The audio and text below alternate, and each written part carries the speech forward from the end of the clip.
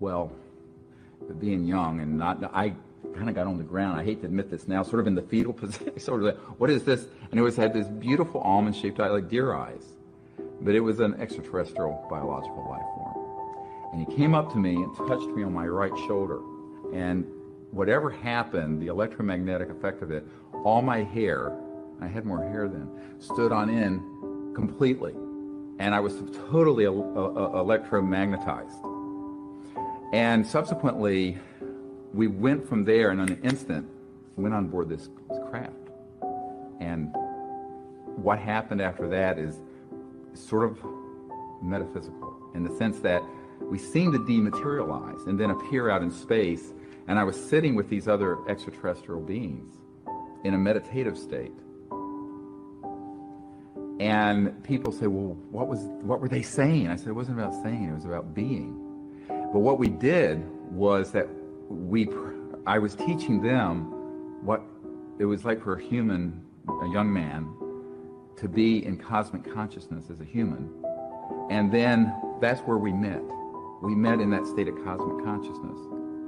And then we created what's known as the CE5 protocols, the Close Encounters of the Fifth Kind protocols. That's where they came from. And basically I began to practice this ability with them to see them in the mind's eye and then vector them to a location and have an encounter. And they told me that at some point this would be very important to know how to teach other people.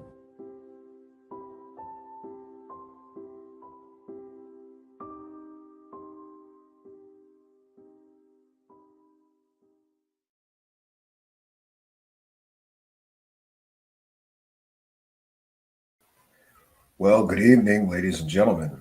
My name is Dr. Stephen Greer, and I am the founder of the Disclosure for Cash movement. Some of you may be aware of my various cash grabs. Disclosure ain't cheap, okay? Disclosure costs money, okay? So if you want to know about the aliens, you got to send me money. Lots and lots of money. I have been here this past week tutoring and mentoring young Stephen Cambion in the art of the cash grab and how to praise the cash properly. So I offered to do this be a guest host for him so that I can address some of the recent controversies. And I will also be reading mean emails that I get from people complaining about all of the money that I have been making with my Disclosure for Cash scam. I mean, business. It's a business, okay? And I love my business, okay? I was a medical doctor, just a country bumpkin doctor, an ER doctor. You can make a good living doing that, but you can make much more money selling people alien disclosure, okay? So that's what I've been doing for some 20 years now. Make sure you buy my app, okay? You could talk to the aliens. Well, you can't talk to them, but you could contact them. Well, there's no proof that you'll actually contact extraterrestrials, but, it's in the disclaimer. So just give me the $10, okay? Buy it on iTunes, okay? I'm only here for a minute. Wanted to pay Mr. Greed a tribute. Send me some money, Keats, you loser. Send me some money so you can contact the aliens. All right. So recently I went out and let everyone know that I would be raising money for an emergency documentary film. Okay. Even though the first film I made raised almost $1 million in crowdfunding, and a documentary doesn't cost anywhere near $1 million. This is a great business. I love it. And then my second documentary, right? That one raised $1 million or so, or almost $1 million, as I recall, in crowdfunding. And that one didn't cost anywhere near $1 million. Listen, a good documentary, you need an editor and a cameraman. It costs like $10,000 or $20,000. And I get to pocket the rest of the money. It's a great business. So my latest crowdfund, my latest crowdfunding is for a film we're making, and it's an emergency. So you got to hurry up and send me money because this is an emergency and we have to get this film out. Okay. It's called The Cosmic Hoax, and it's about the fake alien invasion Who told me about the fake alien invasion? One of my friends who worked for Werner von Braun. So this is coming straight from a Nazi scientist. Why shouldn't we trust a Nazi scientist telling us stories about a fake alien invasion that's going to happen, okay? People are saying I don't have evidence or proof that there's going to be a fake alien invasion other than that Nazi who told that girl that works for me. Yeah, you're right. I don't got any evidence. But it hasn't stopped me from collecting hundreds of thousands of dollars from stupid people all over the internet who believe in aliens, right? Who believe in UFOs. They want the truth. I didn't give them the truth in my first film, and I didn't give them the truth in my second film, right? What was my first film? Oh, it was about the fake alien mummy, right? Yeah, that was fake. Sorry, I'm keeping the money. I don't care if that alien was fake. I'm keeping all that money. And the second one, that was kind of crappy too. I didn't give you the truth in that one. But I'm keeping the money. I'm definitely keeping that money. Okay? Yeah. And even though I can't prove that you can contact aliens with an app I've been selling for, I don't know, 5 or 10 years now, right? Or I don't know how long I've been selling that app. But I've been taking a lot of money from a lot of stupid people, right? And it's a great business. I love this Alien Con business. Oh wait, Alien Con. That's something else. That's a conference. That's not my business, but it sounds like my business. You know, Alien Con. So I have my new film that we're going to be making called The Cosmic Hoax. Okay, and we're going to share something from my website here about that film and show everybody how much money I get to keep. I mean, how much I raised from this film, The Cosmic Hoax, and an expose, right? Yeah. Okay. Oh, I almost spilled the beans there. Oh, look at this. So here's where you can donate. You can buy my app, the CE5 app, and you too can contact aliens. I mean, you read the disclaimer, okay? Just buy the app. You want to commune with aliens, okay? So the film we're making is called The Cosmic Hoax, an expose. And like I said, it's about the fake alien invasion. And the only evidence I have is secondhand testimony that this was going to happen from a Nazi scientist, a former Nazi scientist, I should say. Then he worked for NASA. You know, Project Paperclip. We just whitewashed that Nazi's whole background. Forget about those tens of thousands of English people he killed with his rockets, right? Forget about that. Forget about that. He helped us with the moon missions, okay? So that Nazi scientist gets a pass for being a Nazi and helping Hitler kill thousands and thousands of people, innocent people, all right? He's a good source. I don't care what anybody says. A Nazi, just because he was a Nazi, okay, Heil Hitler, doesn't make him a bad person, okay? He was German. They all were hailing Hitler. All right. And the film is created by me, Dr. Stephen Greer, MD, who brought you Serious, Unacknowledged, and Close Encounters of the Fifth Kind. Oh, I forgot. That was another film that I raised almost $1 million for. You know, near as my recollection, at least 2 of these 3 films, I raised $1 million in crowdfunding for. And you stupid people, oh, geez. Okay, so The Cosmic Hoax, an expose. Because of your support, Close Encounters of the Fifth Kind reached tens of millions of people last year and inspired audiences around the globe to initiate peaceful diplomacy with extraterrestrial civilizations. For this, Dr. Greed and his team, and that's me, Dr. Greed, are very proud and grateful. However, the success of the film has provoked a number of troubling responses. Recent developments since that release of the film indicate that we are racing against the clock to thwart a hoaxed alien invasion that Dr. Stephen Greed has been warning us about for decades. Yeah, I have. I've been telling you that the fake alien invasion is coming for decades, and now it's going to happen. Do I have a date? No. Somebody asked me when it's going to be. I don't know. No, I don't have a date. Okay, just send me the money. This is an emergency. Send me the money.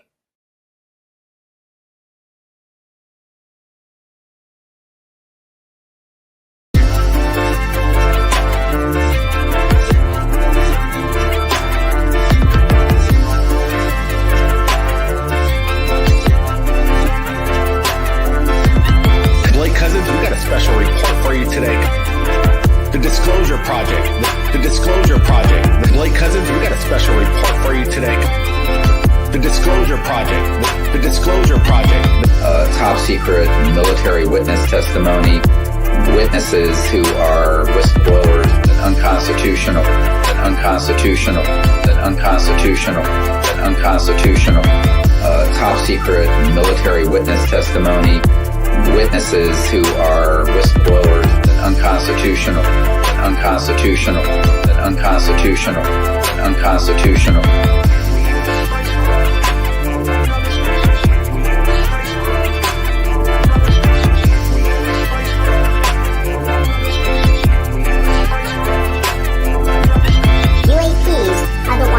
UFOs.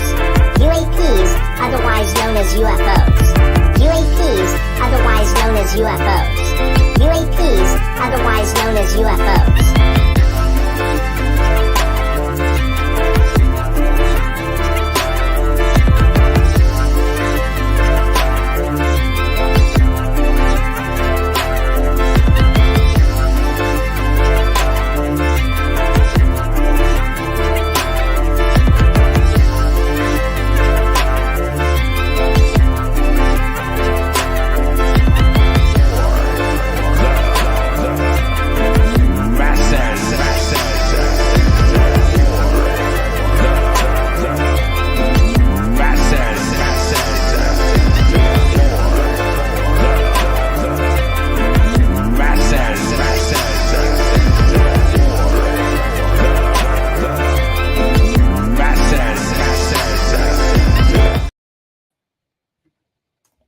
Greetings and salutations, friends, and welcome. This may be the greatest UFO nothing burger since the last big, great Stephen Greer nothing burger. This week, UFO fans worldwide have been inundated with, let's just say, fantastical claims of aliens and bodies and crash retrievals and more. And I think it's very important to point out that what it appears that we have here is two competing factions that all want to grab all the UFO dollars. And there's only so many dollars to go around. Many people in the UFO community are convinced that the Grush Rush, as it is being called, was rushed on purpose to go right before Stephen Greer's event to sort of take all of the oxygen out of the room. And I am reminded of some strange things that happen in the business of magic and illusions, in which at conventions, sometimes the people in charge of conventions don't want certain people at those conventions to be selling their products because they take too much money out of the room and they have their own crap to sell. And it would appear, or people are speculating, that this David Grush was rushed into the spotlight to take all of the money out of the room, or all the oxygen out of the room, whatever analogy you would like to use. And this is where it gets interesting, because there is beef between these two camps. We can, for the purposes of our discussion this evening, just call them the Greer camp and I'm going to call it the Elizondo camp, because that's what it is, in my opinion. But before we get started, let's take a moment to recognize some things. First, we want to thank Annie Kurtz, a longtime show supporter who just became a YouTube member, or maybe became a YouTube member again. That's right. If you become a YouTube member during live broadcasts, we give you a shout out and a big thank you. And Terry Brown as well. Terry Brown became a YouTube member. And by the way, we want to thank Simon Fly for the excellent music video. Great stuff. Freya Anderson with a kind and generous $4.99 super chat. No message, however. But we thank you for your kindness, generosity, and support. We thank Sandra McDonald for a kind and generous $10 Australian. Says, here you go, Dr. Greed. Yes! Yes! He's teaching me to praise the cash, Sandra McDonald. thank you for your kindness, your generosity, and your support of the show. Thank all of you. And we want to thank Mr. Fish for a kind and generous £2. He says, choke on this, greed. Yeah. Thank you for your kindness, generosity, and support. Longtime show supporter, Mr. Fish. So we want to get that out of the way before we get into tonight's deep presentation on this latest Dr. Stephen Greer, his latest event. And before, though, we really truly get into it, first we want to thank all of you for helping us to praise the cash, all you Patreon supporters, PayPal donators. We love the super thanks people and super stickers, super thanks, PayPal pledge, instructions in the description of the video. Members, Patreon supporters, thank you, all of you, for helping us to praise the cash. Praise the cash, praise the cash, praise the cash. And we are not quite as good at praising the cash as Dr. Stephen Greed. And, you know, I really think that, Stephen, don't rush to any conclusions. Yes, thank you, Daniel Adams. So we'll start it off that way.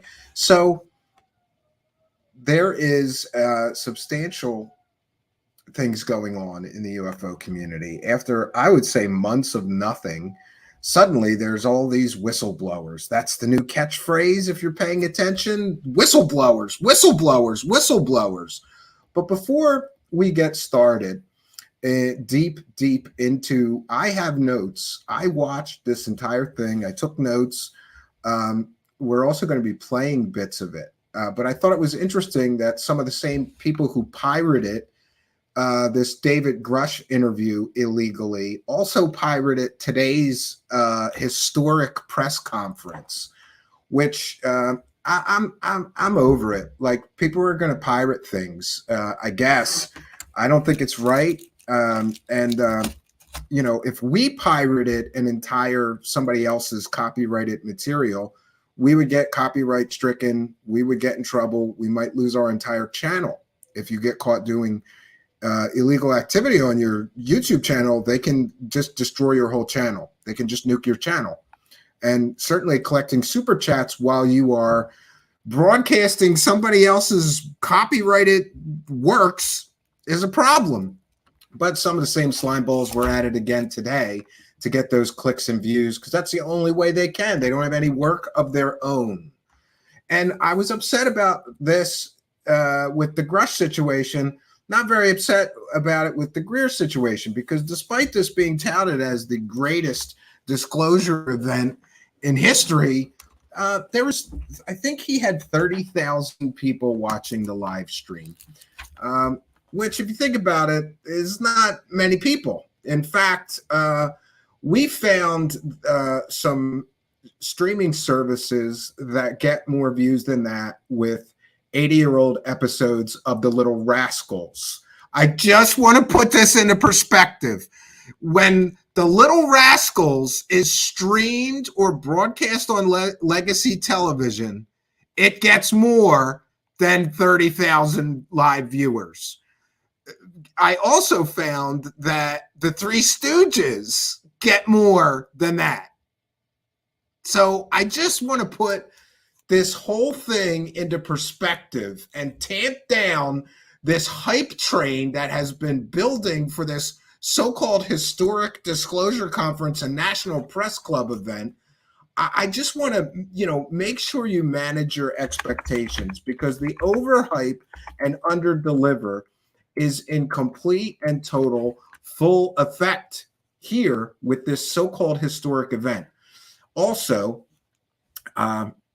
not really the first time ever, but let's just say I had spies on the ground. And remember, this is at the National Press Club. It's supposed to be a press conference. Do you know what wasn't there? Television cameras and news crews. They weren't there. No Fox News, no CNN, no CBS, no. There was no cameras and news crews there. Now, were there people calling themselves members of the media asking some questions at the end? Yes, but they didn't show them. They didn't even have a microphone so you can hear the question being asked at a news conference, right? This was a clown show. But before we get into the total clown show, we're gonna start our presentation just for a moment talking about the money, because I have done my due diligence, most of it, but we're still digging into the Greer financial situation because this man collects money constantly. And also, I think it's very important to note that during the presentation, when he opened, Dr. Stephen Greer says that he has spent the last 33 years as a volunteer and a provider of information. He said that he is a volunteer and a provider of information. But I want to explain to you how this hype train works, because we see people that have a financial connection to Dr. Stephen Greer. We're hyping this thing as a, quote, historic disclosure event. And just to put things into perspective, the Little Rascals, the Three Stooges, and I think Gilligan's Island and I Dream of Jeannie all get more live viewers than this thing got. I'm sorry. Back on track to what I call the Greer pyramid scheme. Doesn't work like a normal multi-level marketing scheme, but there is a pyramid involved. Greer is at the top and makes the most money out of everybody. He is the figurehead. He is the main beggar and bullshitter. And therefore, he gets the most money. See, the big money's at the top. And then we go down one rung in the pyramid, and Greer has his business partners. These are people that are deeply involved in his organization, and they share in a cut of all these proceeds, I believe. Or they have some other financial benefit. For example, Danny Sheehan gets paid to be the lawyer for the so-called Disclosure Project. So big money at the top, then it gets a little less for the business partners.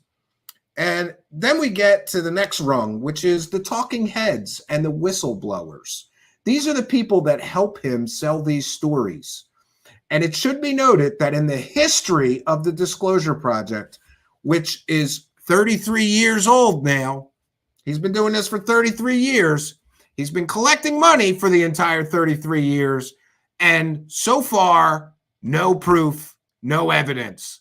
Not conclusive proof, not conclusive evidence. Oh, sure, we get a lot of stories and we always get a lot of pretty pictures. And this situation was no different. Next we go, like I said, the talking heads and the whistleblowers. So you see those people like Billy Carson, very problematic. And some of those other people that, John D'Souza, who claims that the X-Files stole episodes of the TV show from his secret FBI paranormal files. Yeah, that guy, John D'Souza. By the way, we're still looking into Mr. D'Souza. We're going to do a separate show on him. It's going to be a laugh riot. And others that are the talking heads. Those are the people that help him sell this illusion that Dr. Stephen Greer has some kind of secret information. And to be clear, that's what I think this whole thing is. It's all theater, and it is all stagecraft, all designed to create the illusion that Dr. Stephen Greer has some kind of secret information. And if you just pay him, you can have access to that secret information too. But they always do the same thing: overpromise, overhype, underdeliver, and inevitably we get to the big letdown. Now, after the talking heads and the whistleblowers come the others. We start getting into the bottom feeders of this pyramid of UFO dollars. And that would be the YouTube channels and podcasters who interview Dr. Stephen Greer and promote his garbage peddling. Those would be people like, Third Phase of Moon, principally. Third Phase of Moon also has a financial arrangement. You see at the top here, we have those 6 YouTube channels and podcasters. Those would be bigger fish in the grift pond. Let's just call them bigger fish in the grift pond. And after those, all of those YouTube channels or podcasters have other channels that they are friendly with, associated with, or have a business relationship with. These are the real bottom feeders, right at the bottom of the pyramid. And so the YouTube channels and podcasters help Mr. Greer promote this garbage. They all, by the way, everybody hyped this thing as a historic disclosure conference. Meanwhile, the Little Rascals and Gilligan's Island get better ratings worldwide than Dr. Stephen Greer's event. Next we get to the bottom feeders. They all work for or have some business relationship with those top tier YouTube channels and podcasters. You know, all those people that, for example, work for Third Phase of Moon. So everybody gets together and helps him hype all of his garbage. The documentaries, they're right there to help him. Let's interview him about his new documentary. In Third Phase of Moon's case, Third Phase is helping him make those documentaries, largely filled with garbage peddled stories with no evidence, no proof, no corroboration, no pictures, no video, nothing but talk and stories, right? And then all the people that work for Third Phase of Moon, the bottom feeders, all hype it up too. They get to play clips of Stephen Greer, or they get some benefit from helping, from selling their soul and telling people, oh, this new documentary is going to be great, right? This is going to be the best Stephen Greer documentary yet. Yeah. This is going to be a historic event. No, it's not. No, it's not. It's not history making if only 30,000 people show up to a so-called press conference. And what about the press? Where was the press? Where was Fox News? Where was CNN? Where was MSNBC, NBC, ABC? News Nation even didn't cover this steaming pile of crap. But this is where we're at, and this is where we find ourselves. So, interestingly, Dr. Stephen Greer in this presentation used anonymous sources over and over and over and over and over again. His contribution to this whole event was to get up there in front of a microphone at a so-called press conference, which, by the way, didn't even have a microphone for the reporters to ask questions from. And his job, I think, was to tell all the fake stories. I'm calling them fake stories because they all came from anonymous sources, right? And why that's the best that he can do? After 33 years, he's just got more stories from anonymous sources. And by the way, let's be clear, Stephen Greer has stories with anonymous sources for 30 years now. He does that a lot. It's always some anonymous source or a dead guy. I love when he uses dead guys, right? People who can't dispute what he's saying. And he always says, this dead guy told me. That's another tactic I've seen Mr. Greer use. But we're going to cite fair use. This is a transformative work. And we are going to, we're not going to go through this whole thing, especially because it's 4 hours long.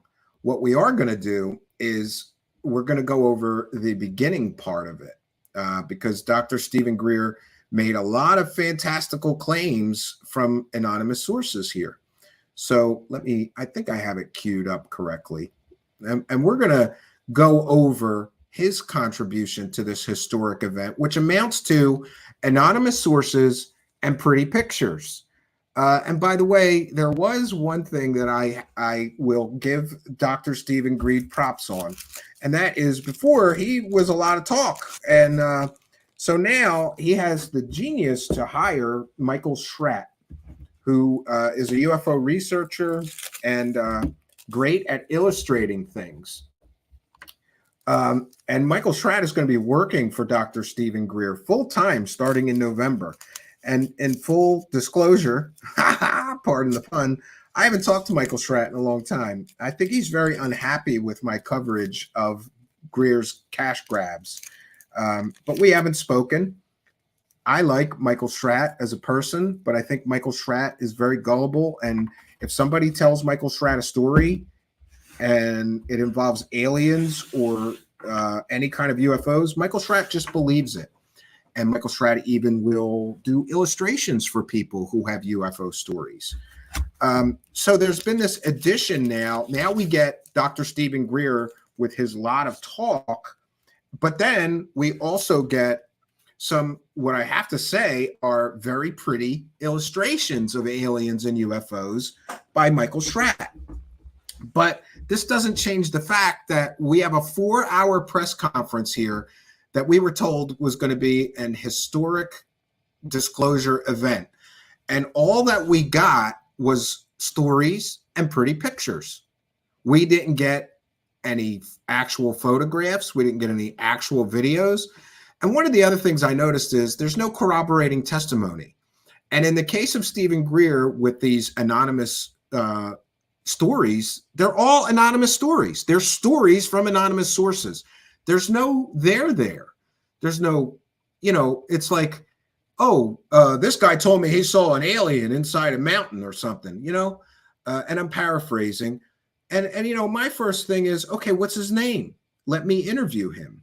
Let's see if there was other witnesses. Let's fully investigate it. But we don't get any of that from Stephen Greer. What we get is, here's a great story somebody told me. Who is it? Who told you that story, Dr. Greer? I can't tell you because they might get murdered. They're afraid to come forward. But trust me, bro, that they told me about these aliens. But he does it over and over and over again in succession. It's like story time 1, story time 2. And with each one, it's kind of a circus and ridiculous. Like, here's some pretty pictures of the aliens. We don't have any real pictures, You're asking too much, right? But this is a transformative work. We're educating the public, and we will be discussing and critiquing this as we go. And unlike other people who just stole broadcasts and broadcast them and did no commentary because they're lazy slobs and on the take people, right? We'll do the commentary. This is the definition of fair use. Let's begin, friends. Constructed. It is by no means complete. We have a. I have advanced it. There was a lot of like dead air in the beginning, so it's really not 3 hours and 52 minutes. I don't think the video started until 45 minutes in or something, but we're going to skip a little bit ahead. A new whistleblower coming forward every week or two now. He's got a new whistleblower coming forward every week or two now. And here's another problem that I have. Everybody is throwing around this term whistleblower. And no offense, but if these people don't come with actual evidence, if all they have is a story, they're not whistleblowers, they're storytellers. Language is important. If all you have is a story and you have no evidence, what are you blowing the whistle on? A story that you never told people? It's ridiculous. And now Greer is saying we've got new whistleblowers every week because whistleblowers are the hot new thing. So Greer, I think he's probably going to have a lot of new whistleblowers. But if the new whistleblowers are anything like the quality of these whistleblowers that we had today, by the way, besides the anonymous sources, he did have some people that came on the record, people with military backgrounds. But again, they told stories and showed pretty pictures. They didn't have evidence either. So it's great that he had some people there whose name you're allowed to know. But anyway, let's get into this point. And Michael Schratt's nodding his head. Yeah, this has become a torrent. And so we want to set up a mechanism. We're recommending that you'll hear what our recommendations are for the president and Congress to resolve this crisis. Next. So I wanted to mention a lot of slides that here. These bases, if you look at them, let's go to, this is where it gets ridiculous. Let's back it up just a little bit. Yeah, I'm going to grab that graphic here. Torrent. And so we want to set up a mechanism. We're recommending that you'll hear what our recommendations are for the president and Congress to. Yeah, this guy who claimed that he briefed every president since Ronald Reagan, who also claimed that he briefed some senators and a sitting head of the CIA, who, by the way, disputed his claims of getting a briefing from him. This man who claims that he briefed all these government people, yet never proved that he briefed any government person, period.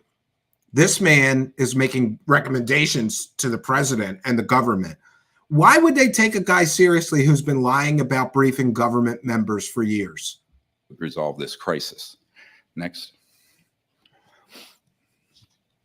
So I wanted to mention that these bases, if you... Yeah, so this is where it gets crazy. So he says there's these illegal UFO and UAP operation bases at different locations and corporations based on intelligence from over 700 Disclosure Project military and corporate whistleblowers. Again, 700, are these 700 on the record sources? I don't think so. Can we have a list of the 700 people that told you where these illegal UFO and UAP operations bases are? This is where it gets childish and stupid. We're, today, while I'm listening to this guy, I was thinking of a scale, right? And on one side is a goddamn anvil. Do you know what that is? That's that big metal thing that the iron guy, the blacksmith, will hammer on. It's super heavy. If you ever, I had the misfortune of having to help a friend move one. It took like 5 of us to move this anvil. It's so super heavy. So I kept thinking of a scale with an anvil on one side, which is Dr. Stephen Greer's claims. And on the other side of the scale would be Dr. Stephen Greer's proof. And what we have is an anvil of claims. And on the proof side, we have a feather. We literally have maybe a few feathers, but still, it's an anvil of claims versus a feather's worth of proof. So which way does the scale go? 700 Disclosure Project military and corporate whistleblowers are showing him where the illegal UFO bases are. And look how many illegal UFO bases there are in the United States. It's crazy, friends. Let's go to, this is where all these illegal... How many of them is? How many of them is there? That's got to be, like, I'm sorry, I'm visually impaired. 74, I see a number 74 up here.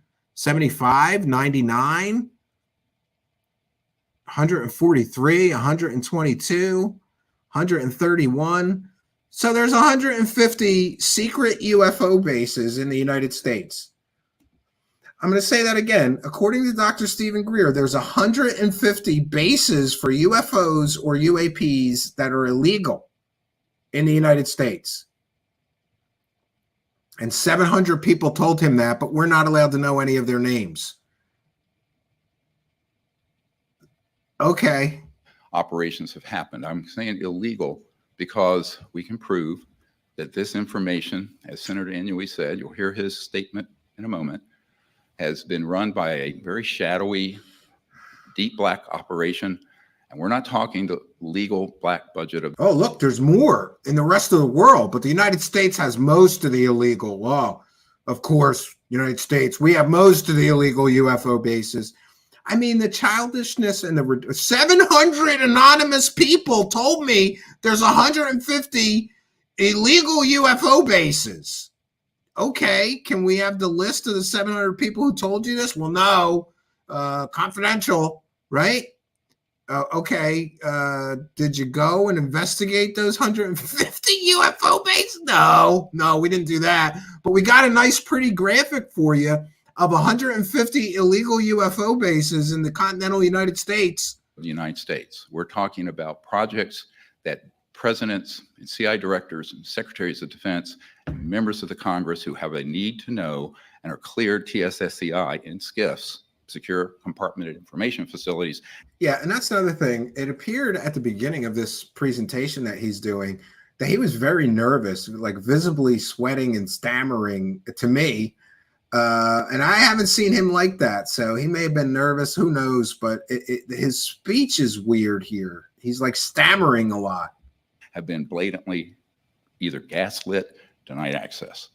That is the foundation of everything we've done, is that these projects are a priori illegal and therefore unconstitutional and have to be reined in, because not doing so is a threat to the national security. Yes, so he is accusing the United States government of massive crimes. And wait till you hear those crimes. They include mass murder.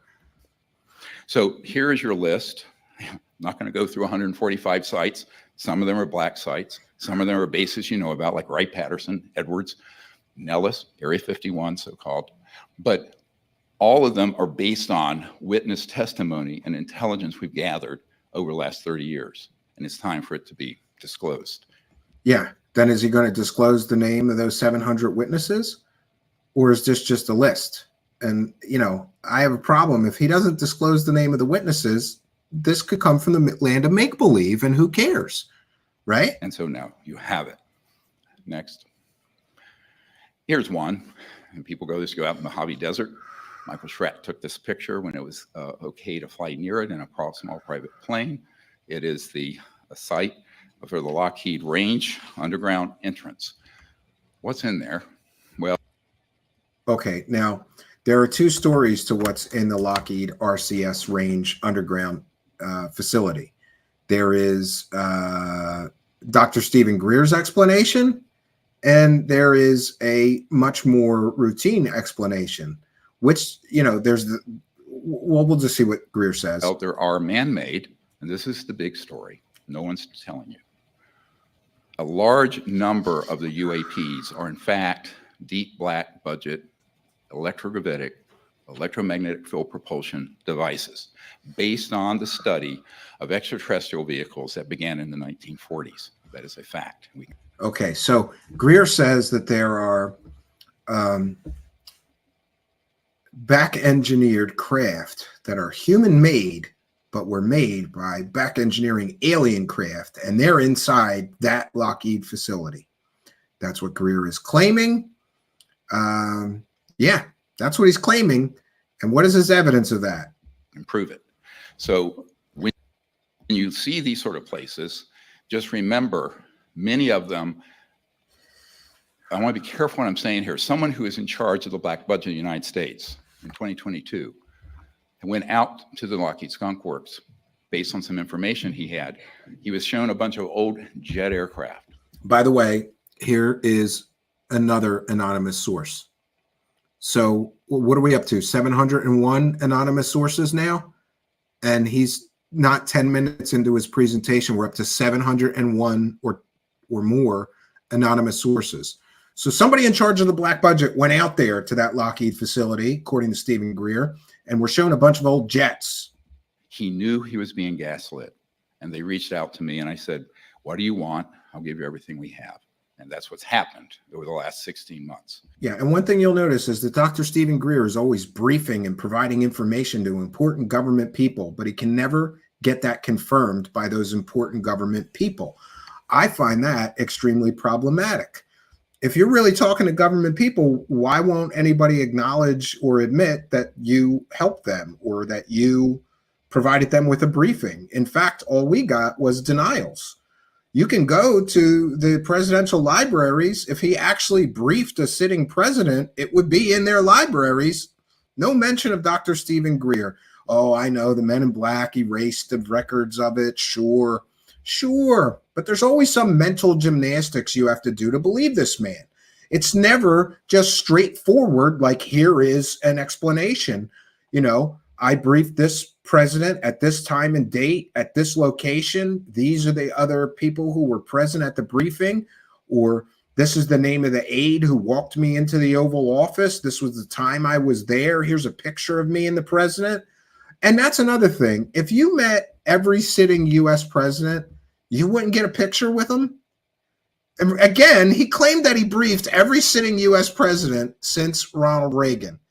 There's no picture of Stephen Greer with Ronald Reagan through Joe Biden. There's no pictures of him with any presidents.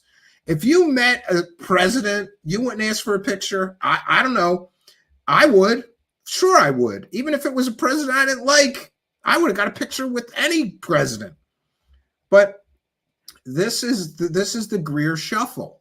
You know, these are the things that he doesn't think about that make his stories childish and ridiculous and nonsensical to anybody with a brain and a little logic.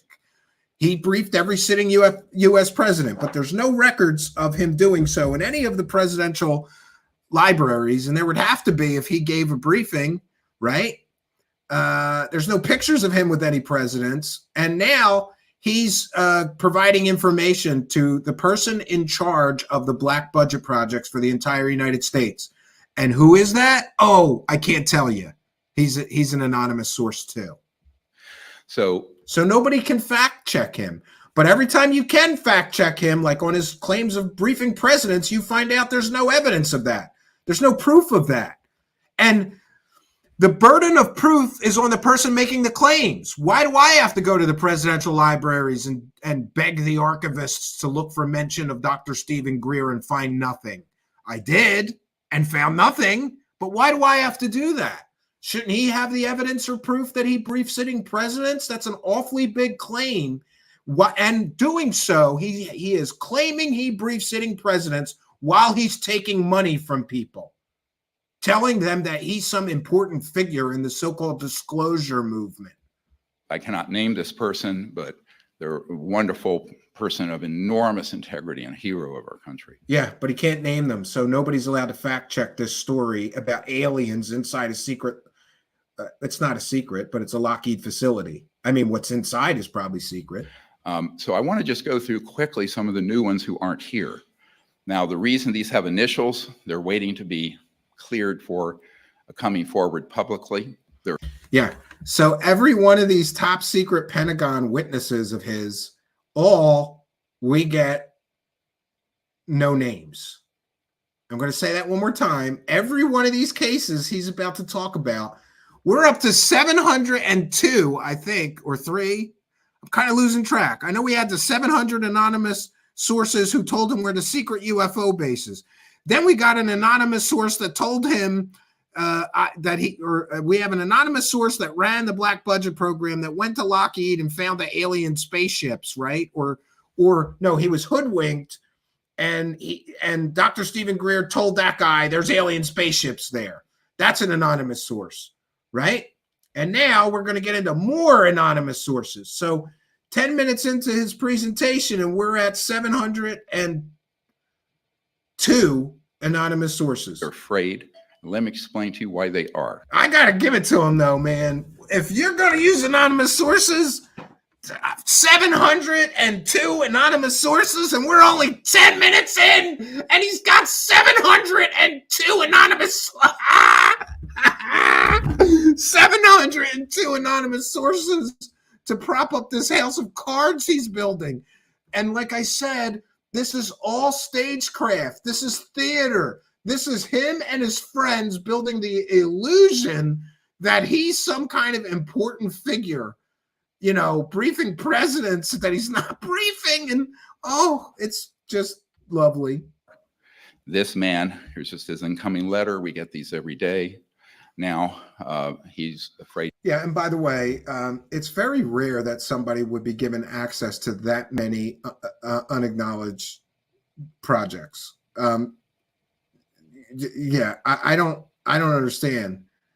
And I think he meant USAPs there, not UAPs. Or he was he's given access to 16 UAPs. Worked for the TMO, Technical Management Office at the Pentagon. But we can't know this guy's name. He'll lose his pension. He signed an 80-year non-disclosure agreement. He has been threatened, and some of these have seriously had their lives threatened. It's a very thuggish situation going on. Yes, there are constant claims from Greer that everybody's going to get murdered, right? They got wet works rooms, and they're threatening people's pensions and threatening to kill people. Okay, if you say so. The Department of Justice and FBI need to drill down on very quickly. Next.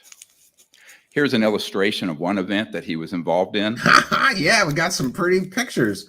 A boomerang UAP ET crash retrieval in Lawton, Oklahoma in 2003. And would you look at that?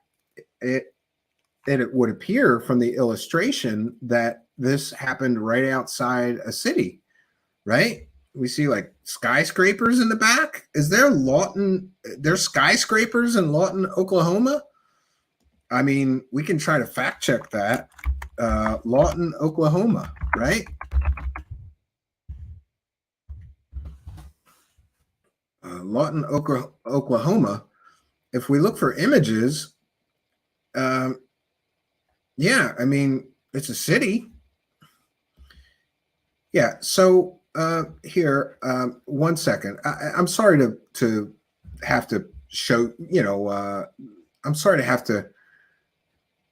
1 second. So here's a city, Lawton, Oklahoma, which has got skyscrapers and everything. But if we go back to the illustration, this would mean that there's a major UFO crash outside of Lawton, Oklahoma in 2003.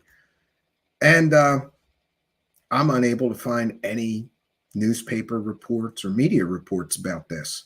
And that looks like an awful lot of military activity right outside of a major city. I would think that somebody would have seen something about this. There would have been news reports. There would have been newspaper reports. Somebody, look at all those people. You mean to tell me you got enough people to drive around tanks and armored vehicles and 3 helicopters? And it looks like a C-130 cargo plane in the background, which, by the way, you can't just land a cargo plane in a field. I mean, you can, but I don't think the military would do that. Very dangerous, right? This is problematic. And again, all of this is coming from one anonymous source. And there's no corroboration. There is no data available to support this. And he presents none. But we do get pretty pictures. Don't worry, we're going to see an alien body. Well, we're going to see a drawing of one. Great. Back when there was a extraterrestrial vehicle that crashed and then ultimately ended up at Lawton, Oklahoma, near Fort Sill. This man has been in a skiff. Most people have no. Sorry, hold on. Yeah, nothing like disclosure being monetized, right? Commercials galore. 1 second. Let me just back it up a moment too, because he gets into the good stuff. We're going to get to the alien bodies now. Yeah. The alien bodies. All right. 1 second. Oh, I went too far.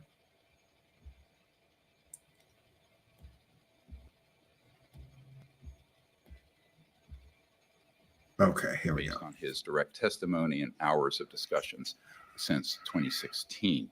Yeah, Stephen Greer's getting testimony, anonymous testimony that no one else is allowed to read or hear transcripts of, right? And there was an alien body. Here is a small extraterrestrial body, about 39 inches long, that was retrieved in that operation. There were extraterrestrials of various sizes. The last known count I had of different civilizations involved with this, about 60 to 70 in that range, and I think there could be more. Okay, so Greer says there's 60 to 70 different extraterrestrial races. And here I have another problem. Biocontamination. Look at this illustration. We just got, looks like army soldiers in tactical gear.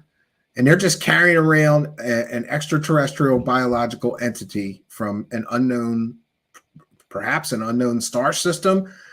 And here we have some sort of doctor or lab worker in the background, right? Also not wearing any hazmat gear. Full stop. This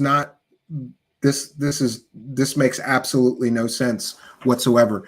Did you know that when the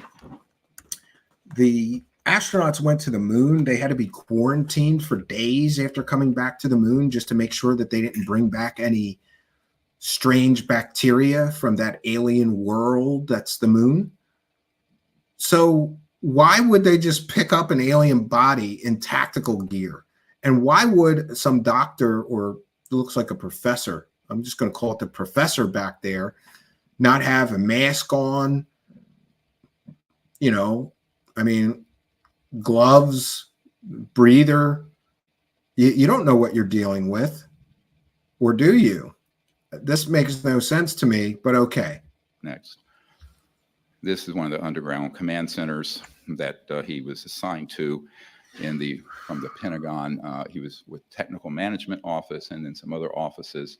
and investigated some criminal activities that occurred with a 3-star general related to this subject that the Department of Justice was basically unable to prosecute because they were denied access to the operations. All right, so there's a 3-star criminal general who was doing illegal stuff, but they couldn't prosecute him. And again, all of this is coming from anonymous sources. Here's one that was also in this another facility as an extraterrestrial vehicle. He actually was there very close to it. This gentleman wants to come forward. He needs to be protected. And this is why we're calling for explicit witness protection. All right, what are we up to? 104 anonymous sources now? And alien reproduction vehicle is something he got from Mark McCandlish. And as much as I like Mark McCandlish as an illustrator, and this looks incredibly like Mark McCandlish version of the so-called alien reproduction vehicle. Mark McCandlish spent years taking money from the UFO community, never proved the story was true.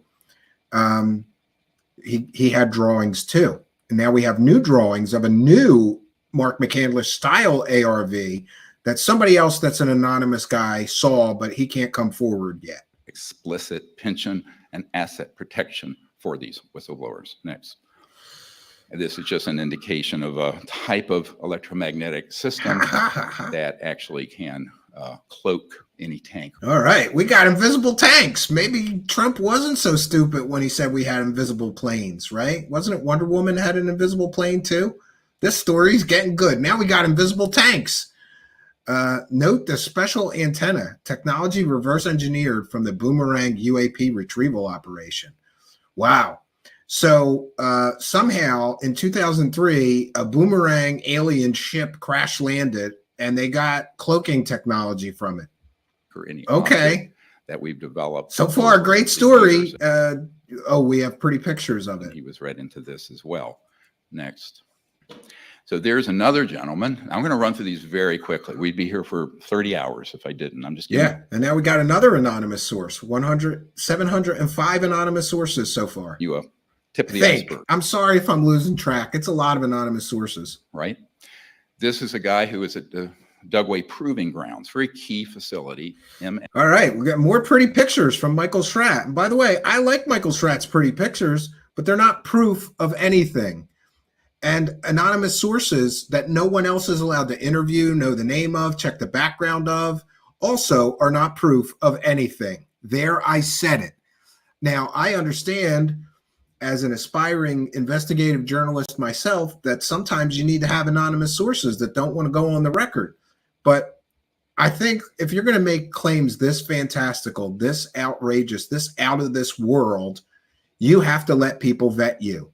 And people's unwillingness to put their name out there attached to these stories makes me think that, like, literally, this stuff could just be all made up. And we have no way of knowing or verifying that it's not.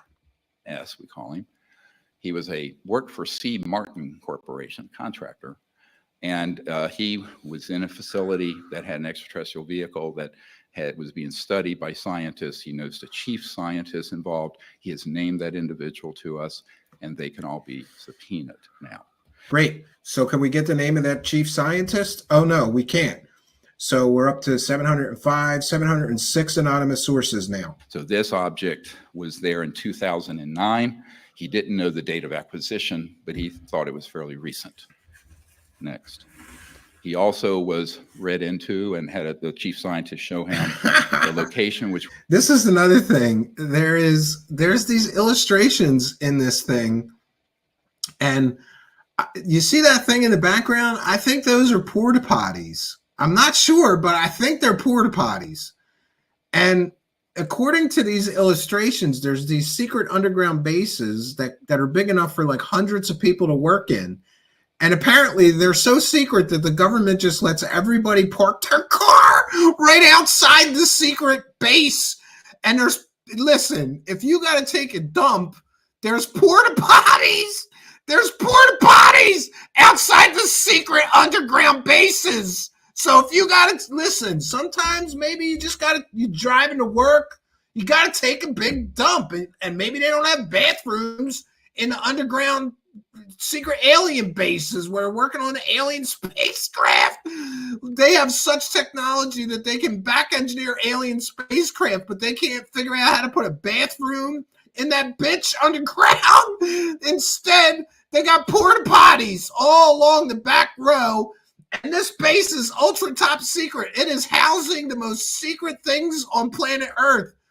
The greatest secrets of the United States shadow cabal, black budget government, the deep state. It's the most secret base of the deep state. But we're going to put a row of like all these porta potties out there. And we're just going to let everybody park their cars right outside where you go into the secret base.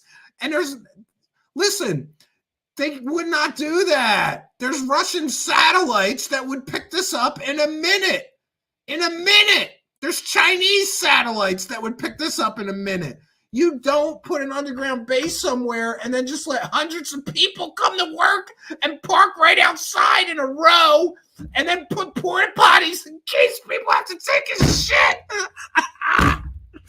Oh my God, this is so stupid. What am I doing here? We now have of a deep underground military base serious stuff that is in the Dugway sector, so-called Avery sector, Avery. All right, and that's another thing. He said it's in the Dugway Proving Grounds, so we can look on satellite maps. And as ridiculous as it sounds, I went looking for big rows of cars and porta potties out by the Dugway Proving Grounds, and I couldn't find anything. I couldn't find shit. So is this fake? Well, this is another anonymous source. And if you look at the logic and the ridiculousness of this whole thing, I think you might agree that this is probably a tall tale. And by the way, there's more illustrations with the porta potties and the cars, I think. Has huge capacity for parking. You go in and there's a vast underground complex in that location. That location has been handed off to investigators. And here's the thing. If there's huge capacity for parking, why is everybody parking their car on the surface then? This makes no sense. This is a total contradiction. With the U.S. government. Next. This gives an illustration of the size of this. You could put easily on the platform that goes down the Air Force One.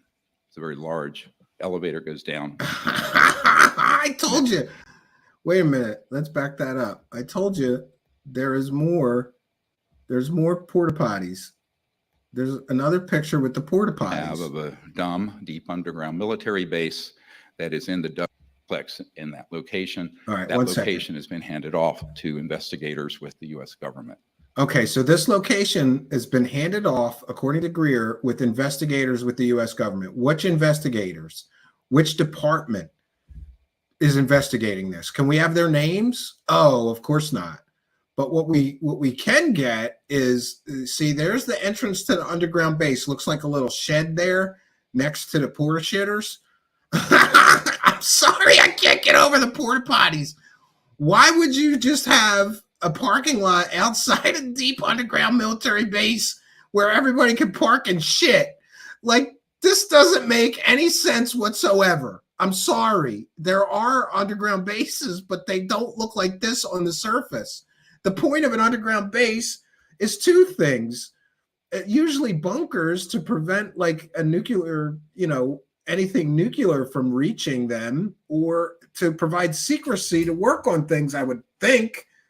It kind of blows the secrecy thing out when you got, 25 porta potties and 100 or 150 cars out there. And this makes no sense. Why would people not? You got enough space under there for the Air Force One and helicopters and a train, but you don't got enough space for people to park? Next. And you don't got bathrooms? Why don't they got bathrooms in a deep underground base?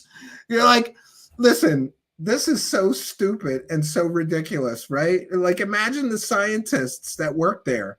Like, listen, I would like to keep trying to back engineer this alien spacecraft, but I really got to take a shit. So I got to go up top. I got to go topside and use the porta potty. I got to go topside and take a shit before I can continue to back engineer this alien spacecraft. This is so stupid. And as stupid as this is, imagine the idiots that helped hype this, that helped this man take money from people for this level of stupidity, this level of illogical, childish, nonsensical stories that don't make sense. But it is what it is. Deep underground base. This gives an illustration of the size of this. 705 or 706 anonymous sources. I'm losing track. You could put easily on the platform that goes down the Air Force One. It's a very large elevator goes down. They got room for the Air Force One, but they got no place to take a dump. This makes sense, right? They got room for the Air Force One, but they don't got bathrooms down there. They got to put porta potties on the surface. Underground. Next. And then we have this gentleman. Oh, here's another anonymous source. Let's call it 706. He was not long ago in the Nellis Range in the Nevada test site north of Nellis Air Force Base. And he, next slide, was on a retrieval team. Oh, now, let me explain. More pretty pictures and another anonymous source. More camo dudes. Guy got involved. He was recruited out of Fort Campbell to be somebody to be on a retrieval team with a top secret clearance to pick up when we have an accident with a helicopter or jet, because there's classified technology on those often. Oh, classified technology. More pretty pictures, more camo dudes, and another anonymous source, 706. And our YouTube pilot here will explain that perhaps. But the point is, he went from there, and that was preparatory to being on a retrieval team for this. So he was involved with this operation. It was a man-made, so-called alien reproduction vehicle. Boy, he loves that term, alien reproduction vehicle. And that's Mark McCandlish's term. And Mark McCandlish sadly took his own life due to depression and financial problems. And we covered that here. It's in our archives. It's called by some people, or AT. A lot of people just call them advanced technology. It's a euphemism. But it's based on studying the electrogravitics and magnetic propulsion systems. You're welcome, Ralph. That's what we're here for. That involve the science of quantum entanglement and, going, basically you want to go from one point in space and to another. Say this is one point, this is another. Yeah, let's do those mental gymnastics. Perfect way to hide a secret base. That's how you do it. Porta potties. We're not going to do a physics lesson here. Had enough of that in pre-med. But anyway, so this is an object. Yeah, he's stealing the paper thing where they show you, oh, you don't have to go through linear space. Great. Thanks, Michio Kaku. Thanks, Neil deGrasse Tyson. But this object was retrieved because it became disabled. Some of these retrieval operations are not extraterrestrial, but they would like sometimes the public to think maybe it was, because the bigger secret, I'll tell you right now, is not the extraterrestrial issue. It's these technologies. The bigger secret than aliens is that we have alien technology and super secret craft that were back engineered from alien technology. No, I would think the aliens would be a greater secret, but that's just my opinion. Supervised, frankly, illegal operation which is a threat to the national security, period. This we will prove. And this is a bigger threat. The existence of these in the hands of unsupervised operations that have escaped the oversight of the president of the office of the president and the Congress.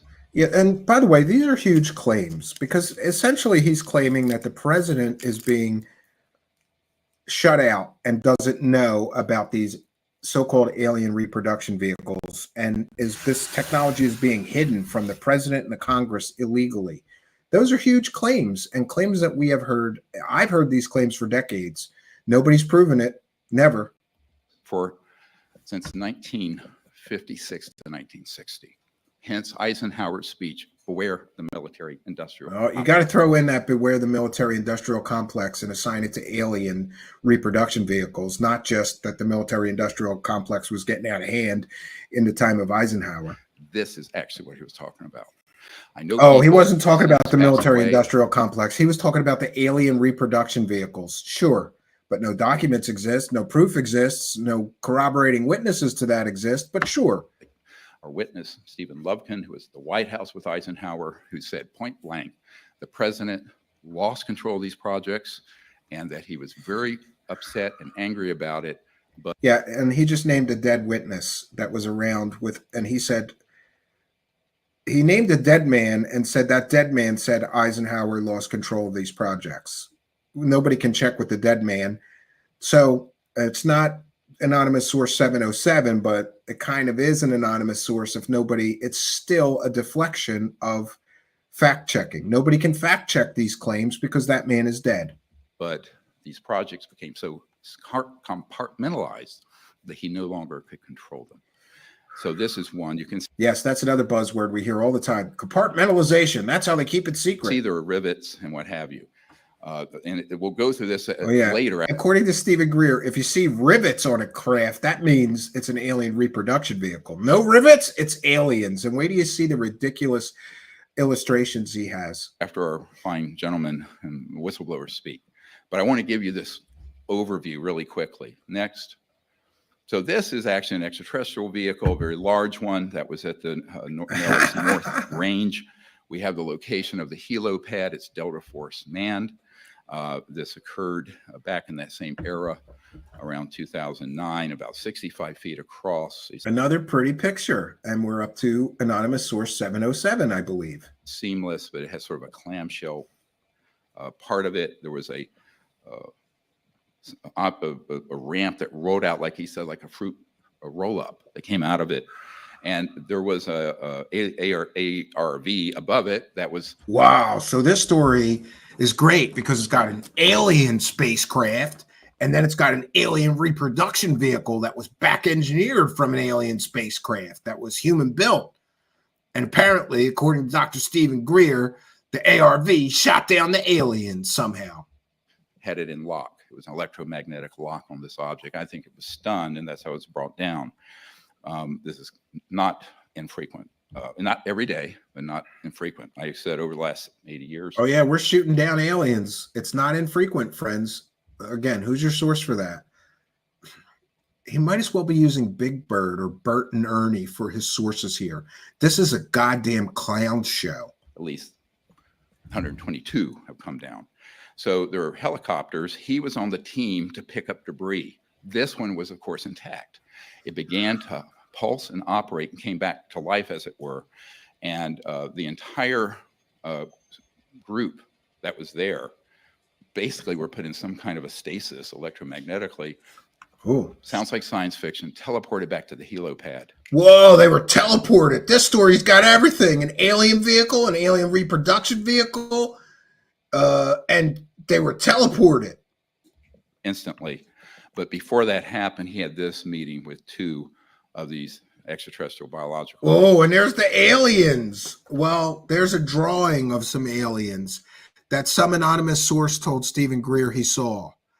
And can we have the name of the anonymous source so we can verify he saw the aliens? Of course not. He's anonymous. He's a male and a female. And this is a very accurate, according to the whistleblower. A male and a female? That's an ugly alien, babe. I like the Nordic, them hot chicks, them blonde hot chick aliens. Them chicks are hot. This is a bald, ugly chick alien, but she does got some breastises. So I guess that's how you know she's the female. She's got boobs.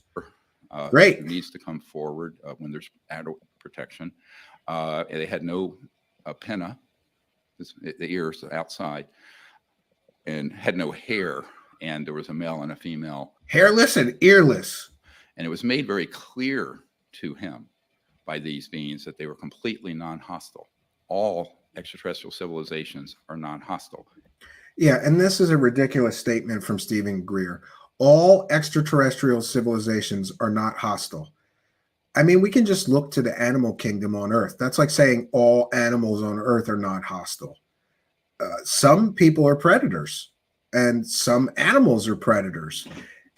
I think it's foolish and stupid to say anything that sweeping of a generalization. Like, how does he know that all aliens are good guys? That's basically what he's saying. All the aliens are good guys. If they were hostile, the technologies they have would have been made quite clear to us in August of 1945. We'll get to this in a moment.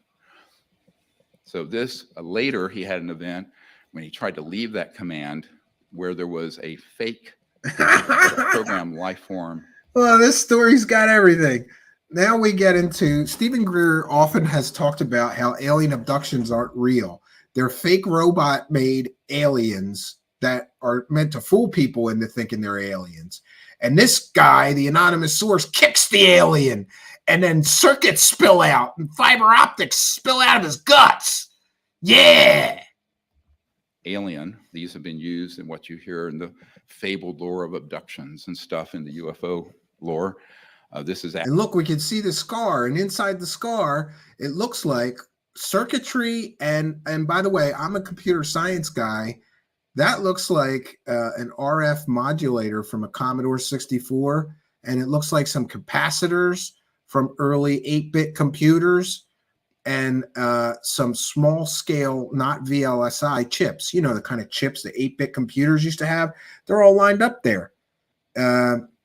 Why would a hugely technically advanced robot alien be using 8-bit hardware, right? Listen, it doesn't have to make sense. People just have to buy it. Actually a man-made creature, but it's not living per se. It has a covering the skin like it tried to take him with one of these ARVs in command, and some people camouflaged in the ground near his truck. After he got out of this command, he was disgusted with what was happening. He no longer wanted to be part of that project, but they weren't happy he left. I told him it's a miracle that you lived to tell this tale. Oh, it's a miracle he lived to tell this tale of the fake alien robot. And so what happened is that his pickup truck went into sort of complete lock, motor died because of this man-made UAP. Yeah, where have we seen that before? Oh, the movie Close Encounters. Yes, motors die when the aliens fly over. He opened the door because he saw this creature, which he thought was an alien. It's not. And he hit it, it fell, he kicked it, and it split open this outer, and he saw the integrated circuits and fiber optics and what have you.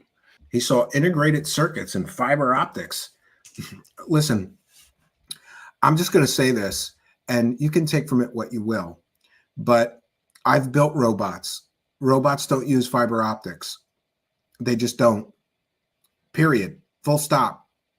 Currently available robotic technology don't use fiber optics inside a robot. And I worked at Drexel Robotics Lab. I saw the Korean biped robots, super advanced bipedal robots. None of them used fiber optics. In fact, I've never seen a robot that used fiber optics. Full stop, period. You can take from that what you will. But, and you know what else? I've never seen a super advanced robot that used what looks like a Commodore 64 RF modulator, capacitors, and 16-pin DIN chips. You see that illustration? That looks like the motherboard of a Commodore 64. Why would they be using a motherboard from a Commodore 64, but it's got fiber optics? If you have an 8-bit computer, wires would be fine. You don't need fiber optics for the speed, the blazing fast speed, which is usually between 4 and 12 megahertz that any 8-bit computer operates at. This is ridiculous. This is nonsensical. This is childish. And this is where he needs a skeptic and a fact checker to say, well, this one's a little much. Well, we got fiber optics along with what appears to look like a Commodore 64 motherboard. Great. This man I've dealt with quite a bit. He was ready to come to the aero skiff. He had a nasty encounter with people who threatened him. Directly. Yeah, people threatened to kill him over the Commodore 64 motherboard inside this alien. That's a top secret thing. We can't. Could you imagine? Imagine the conversation that the Men in Black had to have had. Listen, this guy saw the fake alien with the Commodore 64 motherboard and the fiber optics inside. We need to kill him. We need to threaten him, threaten his life. Tell him we're going to kill him if he tells anybody about the Commodore 64 robot alien. It's so stupid. This is recent. And so we have not been able to bring him to the Aero Pentagon briefing. He won't come out. So he's going to remain an anonymous source about all this because somebody threatened him. And isn't it convenient how they always have some excuse for why these people can't come out with their names and let their backgrounds be checked? Because here's the thing: once you know the name of a person in the military, you can find out where they've been stationed. You can find out a whole host of information, and generally their story will be confirmed or their story will be blown to crap, as his other previous whistleblowers like Clifford Stone. Remember, Clifford Stone was one of his big whistleblowers telling stories like this, well, similar stories. And it turns out Clifford Stone was a clerk typist in the Army for his entire Army career. Next. And this is one. This is my favorite. This one is not anonymous. I don't know why he didn't name him, because he did name him previously. But this is part of the theater. This is part of the stagecraft designed to give you the illusion that Stephen Greer has top secret information. This guy already came out, and we have his name. And wait till you hear about this so-called whistleblower and the truth about him. One that came in 2009, we had a. But are we up to 707 or 708? I'm losing track. I think this is 708, 707 or 708. Somebody correct me in the live chat. Are we up to 707 anonymous sources, or is this guy 708? But this guy's not anonymous, and his story is, we'll get into his real story. Coast Guard, and this is his incoming letter to me, redacted information. And then he told us about an event off of Guam where his Coast Guard ship, which is a buoy servicing vehicle out there, was called in on a mutual assist. And he got there, and you'll see on the next picture, there was an extraterrestrial vehicle that we had downed, but got lost in the deep waters there in the Marianas Trench. And it had gotten caught and tangled up, and oddly, a fisherman net. All right, and this is where the story falls apart, because the Mariana Trench is so deep that no Coast Guard vessel would have enough line, in my opinion, to recover something from the bottom of the Mariana Trench. This was supposed to be a trawler that services buoys out in the ocean. You know, those things out in the ocean with lights on them to guide merchant ships and things like that, and Navy ships. They might have a crane and they might have some line, but go look up how deep the Mariana Trench is. And Greer is saying that this thing got lost in the Mariana Trench, and they just pulled it up with a Coast Guard trawler that services buoys. Go talk to somebody in the Coast Guard. Ask them if this story is even the least bit plausible, let alone credible. From Japan, a trawler, big trawler.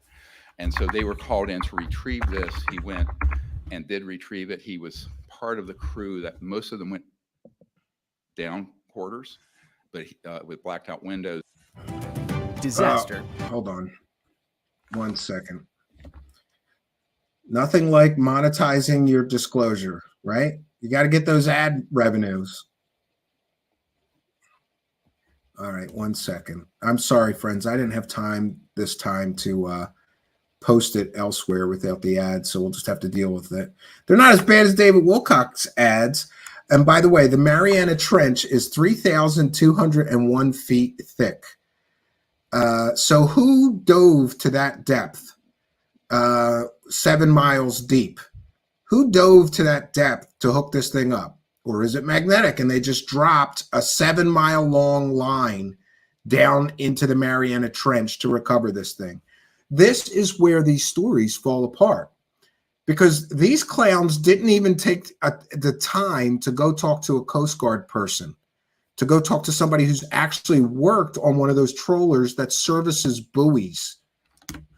If they did, they would find out that those vessels do not have anywhere near 7 miles of cable line that would go to the bottom of the Mariana Trench. But the story falls apart just from pure logic and from knowledge of actual Coast Guard activity. And, you know, by the way, my father was a Navy man, so He still has some friends. This story is ridiculous. They don't have 7 miles of cable on one of those trollers. Full stop. This story is fake.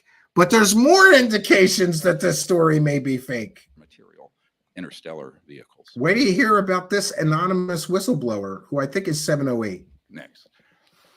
So what's going on with this? All of you have seen over the last 4 or 5 years these footage come out, and the Pentagon's confirmed there are 3-dimensional objects with sensors. Yeah, disclosure ain't free. The so-called tic-tac and others. Praise the cash. Now, I've spoken to one of the pilots who chased these objects. You've seen it on CNN, 60 Minutes, all these places. What hasn't been told when this event happened. Oh, I love this too. Early. Now he's going to tell us exactly what the tic-tac UFO was. And largely, I think it's pretty well accepted in military circles that it was a plane off in the distance, right? But not to Dr. Greer. Late 2000s. He's got a better explanation. And oh, I forgot to mention though. Let's go back a moment here. So this is important. So the guy who's supposed to be this anonymous source, they didn't release his name this time, even though they released his name before. Why would they not release the guy's name this time? I think I know. Because this guy who was this so-called whistleblower and told Dr. Stephen Greer this absolutely ridiculous story that can't be true because Coast Guard trollers don't have 7 miles of cable to pull anything out of the water with. This so-called whistleblower did work for the Coast Guard, but he got thrown out of the Coast Guard. And what did he get thrown out of the Coast Guard for? This whistleblower of Dr. Stephen Greer's got thrown out of the Coast Guard because he was selling magic mushrooms aboard ship. I'm going to say that one more time. This whistleblower got thrown out of the Coast Guard and put on trial because he was dealing psychedelic mushrooms to other members of the United States Coast Guard. He got busted for it, thrown out of the Coast Guard right around the time that this happened. So what we have in this case is a completely implausible, illogical story that can't be true just based on a little bit of knowledge of actual Coast Guard capability of those trolling vessels. And by the way, I invite anybody, go talk to a Coast Guard person that actually worked on one of those. See what they say. There is not 7 miles of cable or line or anything aboard one of those vessels. They work on buoys, which are floating on the surface of the ocean. They don't need 7 miles of cable to pull alien vehicles out of the Mariana Trench. This story makes no sense. And further, the guy who told this story was thrown out of the Coast Guard for selling magic mushrooms. I think he was eating too many of them magic mushrooms, and he went up on deck and was like, "What are you guys doing? Is that a buoy that you're pulling over here? It looks like aliens. Oh my God, these mushrooms are good. These are some great mushrooms. I ate all these mushrooms, and I'm seeing aliens when it's probably just a buoy that they pulled onto the deck to repair and put back." That's what the trollers do. So this guy gets thrown out of the Coast Guard. This is a completely and totally ridiculous story. Now, we also have to add to this the ridiculousness, the absolute ridiculousness of this story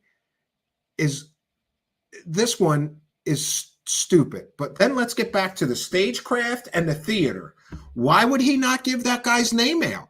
Now he's calling him an anonymous source. He wasn't anonymous the first time he sold this story. The guy gave his name, and then people looked into him and found out he got thrown out of the Coast Guard for selling magic mushrooms. But suddenly, now he's an anonymous source again. No, this is a layer of deception to prevent people from busting this story. It was fake the first time the guy sold it. It's fake now. All right. On to the tic-tac explanation. Quarters. And we're almost through Greer's portion of this. He was there above ground, took a very sharp object to try to scratch it, impenetrable, could not scratch it, could not penetrate it. These are very advanced metallurgy, nanomolecular material. The Roswell explanation. Can't burn it, can't break it, can't cut it. So sure. What's going on with this? All of you have seen over the last 4 or 5 years, these footage come out, and the Pentagon's confirmed are 3-dimensional objects with sensors and what have you. The so-called tic-tac and others. Now, I've spoken to one of the pilots who chased these objects. You've seen it on CNN, 60 Minutes, all these places. Yeah, which pilot? Can you name them? He doesn't name them. So we're up to anonymous source 708. Or is it 709? What hasn't been told when this event we'll call it 708 in the early 2000s is that these objects, which you'll see in a moment, particularly one of them, we have matching top secret witness testimony of them being a man-made object that our jet pilots and military don't know exists. This is dangerous in terms of deconflicting operations. So let's go to the next and play this. Oh, yeah. Dude, this is a fucking drone, bro. Sorry. There's a whole fleet of them. Look on the ASA. We've all seen this footage. Oh my gosh. They're all going against the wind. The wind's 120 knots from the west. Look at that thing, dude.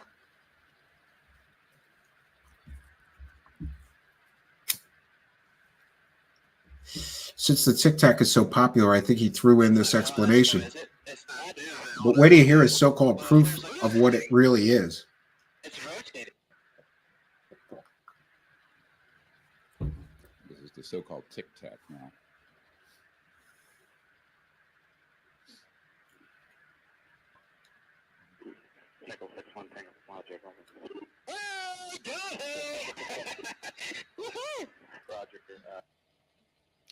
Now, of course, this has been called an unknown UAP, what have you. Well, not anymore, because now we know what it is. It was the new UFO Wave 2 Zeppelin UFO. We can excuse the Pentagon and most of the military and the White House and the Congress for not knowing what this is, because the operations that have been building these are deep black illegal, and they are not disclosing it properly. Okay, so the people that built the tic-tac also built this. To the authorities in another pretty picture of something. Our constitutional democracy. And I think we're going to go to 709 for who told them that these other UFOs are the same thing as the tic-tacs. Republic. This is based on a sighting of a group of people, is basically the same object. Basically the same object. I don't think so. Not from that grainy ass footage can you make this determination. It's a huge leap. But UFO grifters are asking people to suspend disbelief and take that leap of faith with the trust me, bro, is nothing new. In the 1960s, 1967. Let's go to the next slide. And it's sort of a sketch here. Oh, this is great. Boiler. These have been seen in multiple places. Yeah, and by the way, there are UFO sightings of things like this, but the jump that, okay, so this is from 1967 in Wacombe, Pennsylvania. I'm in Pennsylvania. Drawn by Michael Schratt. And this is from 2010. Michael made a nice drawing of it. So somebody saw this in the sky in 1967, and Greer is saying that this and the tic-tac are the same thing. But what is his evidence that these are the same things? I think it's trust me, bro. Around since the 1950s and 60s. Next. Here's one that's a very good color illustration of it. Notice the probes on it. Extraterrestrial vehicles do not have those. These electrostatic discharge objects. Oh, that's good to know. Alien vehicles don't have the electrostatic bars on the top of the craft. Great. Good to know. We're not going to get into all the physics of this. Our team understands it. And this is, of course, this is an illustration. This is not a photograph. Folks. And here's the 2004 off the coast of San Diego tic-tac. It's fundamentally the same object. fundamentally the same object. Doesn't look like the same object to me. Obviously, the one from 1967 is longer, has protrusions on the top, no protrusions on the bottom, different color, different shape, even, most people would say. One's a little longer and more slim, right? How do you make that leap of faith? Who told him this? Anonymous Source 709 told him this. Next. And here it is. We have a top secret whistleblower came forward a few months ago in 1991. So now we're a top secret whistleblower this time. So are we at 710 then? I'm losing track. There's so many anonymous sources here. It's hard to tell. talking quite some time ago, way before the 2004 event, that is offloading off a C-130, one of these UAPs, but it's actually a man-made one. And here you have the color illustration. This man is more pretty pictures. Very afraid to come forward. Oh, yep. We're up to anonymous source 710. He was warned not to, and at one point was told he would be, quote, executed. Next. Oh, people are telling this guy if he tells the truth about these alien reproduction tic-tac vehicles, he'll be assassinated. But we can't know who that guy's name is, and we can't know who threatened his life. Anonymous source 710. We're up to 710 anonymous sources he's used in this presentation so far. Just if you're keeping track, just to, hey, sometimes you need anonymous sources, like 710 of them. So here's what we need to go through very quickly. It's a lot to unpack. This is not intended to be, we just did a 2-day conference right next door. The media are welcome to get that entire event with all the details for you if you wish to have it, or people get it to you. But basically, there are two types of these so-called UAPs. Two types of them. The alien ones and the not alien ones. This is a long-standing trope of Greer. He's never proven either exist. Vehicles, ETVs, and some are ATs or ARVs, advanced reproduction vehicles, or alien reproduction vehicles. People use different terms. The extraterrestrial groups are absolutely not hostile. However, screaming caps, they are increasingly concerned about human hostility and our weapon systems. Sure, that's the Space Brothers. They really want us to do away with our nuclear weapons, and they want us to care about our environment more. This is the Space Brothers talking points that have been around since the early contactee movements in the 1950s, and Greer is just repeating that. There's no proof of extraterrestrial groups communicating their concern with human hostility or weapon systems, but that's been stories in UFO mythology for decades. Which include nuclear and scalar, the so-called, Dr. Zahari shared this weekend about what scalar electromagnetic fields are. But just to give you and this is kind of a breakdown of his claims over the past 30 years. And again, he hasn't proven one of these claims, let alone 6 of them. What is the supportive evidence of this, right? And this is problematic. Sense of it, you all know what. Because these are all huge claims, and he doesn't have evidence of these claims. He has, trust me, bro, people told me this. Electromagnetic pulses. That's at the speed of light. The scalar systems are, instead of a wave, is a point that goes out longitudinally. Some call them longitudinal waves. These have been studied. Tesla talked about scalar systems. Schratt delivered his presentation. Too bad it was just all pretty pictures. Those are the primary systems used to target. I don't think so. Paid government disinformation agent. Field propulsion craft that cause them to fall. Alien diplomacy. You do not travel from another star system and cannot navigate a thunderstorm in New Mexico. That ain't going to happen. So even at that point, these had been early systems. We have a FBI memo from a field agent that we released. It's now one of the most watched, viewed documents on the FBI website of I cannot believe the fact that a field agent, a little information, Roswell said to J. Edgar Hoover that a disc was downed because we had switched on a new radar system. So let me the radar system that made UFO in this field crash in Roswell. Radar can track an aircraft by bouncing a wave off of Did you know that no one has ever proven that you can take down any aircraft with radar? Yeah. Little inconvenient truth for Dr. Stephen Greer. The fuselage, but it also can have piggybacked an active system to hit it. So you can have an active weapon system. No Nessie and no ET. You're right, Patrick. So that's what began to be experimented with, and this is why from the mid-40s forward, there were. Do you think you know what it takes? Got to monetize your disclosures. Yes. Back to it. What's very important about this, these technologies are unsanctioned. They are illegal operations, and this can be proven in any court of law. And we're about to launch a massive civilian RICO action, racketeer influence, corrupt organization action against. He's taking a book out of Corey. He's going to start suing the government for running a criminal organization with his volunteer lawyers. That's what he's claiming. I don't make this stuff up. He did. He claims that him and an entire team of volunteer lawyers are going to file RICO lawsuits against all the people that are hiding this criminal activity, right? Corporations and individuals involved. These technologies would immediately solve the world's energy, environmental, and poverty problems. Yes, and this is his long-standing talking points, that if we just had the secrets of this extraterrestrial technology given to the public, it would save the world. We would all have free energy. We would solve the climate crisis, the energy crisis, the poverty crisis. It would just save the world if we could just get the truth behind these alien technologies.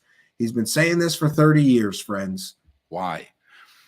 These are what people call senior executive with a big Fortune 100 company contacted us. They're called, some people say free energy, but there's a senior executive with a Fortune 500 company contacted us. Great. Can we have his name? No. He's another anonymous source. 711 anonymous sources so far, if you're keeping track. Now, granted, he dropped 700 of them in one shot, but we're still up to 11. This is like a 40-minute presentation. Even if he was using 11 anonymous sources, have we had one on the record source yet? Well, we did, but he hid that person's name because he doesn't want people to know that that guy got fired from the Coast Guard for selling psychedelic magic mushrooms to his crewmates, right? Great. Even if he just used 11 anonymous sources in 40 minutes, isn't that a little much? But we're up to 711. 0 point. Now we got a Fortune 500 guy backing up his claims here, but we're not allowed to know the guy's name, so we can ask him if he even knows who Dr. Greer is. Point in quantum vacuum energy systems, pulling energy out of, let's call it the fabric of space-time. These begin to be developed. Tesla knew about this. Well, you got to throw Tesla in if you're talking about UFOs. So I think Elon Musk doesn't have a Tesla. Checkbox. Musk, a real Tesla, we didn't have to plug in. I'd have one little battery in it. But the point is that these technologies would have a huge revolutionary effect. Macroeconomically, there would be some losers: oil industry, public utilities. Oh, it's the evil oil industry that's stopping UFO disclosure, don't you know? Surface roads eventually would be. Been saying that for years, never proved it. It's a very significant technological advance, and for nearing a century, they have all been withheld. We just released an educational documentary film you can all see called The Lost Century and How to Reclaim It. It's a 2-hour expose of this. Yes, and let's talk about his free energy grifts. This man ran a free energy charity for a while, and he makes the same claims at the end of this press conference that he made, I think, decades ago, at least 10 years ago, more than that, maybe 15 years. He claimed that he would create a free energy device and he would open source it and give it to all the nations of the world, and it would save the world, but you got to give me money. And he raised over $500,000 to the best of my recollection. He raised more than $500,000 to create a free energy device, and then he never created anything. And then recently, he raised, I think, over $600,000 again for free energy, but this time just to make a documentary. So he apparently on the free energy thing is up to $1.1 million of income taken in for this free energy stuff. And all we got was a documentary about free energy. We didn't get a device. We didn't get anything. And thank you, Patrick Sheehan, for your kindness, generosity, and support of the show. It is much, much appreciated. Thank you for helping us. Patrick Sheehan, longtime show supporter, for helping us to praise Raise the cash, raise the cash, raise the cash. take Patrick Sheehan's honest $5. We can't look. Somebody's got to super chat me $1.1 million for free energy right now. Okay, this is ridiculous. This man raised $1.1 million and he can't prove anything. He cannot prove that there exists on Earth or anywhere else a real and working, measurable free energy device. Collect more than $500,000 to create a free energy device and open source it. He delivered nothing for that $500,000. Then he collects $600,000 to create a documentary about free energy. Well, that he delivered. But go look at that.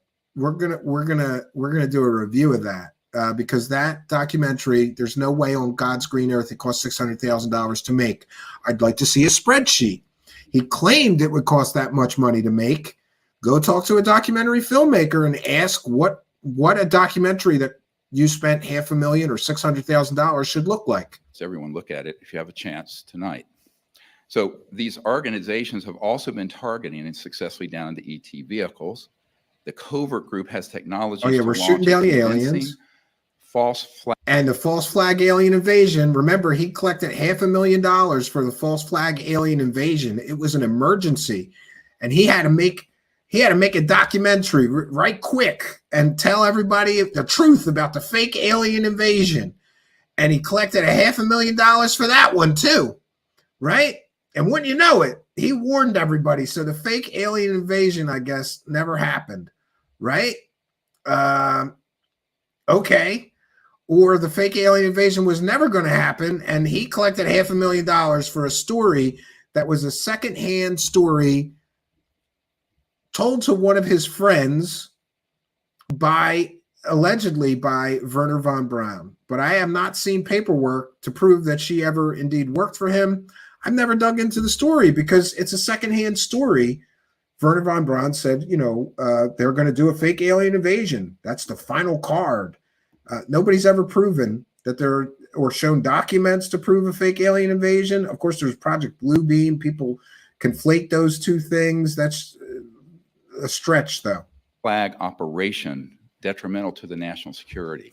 This was the chief topic of my briefing for we'll agree on that. Hughes, at the Pentagon during the Clinton years, because all right, here's one that we're going to fact check. He claims, besides briefing all the sitting U.S. presidents, he briefed this 3-star general. I checked, that guy's still alive. We're going to locate him. We're going to ask him if Dr. Stephen Greer gave him a briefing during the Clinton administration. What do you think the answer is going to be? Is he finally telling the truth about briefing a government official, or is that government official going to say, I've never heard of Stephen Greer. I don't know who he is. I never requested a briefing. I never got a briefing. This never happened. We'll bring you an update. We'll find out, friends. Just like we found out that there's no record of him ever briefing all the sitting U.S. presidents. We do know for a fact that he claimed that he briefed sitting CIA director during the Clinton administration, James Woolsey, who disputed, said that never happened. He sat with him at a social function, him and his wife, and Greer and his wife. And he was being polite. It wasn't a real briefing. He didn't request a briefing. Greer says the dinner party was just a cover story so he could brief the sitting CIA director. Sure, but the CIA director said that never happened. What's this general going to say? I can't wait to find out. We found him today, and we reached out, but as of the time of this broadcast, we haven't heard back yet. We're going to keep at it, and we'll get an on-the-record statement from that general.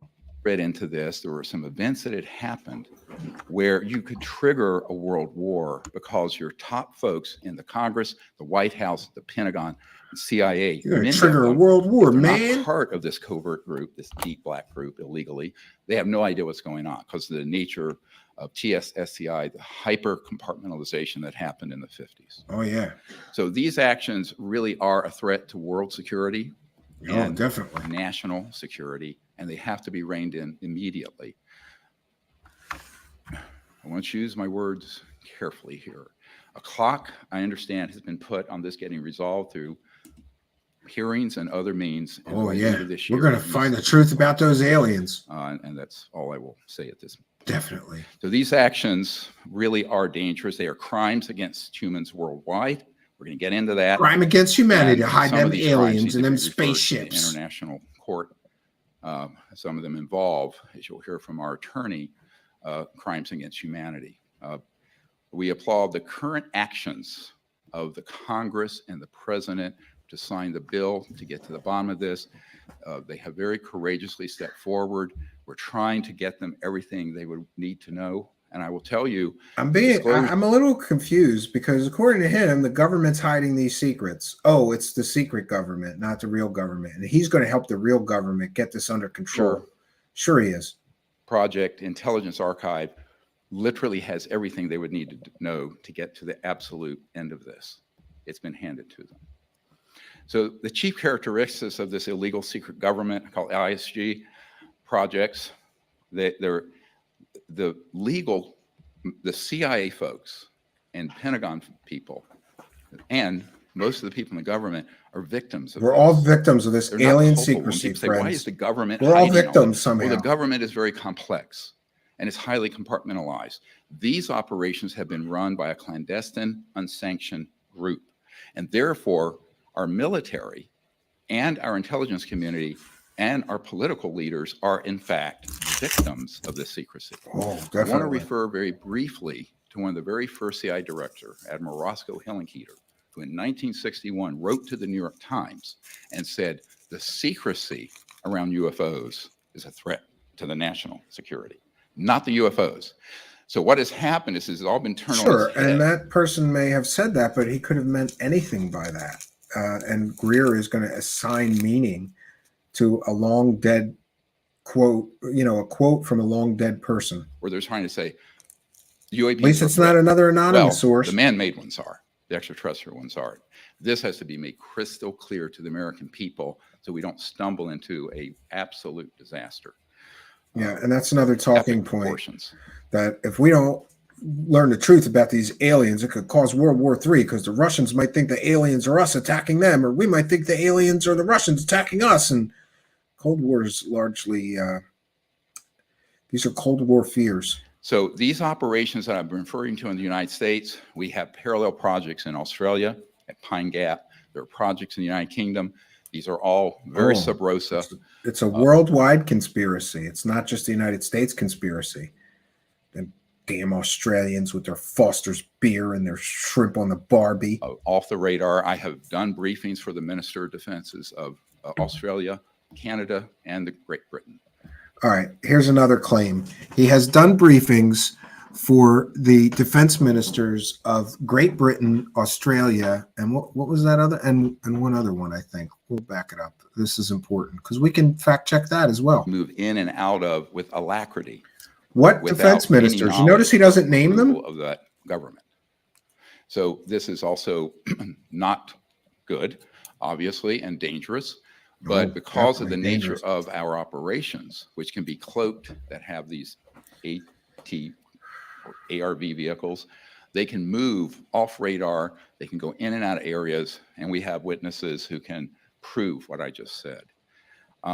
Blackmail, bribery, and intimidation is the stock and trade, and it's the operational core of— Again, he's accusing an awful lot of people of an awful lot of crimes. Why doesn't he name the people that are committing these crimes? Are they anonymous sources too?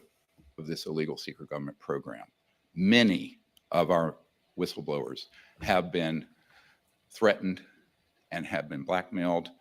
And in the case of some of us, attempts at bribery, including myself. Oh, yeah, they try to give him $5 billion to stop talking about aliens, but he wouldn't take it. And notice he said he briefed those defense ministers of 3 foreign countries, but he doesn't name them. So is this like he briefed the presidents, but that is proven false? Why doesn't he name these people he's given these important briefings to? Does he have pictures with each of them? What are their names? Defense ministers change with each administration. Give us their names. We'll fact check it. Next. So these are the actions we recommend immediately now that this is all coming out by the Congress and the government. Next. Yeah, this guy who keeps lying about briefing presidents and briefing defense ministers of foreign nations, or at least never proving those claims, he's going to appeal to their oaths of office and say that they should do the right thing. And I want to remind everyone who's in office, and all military know this, I do solemnly swear to affirm that I will support and defend the Constitution of the United States against all enemies, foreign and domestic, that I will bear true faith and allegiance to the same, that I take this obligation freely without any mental reservation or purpose of evasion, and that I will well and faithfully discharge the duties of the office on which I am about to enter, so help me God. Next. So this is quite a list. I want to go through. This is great.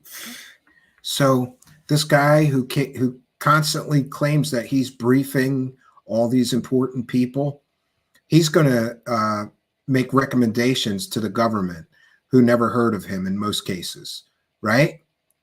Okay. Very quickly, these have been conveyed over to the government in various offices. This investigation of the UAP issue and based on the intelligence archive should happen immediately and be increased in its pace and scope.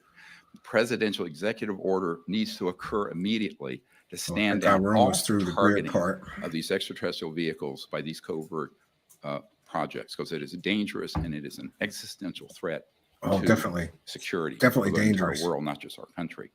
The executive order requiring all military and intelligence contractors and other agencies of the U.S. government to disclose to Congress and White House all information, materiel, and technologies and locations. I love how he's going to make all the. Do you know how much all of this would cost the American taxpayer, right? And like, do we get a vote on this, or does he just force the government to waste all this money chasing shadows with his 710 anonymous sources? And related assets, if not complied with, within around 6 months, we think that the offending party should be prosecuted criminally for treason. So he's basically saying that if they don't follow his recommendations, he's going to try to get people prosecuted for treason, right? Okay. Other crimes against the United States. The executive order. Oh, yeah, it's treason, not telling us about those aliens. We need an executive order where the State Department and Pentagon coordinate a global diplomatic as opposed to military response. Yeah. Let's spend taxpayer dollars on your CE5 app. We'll buy everybody in the United States the CE5 app, and everybody can talk to aliens, right, and do diplomacy. This is nonsensical and childish. Like, okay, so a UFO wackadoo is going to recommend all this stuff, and all of us just have to foot the bill for all of this? Okay. To these extraterrestrial civilizations. Should have happened. Barry Goldwater, Senator Goldwater told me it was, excuse my language, goddamn mistake then and goddamn mistake now that this was ever kept secret like this. He was not allowed in this project. When he tried to get in, General Curtis LeMay told him he could never ask him about it again. We have that whole trail with former Senator Goldwater. So we also need to have yeah, that's a story that goes back an 30 executive years. order so that the U.S. Patent Office that has seized these 0-point and related technologies under bogus application of the national security laws, and we have a copy of an inventor had one of these happen to him.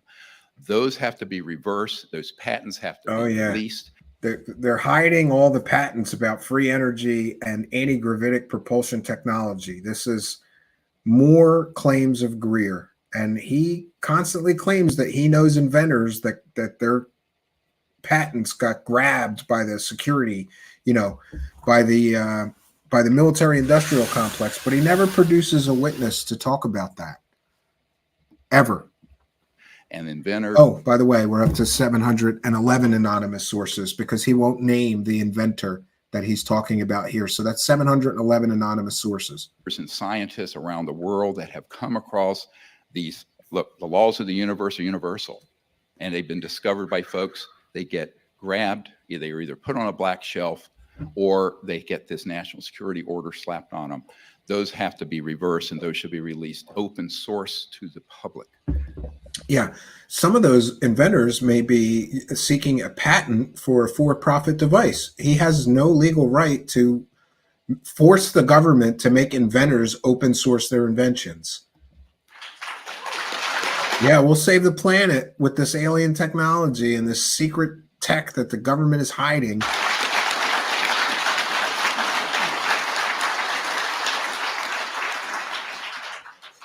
We also need an executive order to immediately require that the U.S. Space Force and Pentagon coordinate assets with the State Department, the United Nations, and other governments to initiate further open communication with these civilizations. The Space Force could be very useful. Oh, yeah. Let's use the Space Force to meditate and sing Kumbaya and try to communicate with the aliens. Like, that's what he's asking for, essentially. Where are you going to communicate with the aliens? None of this makes sense. Properly, all of the military would be very important. And I want to emphasize, both the people who work in most of these corporations and in these agencies and the Pentagon have no knowledge, excuse me, of these illegal operations. And we should not paint them all with the brush of being culpable. It's not. These are the rogue elements. An executive order to immediately disclose advanced energy generating technologies should happen. These are held by some of these corporations and agencies. This would, within 10 to 20 years, end all pollution on Earth and all global poverty. This is not a pipe dream. Those technologies are extant. They have been around for a while, and we need them, and we need them 60 years ago, 70 years ago.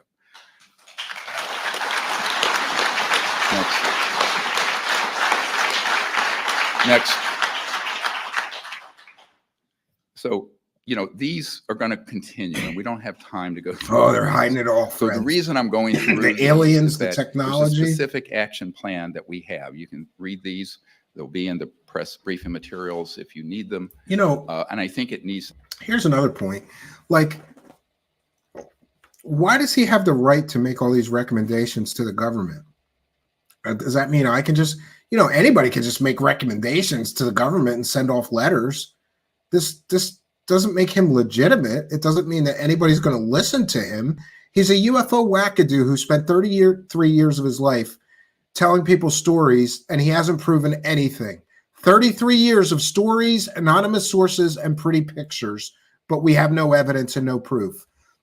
Making grand, fantastical claims like briefing every sitting U.S. president since Ronald Reagan, briefing President Trump, briefing Vice President Pence. None of that pans out. To happen very quickly, because this is all going to come out, and there needs to be an organized response. Next. The congressional recommendations, Congress should immediately pass a $50 billion research bill. Yeah, we're going to give $50 billion to somebody like Stephen Greer, who, by the way, already collected $1.1 million, and all he did was make a documentary about free energy. But he wants the government to give him or give somebody $50 billion for free energy research. Look up the laws of thermodynamics, right? And perpetual motion machines. It's against the law. Free energy is against the laws of physics. Now, is there some very tantalizing stuff about crystal energy cells from some people like Hutchinson and Bedini and others? Is there some devices that are tantalizingly make you believe there might be something called free energy? Yes. And you know how I know? Because I wasted probably a few years of my life where free energy building free energy devices was a hobby of mine for a while. I'm an electronics guy. I was interested. Can this really work? Nothing works. Nobody has a real free energy device. I haven't seen one. I've studied this field extensively. We get an awful lot of promises and people with their hand out begging for money. We never get a working free energy device. Funny that. to develop and bring forward the safe technologies related to zero point and quantum vacuum energy systems. We've provided 50-some billion for the chip industry. This is way more important. And frankly, it needs to come out very, very soon, given what we're facing with the climate and global poverty. And the free energy is going to solve all our problems, right? We'll go back to the Garden of Eden as long as we have the free energy devices. That's something that needs to be put on the front burner. It is certainly a more important agenda than the partisan bickering that we see today. Amnesty provisions need to be passed explicitly for people wanting to come forward. I have a major number of folks who are executives, corporate, also whistleblowers, some of whom have been involved in activities that are not legal. Yeah, he's making an awful lot of claims. Where do you see the claims of crimes that he says he has established happen, including mass murder? Come forward, they should have immunity so that this can all be unwound in a orderly and peaceful way. That needs to happen very quickly, and it should. There is that. There's a whistleblower protection now with the new NDAA. It's already in place. Be included in a bill this year. Maybe not in this wording, but there is protection for real whistleblowers who have real information, not Greer's whistleblowers who have pretty pictures and stories. Congress should also convene open hearings on this. I understand from discussions with a member of the House Government Reform and Oversight Committee that this has been discussed by the chairman and the Speaker of the House. He didn't name that person. We're up to 712 anonymous sources. I think that should be put on the front burner and move forward very quickly. We will provide all information and have already provided all information they will need. There are, I'm sure, other archives that can be brought to bear, and other whistleblowers are now going to be coming forward, probably several a week at this point. Well, we're going to get several whistleblowers a week, according to Dr. Stephen Greer. Are these going to be more whistleblowers like the guy who was selling magic mushrooms whose name you withheld that was not an anonymous source, but you pretended he was an anonymous source? Are these going to be more people that may have military credentials but are just telling stories with pretty pictures? Or are these going to be whistleblowers that have actual evidence, one or two a week? Congress should also pass legislation to explicitly protect the personal safety, like a witness protection program. Yeah, everybody's going to get murdered. It's not an exaggeration to say that in the 30-some years I've been dealing with this, I have dealt with multiple people who have been flat out threatened with execution. One of them is sitting here at this table. Right. Next. Somebody was threatened with execution. Is that another anonymous source? He didn't name him. 713. One of the things I just want to mention is the Lost Century was crowdfunded. And look at the subtitle, How to Reclaim It. Because there's a century of technological and scientific progress that would greatly benefit all of humanity, not just the United States. And again, this is the film that he raised $600,000 to create. Go talk to a documentary filmmaker. I have a problem with that. We all live on this beautiful sphere floating through space together. It needs to very much come forward. It's 100 years is long enough for secrecy. Next. So I want to introduce. All right, we have made it through the Greer part of this, and 700 and oh God, I lost track. Is it 712 anonymous sources or 713? I think 712. We'll call it 712 to be fair to him. 700. Look, it only took him 712 anonymous sources to get through a like 45-minute presentation, right? Or maybe a little longer. But the fact that he just so boldly decided that, who did he name in this? Almost no one, right? These are some bold, fantastical claims. We've got alien spaceships. We've got fake alien robots made out of Commodore 64 parts and fiber optics. We've got all kinds of, claims of aliens and crash retrievals. And this is what the tic-tac really was because somebody told me. 712 anonymous sources in 45 minutes has got to be the record for UFO grifting presentations. This dude cited 712 anonymous sources. 713 if we count the guy selling the magic mushrooms that he all of a sudden made an anonymous source again when he wasn't anonymous the first time he used that guy. 712 anonymous sources. And now we get to what you think, right? I'm watching this thing and I'm taking notes, right? And by the way, I have the notes. So let's take a moment and make sure, I wanted to go through his thing, but there may be something. Yes. He claims R.J. Woolsey was waved off and not giving information about this subject, and he was called to do a briefing for the CIA director. The CIA director disputes that claim. He says that he provided whistleblower testimony to the executive branch and people on the Senate Intelligence Committee.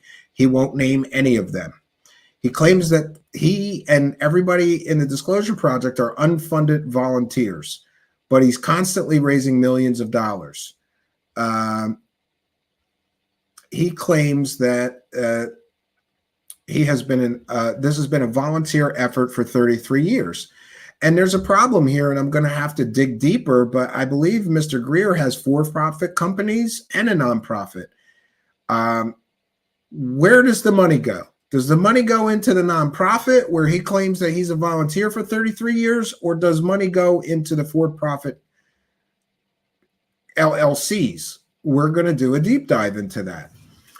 He also, at the beginning of this thing, where we skipped ahead, he talked about Clifford Stone, who we've detailed was a wackadoo clerk typist. He never worked on any secret government projects, at least none of his records. Now, he may have, okay, I get it. The Men in Black whitewashed his record, sure. But Clifford Stone also talked about his superpowers, his past lives, being famous people, like a Roman senator and all kinds of stuff. That guy was a wackadoo. He claims that he has 8 terabytes of information to scan, and he'll be putting it in providable databases. I'm a computer science guy. 8 terabytes of data. I have a hard time believing that. He claims it'll be an open archive. Okay, when? Right? He claims that there's going to be a new whistleblower every week or two. And then we went through the claims here. And now we get to retired Colonel Donald Heckert. And my father was sort of an aircraft historian amateur. He was in the, Navy. He was a helicopter pilot, or excuse me, not a pilot. My father worked on aircraft engines. And so he was during Vietnam. His assigned responsibility was on the crew of a helicopter. He was essentially a helicopter mechanic. But besides that, he had an intense interest in aviation. And he would take me to McGuire Air Force Show every week, or every year. Sorry, it wasn't every week. My father would wish it would be every week. My father also used to make me and my brother sit in a car for 5 hours at a shot, in a hot car in the middle of summer, sitting at McGuire Air Force Base, just watching the airplanes take off and land.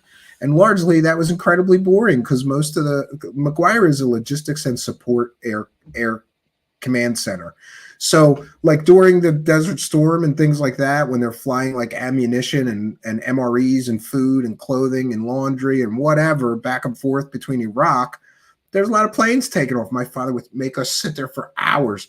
We also went to the McGuire Air Force Show and other air shows where we saw airplanes. And anyway, he loved the U-2 spy plane and especially the SR-71 Blackbird, which is a love that we shared.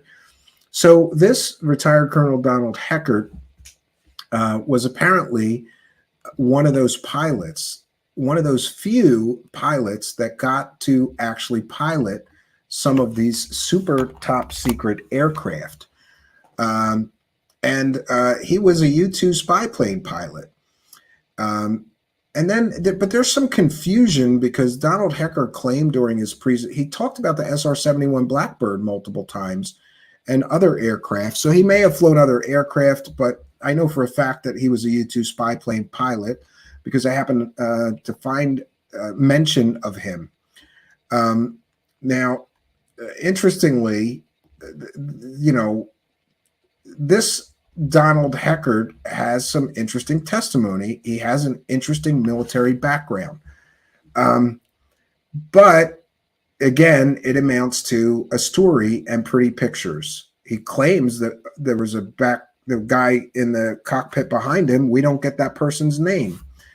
He claimed an awful lot of people were involved in some of these UFO sightings that he was witness to while flying the U-2 spy plane, and that there was, other witnesses, but we don't get any corroborating testimony. We don't get any images. He claims that he photographed a UFO during one of these high altitude missions.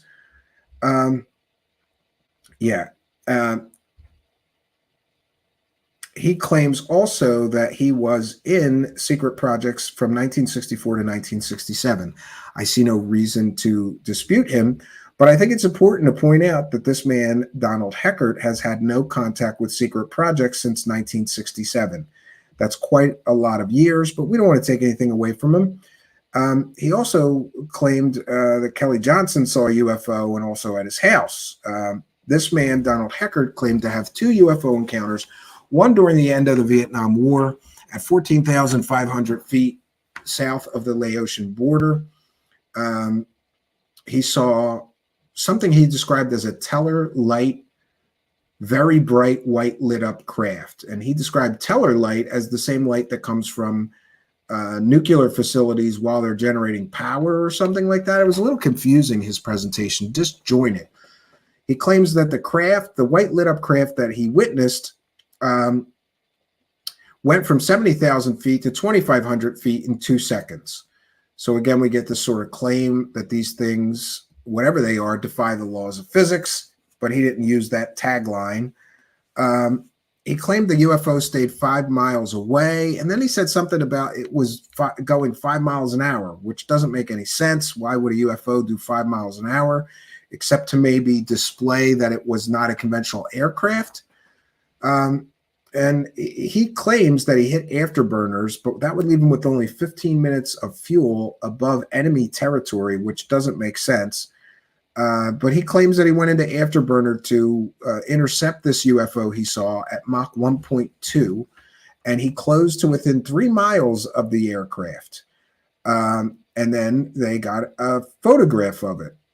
But then he claims that the mission material was confiscated. I guess they took all the films from the film cameras and things like that. I don't want to take anything away from this gentleman. I have a deep interest in aviation history and things of that nature.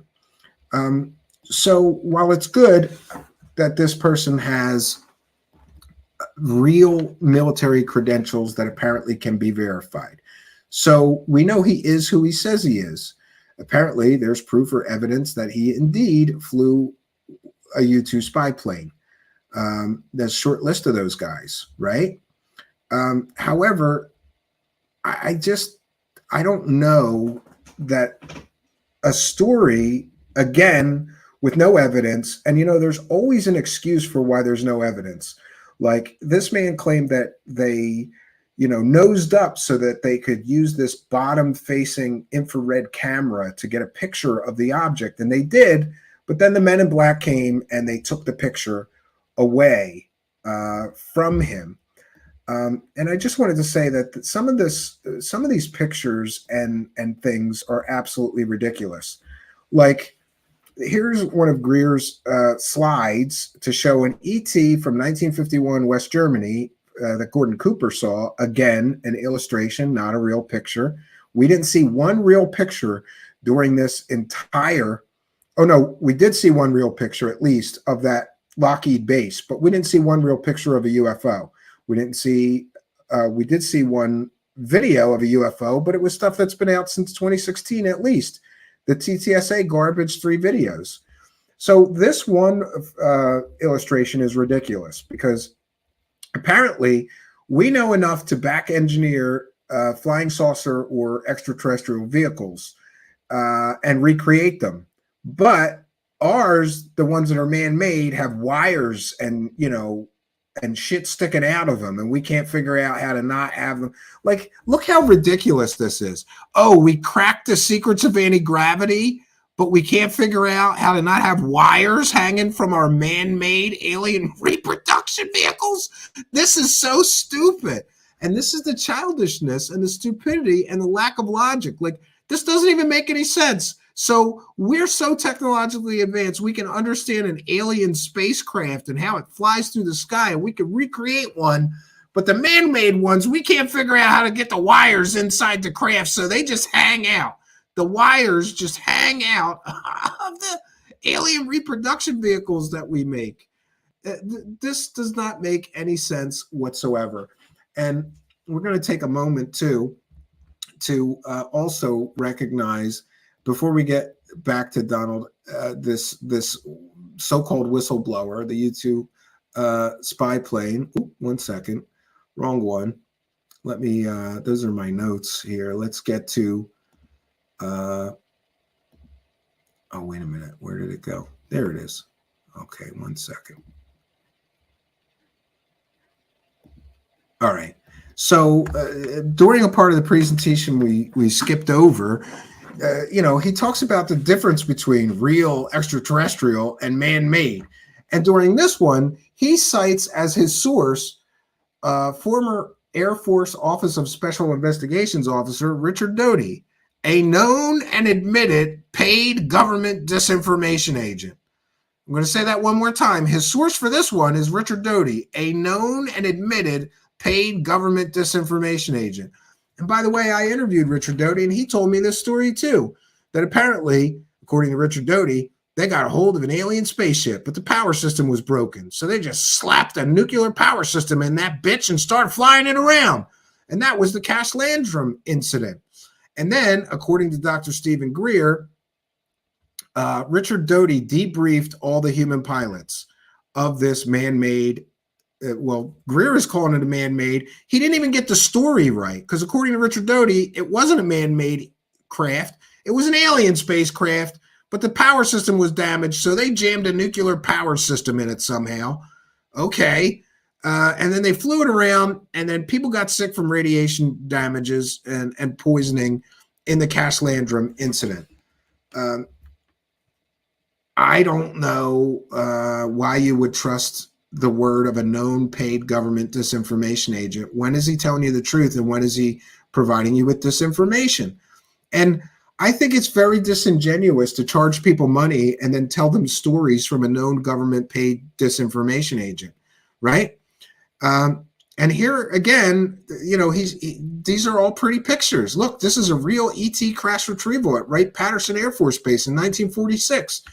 And this is a man-made one. And again, more anonymous sources. We're going to stop counting now, right? This is from the anonymous sources.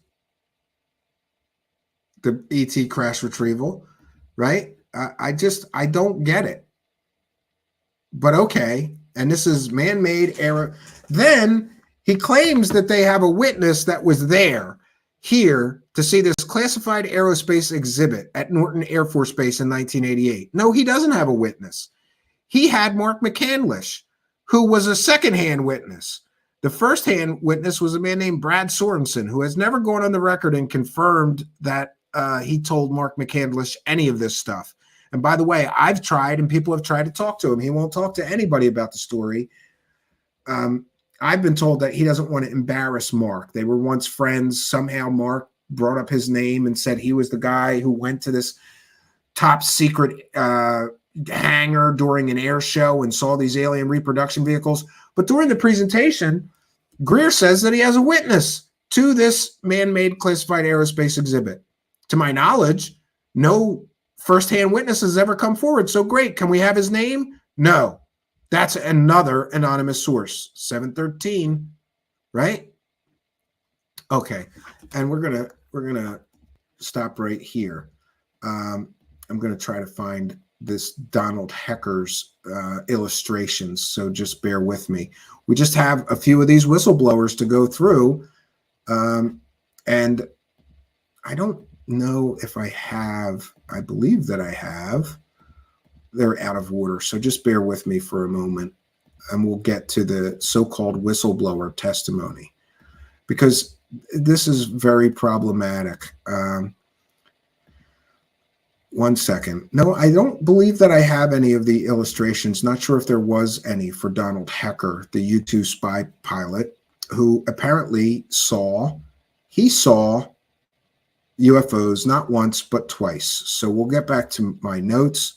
The second time, so the first time they saw a UFO, a bright light in the sky. He hit afterburners and closed to within 3 miles of it. He photographed it with an infrared camera, a brand new system, and the mission material was confiscated when he landed, and then he was not allowed to talk to the flight controllers who tracked this thing. Interesting of note that this so-called whistleblower, his wife worked for the CIA. And then he saw another UFO at high altitude, but the mission was aborted, and he was never debriefed from that. They didn't debrief him about the UFO he saw the second time. He claims he was exposed to peacetime aerial information in Europe, but I'm not sure how that's relevant. He claims that they sheep-dipped him, which is to put fictitious orders in your orders, and he was told that he was going to get another U-2 pilot mission, but instead he went to Wright-Patterson Air Force Base and became the director of the U-2 Blackbird and TR-1. He worked on recovered down satellites. Next, we get to a whistleblower named Michael Herrera. Let me make sure that I'm getting his name. So the first whistleblower, he's got stories and absolutely no evidence. Is his military credentials real? Yes. Can we verify anything else that he said? Absolutely not. It's just a story. Maybe we got some pretty pictures. I'm sorry. I don't quite recall if he had pretty pictures or not, but apparently I didn't grab those. I did grab the rest of the pretty pictures for the other whistleblowers.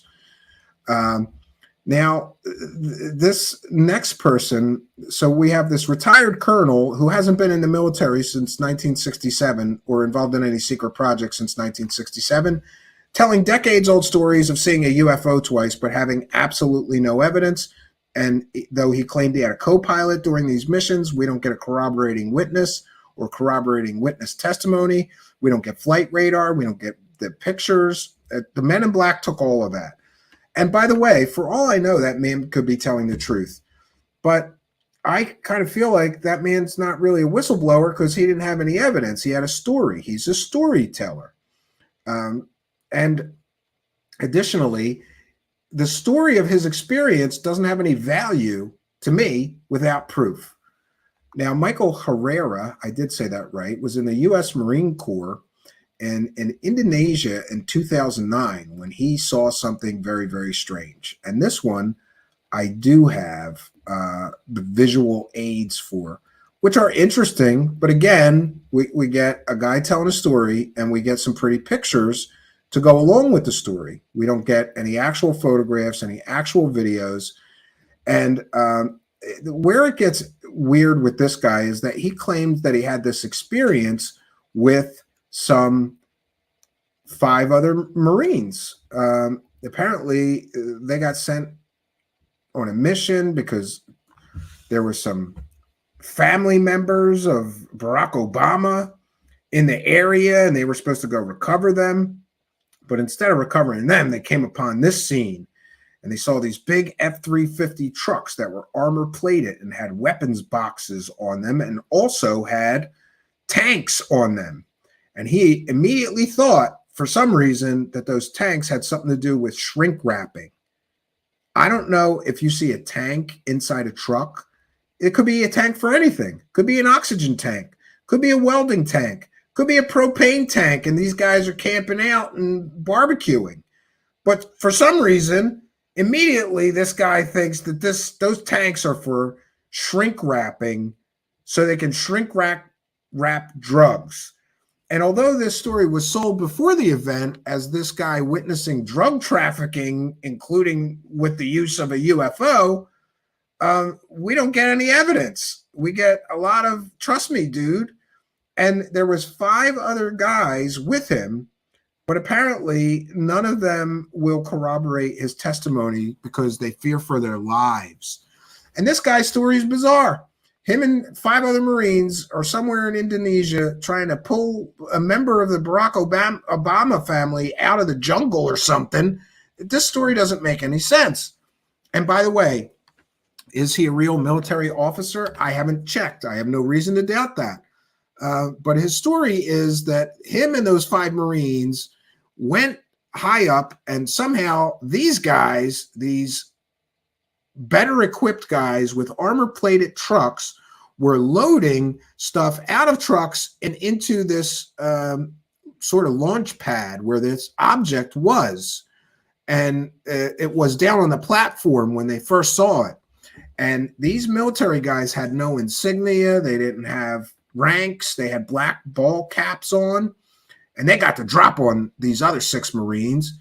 And essentially captured the Marines, took their weapons, made them pull out their IDs, and were threatening to kill them for seeing this scene where apparently something was being loaded into a launch pad.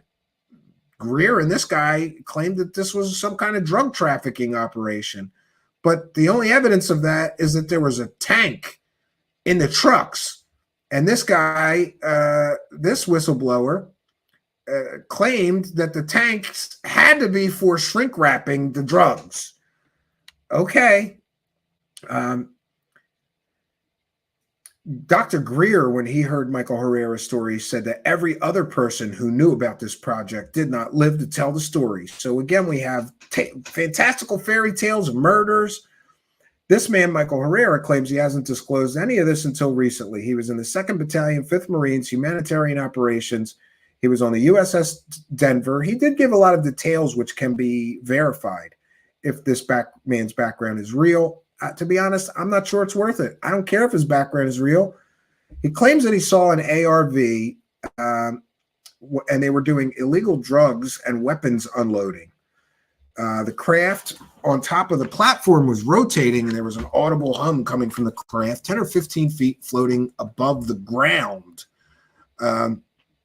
He was intercepted by armed men in American gear who spoke English with perfect American dialect, and they had black ball caps on. Him and his fellow Marines were patted down and captured. Their weapons were taken, and they had these let's call them the black ops soldiers. They had high-tech identification gear that could take retinal scans and fingerprints, but they just gave them their military ID, so I guess they didn't need that. He said the trucks had weapons containers and some sort of tanks that he assumed was for vacuum sealing for the drugs. He never mentioned that he saw drugs, but he saw a tank that had to be for vacuum sealing the drugs. At some point, the UFO floated up. It was an octagon-shaped craft emitting red, yellow, green, or blue lights from the corner. It floated up slowly, and then it accelerated to 3,000 or 4,000 miles per hour with no rotor wash, no sonic boom, and disappeared off into the horizon. He claims that 2 of these black ops guys that were running this alleged drug operation with a UFO as the mule, I guess, 2 of them were talking about just murdering the 6 Marines. But then they let him go, and a helicopter picked him and his friends up and took him back to the ship. And he was debriefed by a strange admiral that he didn't know who he was. So this guy's using anonymous sources too, including his 5 friends that were Marines with him. He won't name any of them. He claims they took his camera and battery and memory card. He had some kind of little recording device that took pictures and video on his tactical gear, I suppose. And somebody took his camera, battery, and memory card. Each of the Marines with him had their cell phones taken. And then they went back to Okinawa. And they were told that you can either go to prison or you could be killed. And you have to sign this NDA. And all he remembers from the NDA is it said TSSCI Indonesia. And the guy who was trying to make him sign the NDA wouldn't tell him who the guy was. it claimed, and Greer claimed, that we have the names of the other 5 Marines, but they will not be disclosed. But that's corroboration. No, the story is corroborated when other people become public and corroborate the story. Until then, you've got 5 more anonymous sources. So we were at 712. Now we're at 717 anonymous sources. And plus there's the anonymous guy who made him sign an NDA. Well, we won't ding him for that. He claims the guy wouldn't tell him. Then we have an admiral. That's an anonymous source. I'm pretty sure that if you get debriefed by an admiral, you know the name of the admiral debriefing you. We don't get his name. So we're up to 718 anonymous sources. Next, we get to a man named Stephen Digna Jr., who was disabled. Listen, I am the victim of a brain injury. For those unaware, the reason I wear the shades is that I have a paralyzed eye. And that paralyzed eye came from a brain aneurysm and a brain injury. Essentially, I had a brain aneurysm right behind my eye. It pushed against the optic nerve. And before they were able to save my life, it did a great deal of damage to my optic nerve and that eye, leaving me partially or mostly paralyzed in that eye. So I recognized in this specific person, how can I say this? Just somebody that's been through some things that I've been through. And I found myself feeling very sympathetic because of having been through similar things. So this man's name was Stephen Digna, and he was disabled. He said he was prepared to testify under oath about what he saw. He's a former sergeant assigned to a training base in California that did live fire exercises. It was his job to keep everybody safe during those live fire exercises. But then he made some strange statements because he also claimed that he was a management hub for live fire operations. He was the hub between the intelligence community, the Air Force, and, quote, Star Wars programs, unquote. To the best of my knowledge, there is no Star Wars program. It was a theoretical program back in the Ronald Reagan era. There's no Star Wars program. What's he talking about? He claims he was the hub between intelligence, Air Force, and Star Wars programs. But okay.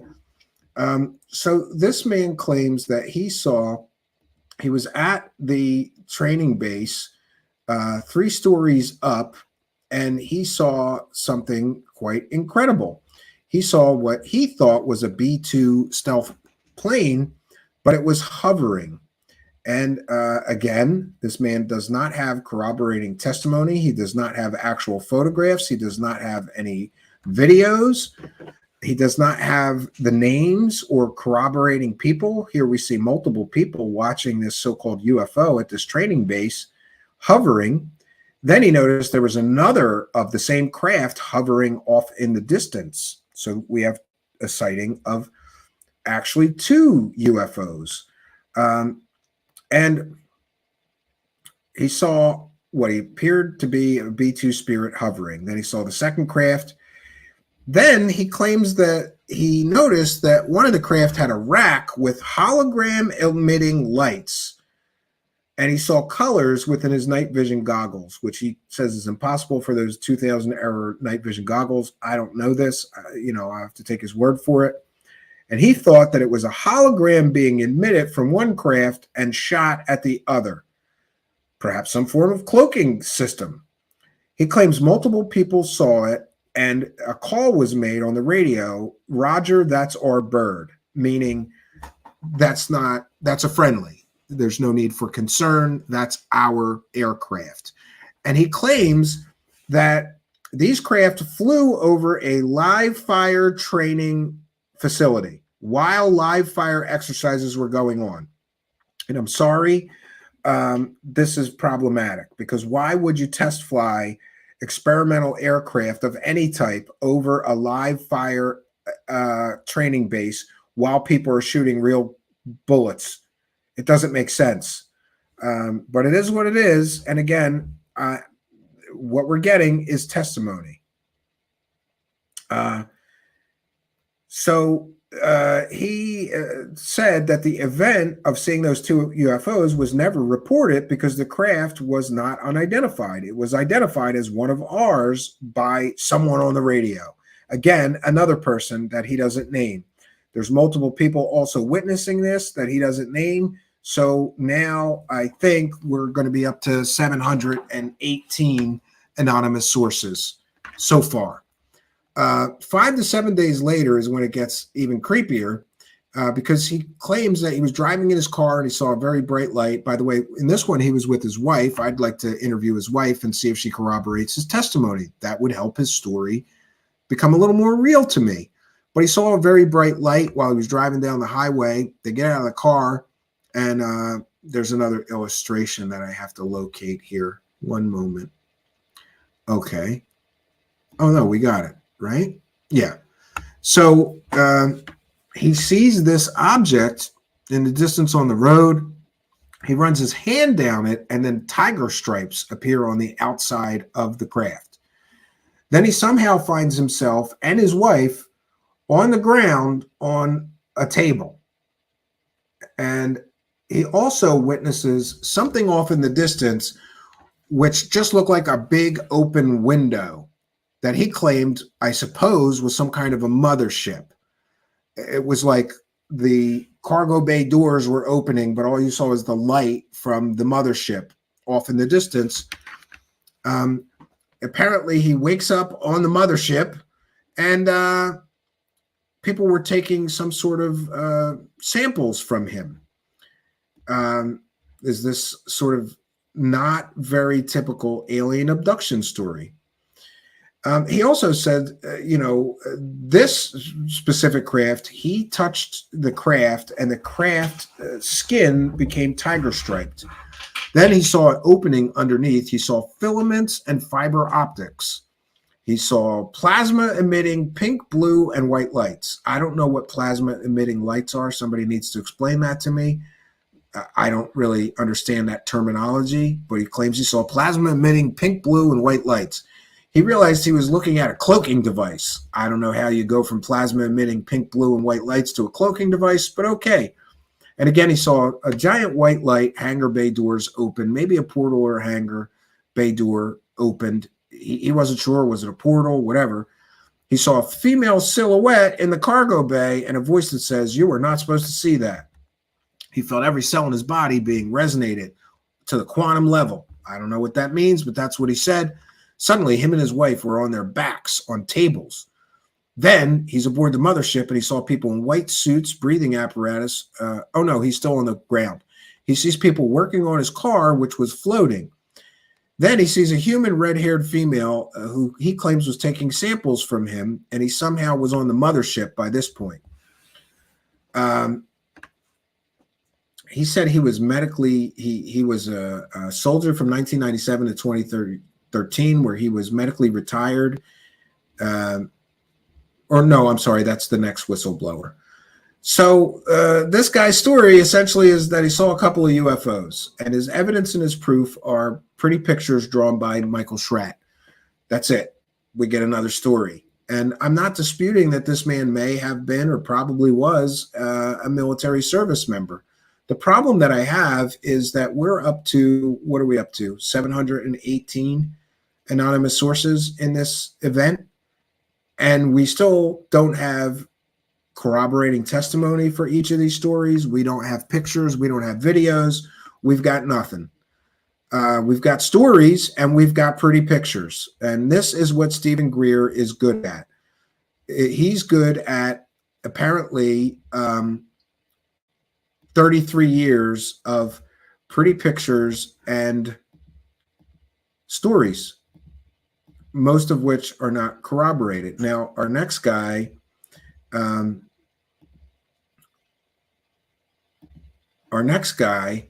tells a very strange story about his father being a military contractor. And I mean, in both senses. His father was a contractor. He built things and repaired things, and apparently he had contracts with the government.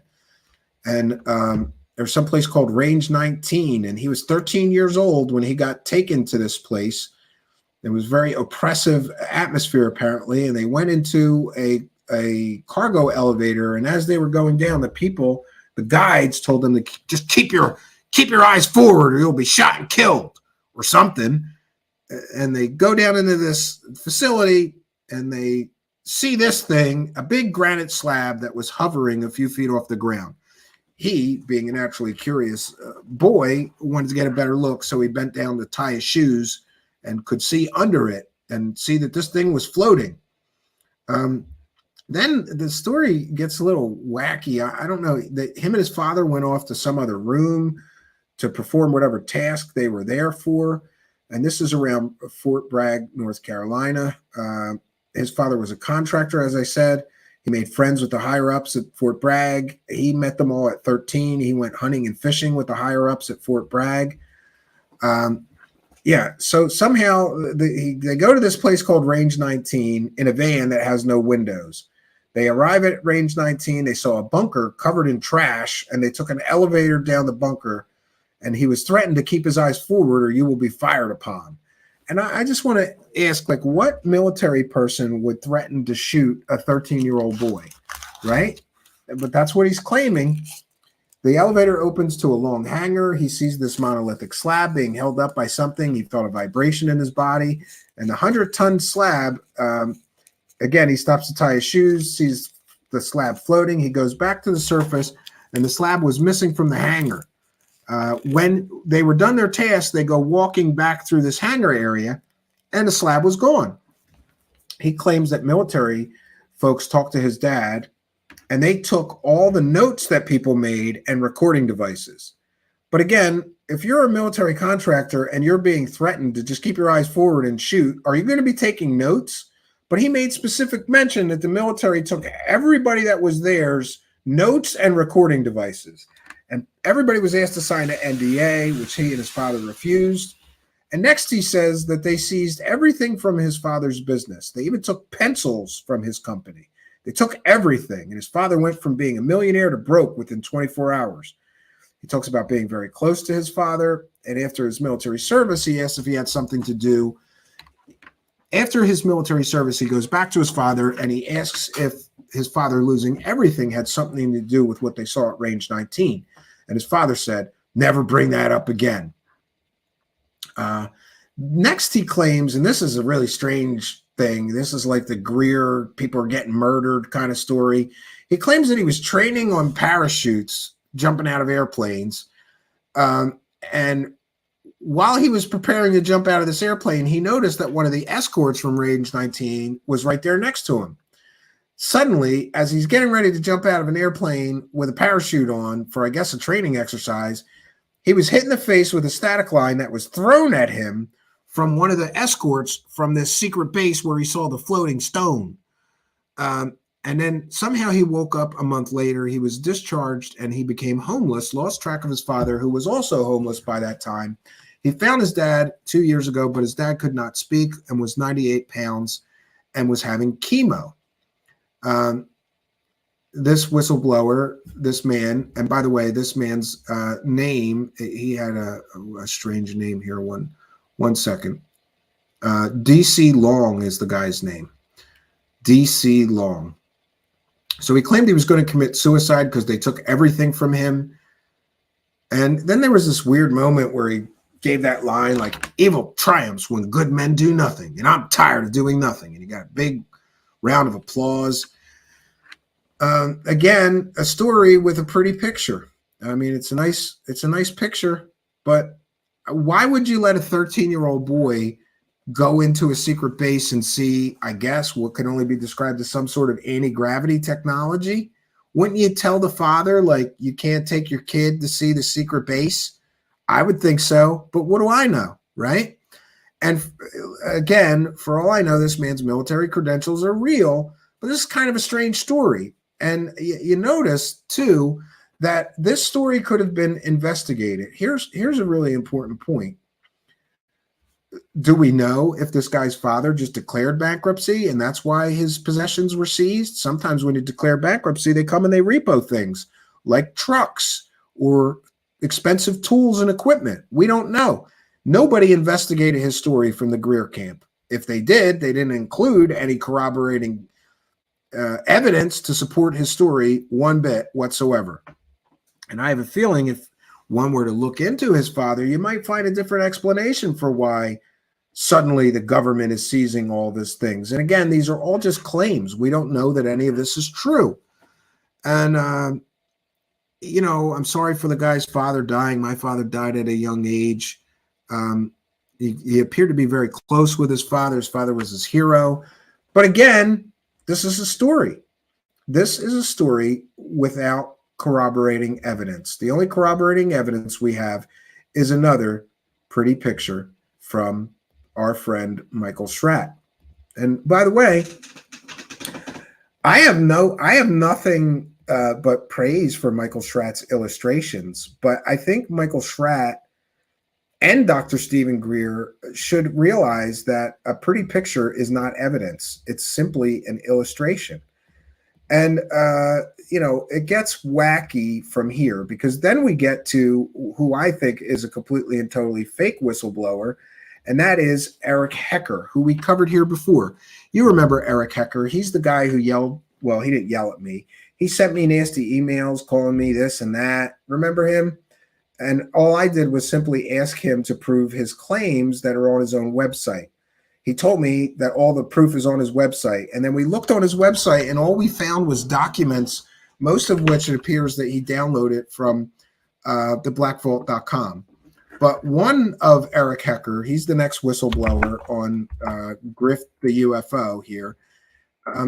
Interestingly, Eric Hecker claims that he essentially was a plumber at the North Pole. And while he was a plumber at the North Pole, he saw directed energy weapons, right? Because he had access to everything in the facility. And I'm afraid I don't have the illustrations from him, but they're kind of a laugh riot because these illustrations, again, they're pretty pictures. Did this man spend a year at the North Pole being a plumber? Yeah, I believe that he was a plumber at the North Pole. He was under contract with Raytheon to be a plumber at a research facility in the North Pole. But while there, he claims, and by the way, Eric Hecker got on and off super quick. It was kind of like he didn't want to be, it felt to me like he did not want to be there. And Eric Hecker, when asked for proof of his claims, remember, he's the guy who claimed he was part of Project Stargate as a child. And then we hit him with the list. There's a list of everybody who participated in Project Stargate. For those unaware, it was a remote viewing project, a psychic spy program, men at stare at goats kind of shit. He claimed that he was a member of that secret government project when he was a child. He can't prove it. In fact, he admitted on a recent podcast he can't prove that. Then why are you putting it in your biography if you can't prove it? He's telling everybody the proof of everything is on my website. No, he has very generic, declassified documents that have been out for decades about Project Stargate that he downloaded from the blackvault.com. But besides that, Ryder Lee sent me this, and this is funny. He essentially... He tells people who ask for evidence or proof of his claims, Eric Hecker does, he says, everything's on my website. And this is one of the so-called secret government documents that he published on his website. You'll notice right at the top, it says that this document is classified as hell. That's right. It ain't just classified. This document is classified as hell. Now, I was going to send this to John from the Black Vault just to verify, but I was able to verify through another source that the United States government does not put classified as hell at the top of any classified documents. So what we have here is not a whistleblower, in my opinion. I keep saying this. I'm going to keep hammering it. If you're a whistleblower, you drop tremendous amounts of actual evidence.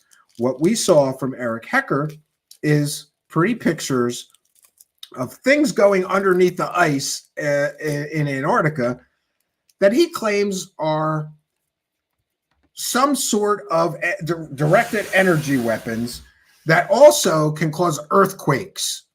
Okay. And how did he make that assessment?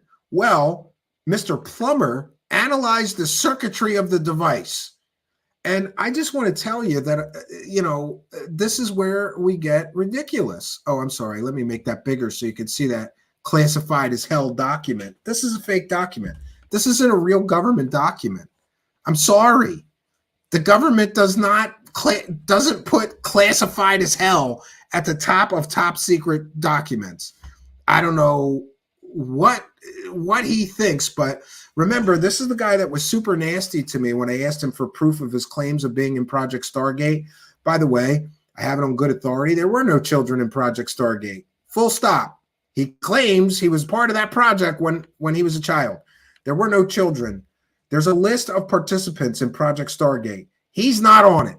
And he's had to admit, even though it's in his biography, that he was a member of Project Stargate, the CIA secret spy program of remote viewing, which I guess means that he has remote viewing superpowers, but he didn't talk about that.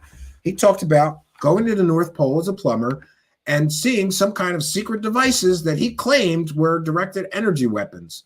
What is his proof of that? Trust me, bro, I'm a plumber, right? And then somehow he determined that these things were directed energy weapons and can also cause earthquakes because he analyzed the circuitry. I got a problem. I got a problem with that claim. And the problem that I have with that claim is that a plumber is not an electronics engineer. And by the way, I'm a computer science guy. I grew up building radios and 8-bit crude digital computers. And I built walkie-talkies when I was a kid. I built a Tesla coil. I built a lot of electronic things. I wanted to get good at soldering, so I would repair televisions for the neighbors and radios. I picked broken things out of the trash, including radios and VCRs, anything electronic, and I would fix it.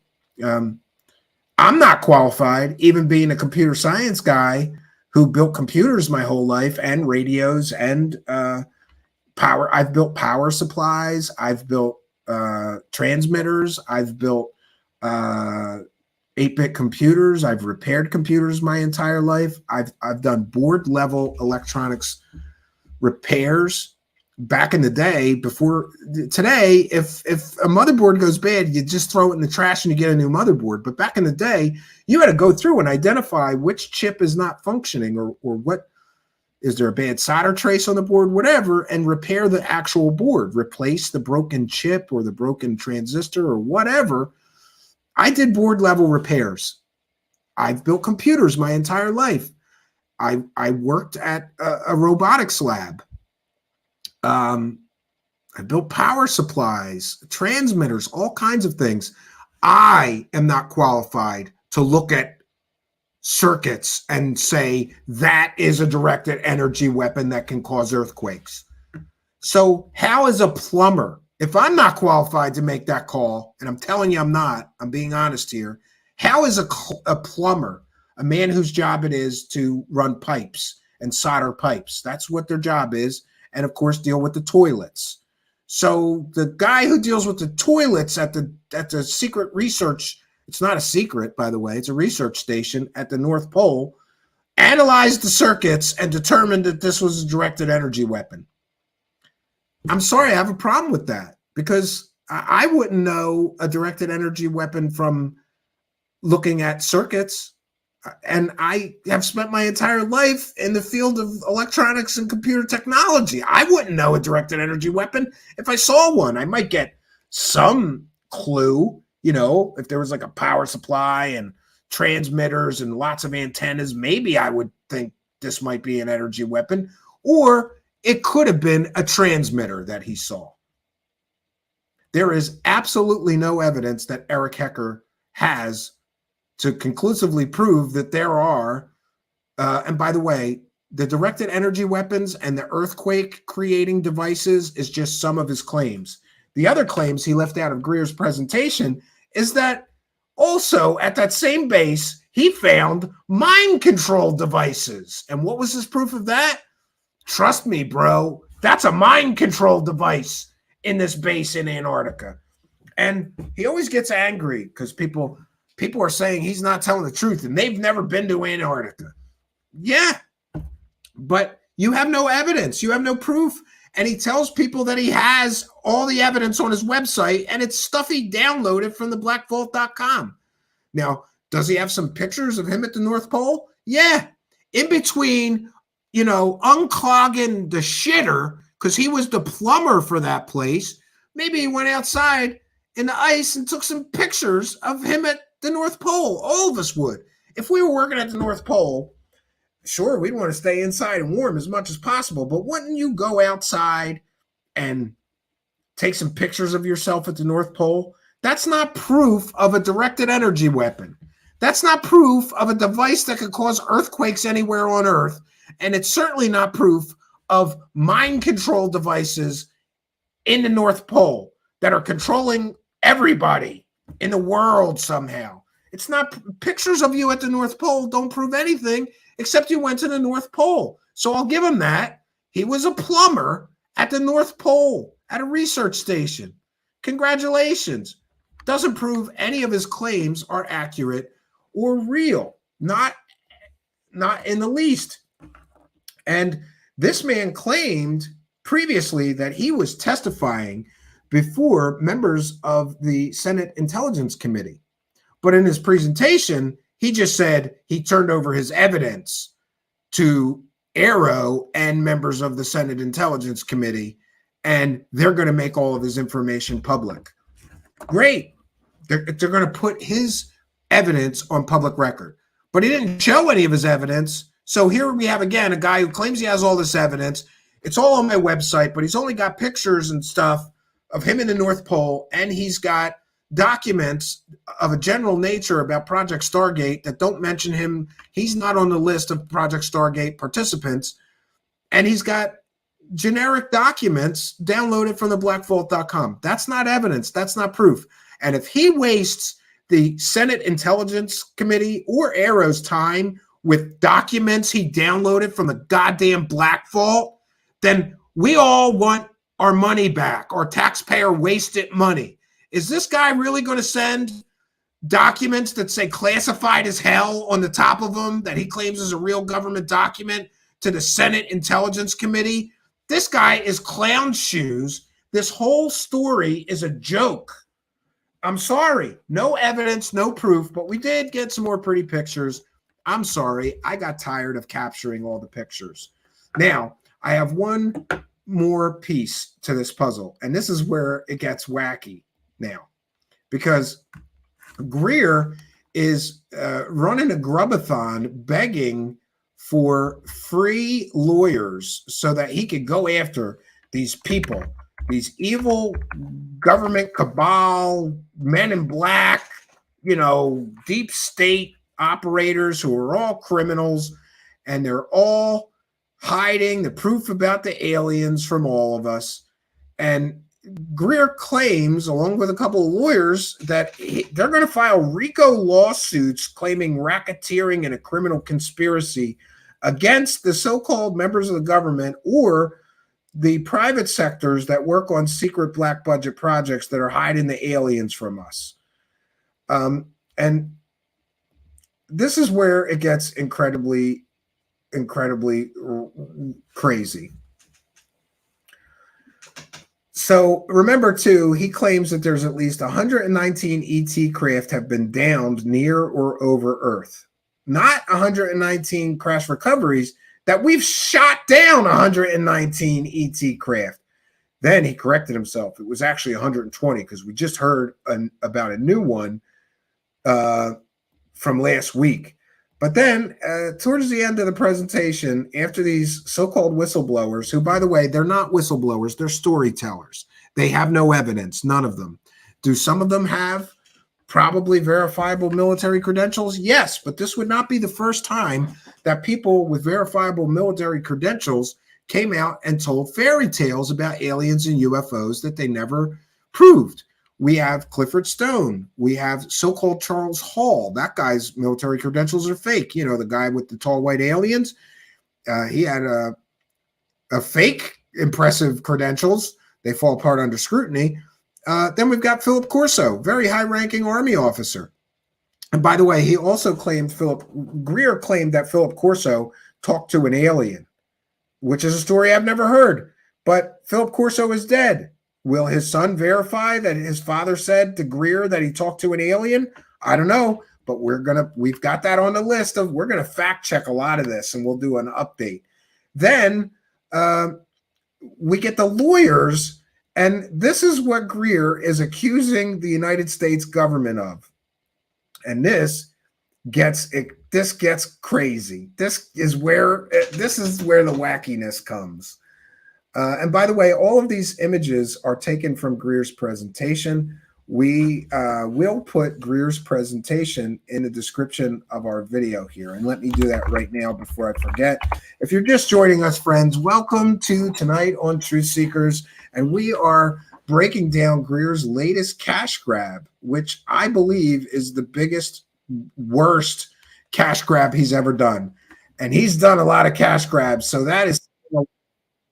This was sold as the biggest, most historic event, and it's a nothing burger. It's more stories that everybody can debate and, you know, argue about. There's already people sending me nasty messages because why would these decorated military officers lie? I didn't say they lied. What I did say, and this is a fact, is none of them have any evidence of their claims.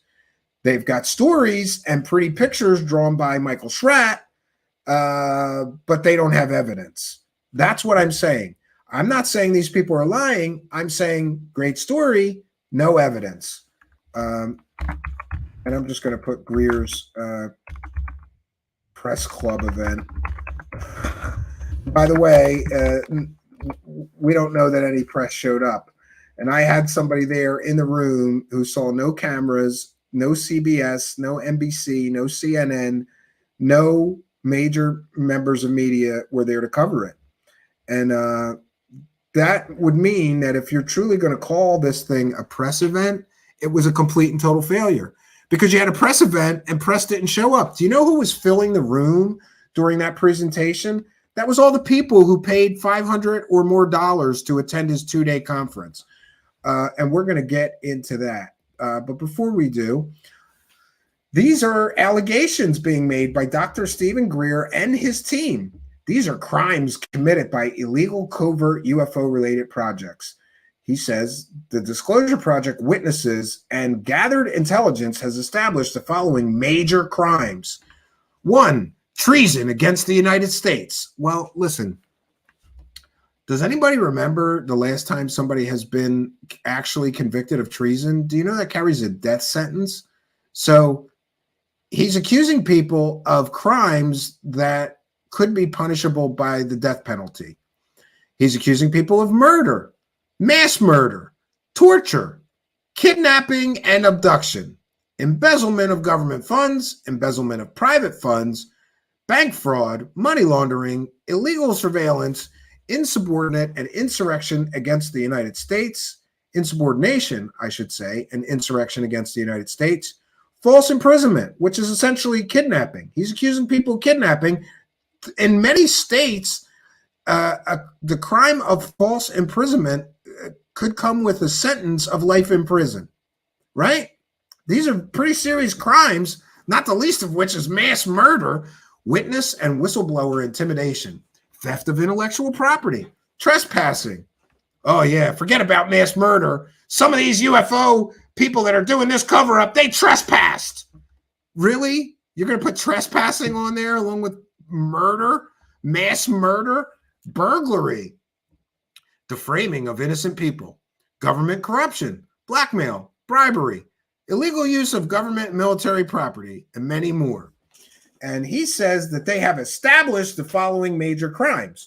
Well, in order to establish any of these crimes, you need evidence. Where is the evidence? These are an awful lot of allegations. And the fact that a real lawyer stood up and read this stuff and claimed that they're going to be going after the government for all of this. This is a page out of David Wilcock's playbook. That evil government, they're covering it all up. Look at they're criminals, right? You notice they didn't name one person. You've got all this information. You've established the following major crimes: treason, murder, mass murder, torture, kidnapping and abduction, false imprisonment, bank fraud, money laundering. Boy, this sounds like an awful lot of crimes. Who committed these crimes? Oh, we can't tell you that. This man knows about all these crimes. He has evidence and proof and can establish the following major crimes, but we don't get any named names. We don't get a single solitary shred of evidence of these crimes. And by the way, I'm not disputing that the United States government has probably done all of those things, but I am disputing that there's any evidence that they've done it in relation to UFO secrecy. And what we've got here is a man who's known to tell very tall tales, who's making these incredible allegations after doing a presentation using some, what did we get up to? Was it 718 anonymous sources? This man used 718 anonymous sources to try to prove his alien stories are true. And then this thing was hyped out the wazoo, right? All of the people that financially benefit from Stephen Greer were hyping this whole event out the wazoo. This is going to be huge. Where do you hear of Stephen Greer's whistleblowers? And then people were encouraged to spend at least $500. That was, to the best of my knowledge and recollection, $500 to attend this couple-day conference and this press conference and see the new movie. Look, he charged everybody money. He crowdfunded that new documentary. He raised over $600,000 to make that documentary. Then he charged people $500 to come and be the first to see that and to hear these historic whistleblowers that had no evidence, that had no corroborating testimony. And during this presentation, they used 718 anonymous sources. Probably more. I think we lost track. It's probably more like 725. I don't know. I'd have to go through all 3 or 4 hours of this again. But here's where it gets really, really, really scammy. Because I knew several people who went to this event, who paid the money to go and see this event. And what I was told is everything that you all saw or may have heard in the free presentation, that's what you got for your $500. But they let each of the guys talk for a couple hours apiece. So, and then Michael Schratt gave some presentations with a lot of the pretty pictures, like overviews of the so-called whistleblower testimony. But Michael Schratt didn't have any real evidence. He had more pretty pictures.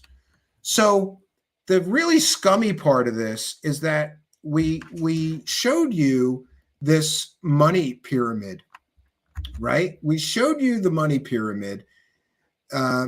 This is the money pyramid. If you missed it earlier, we'll show it one more time. And at the top, of course, is Dr. Stephen Greer. He makes the most money out of all of this.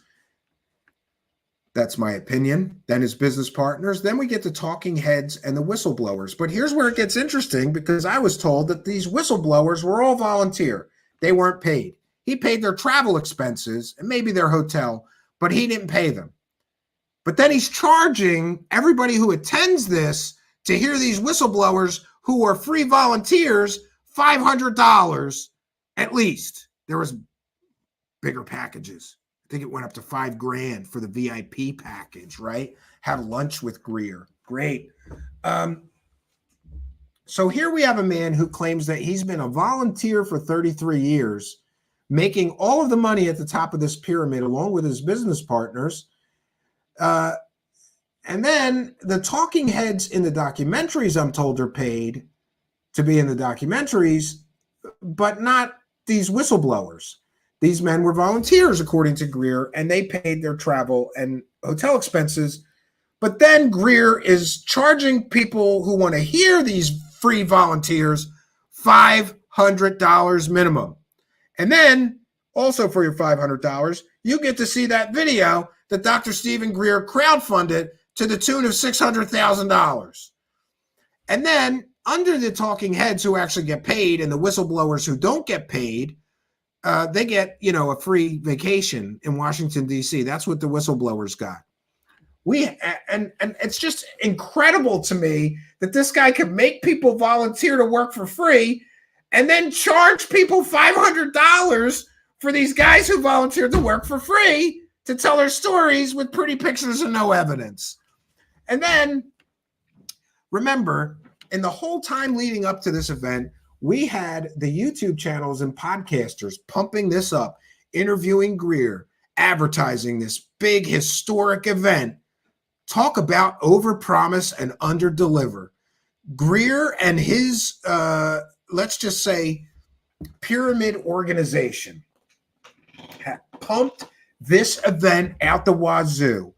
And especially the YouTube channels and podcasters on the low rung of this thing, the bottom feeding parasites that have some financial connection to the people with the big YouTube channels and podcasters. And let's be clear, who really pumped up this event? Third Phase of Moon. And if you're interested, there are 2 free documentaries with over 50 completely and totally fake UFO hoaxed videos and alien videos that Third Phase of Moon perpetrated. Just recently, we caught them with private messages that proved that Third Phase of Moon were accepting completely and totally fake UFO videos where people said, here's a fake UFO video. Here's how I made it. They put it on their channel and pretended it was a spaceship.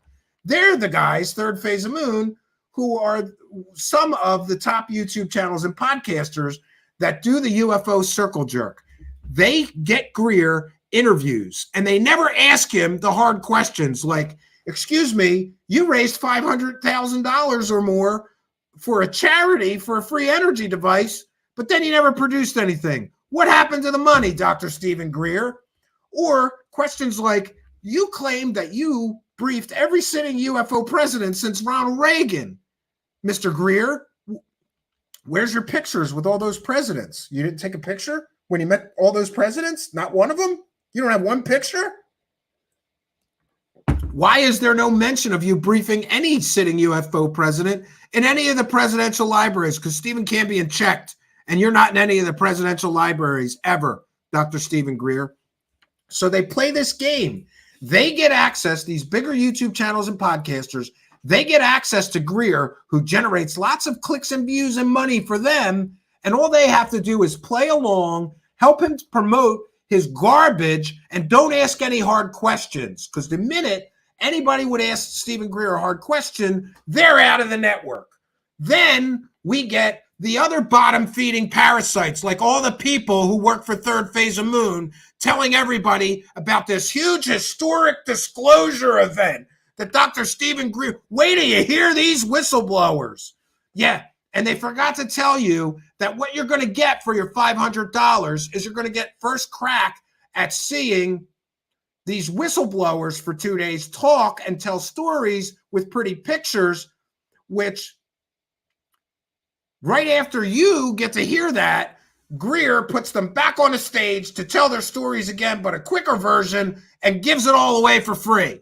Well, monetized YouTube videos, the video is monetized, so he's making ad revenue for that. But people, if they're willing to sit through the ad revenue, could have got all this same so-called historic, groundbreaking whistleblower information completely for free.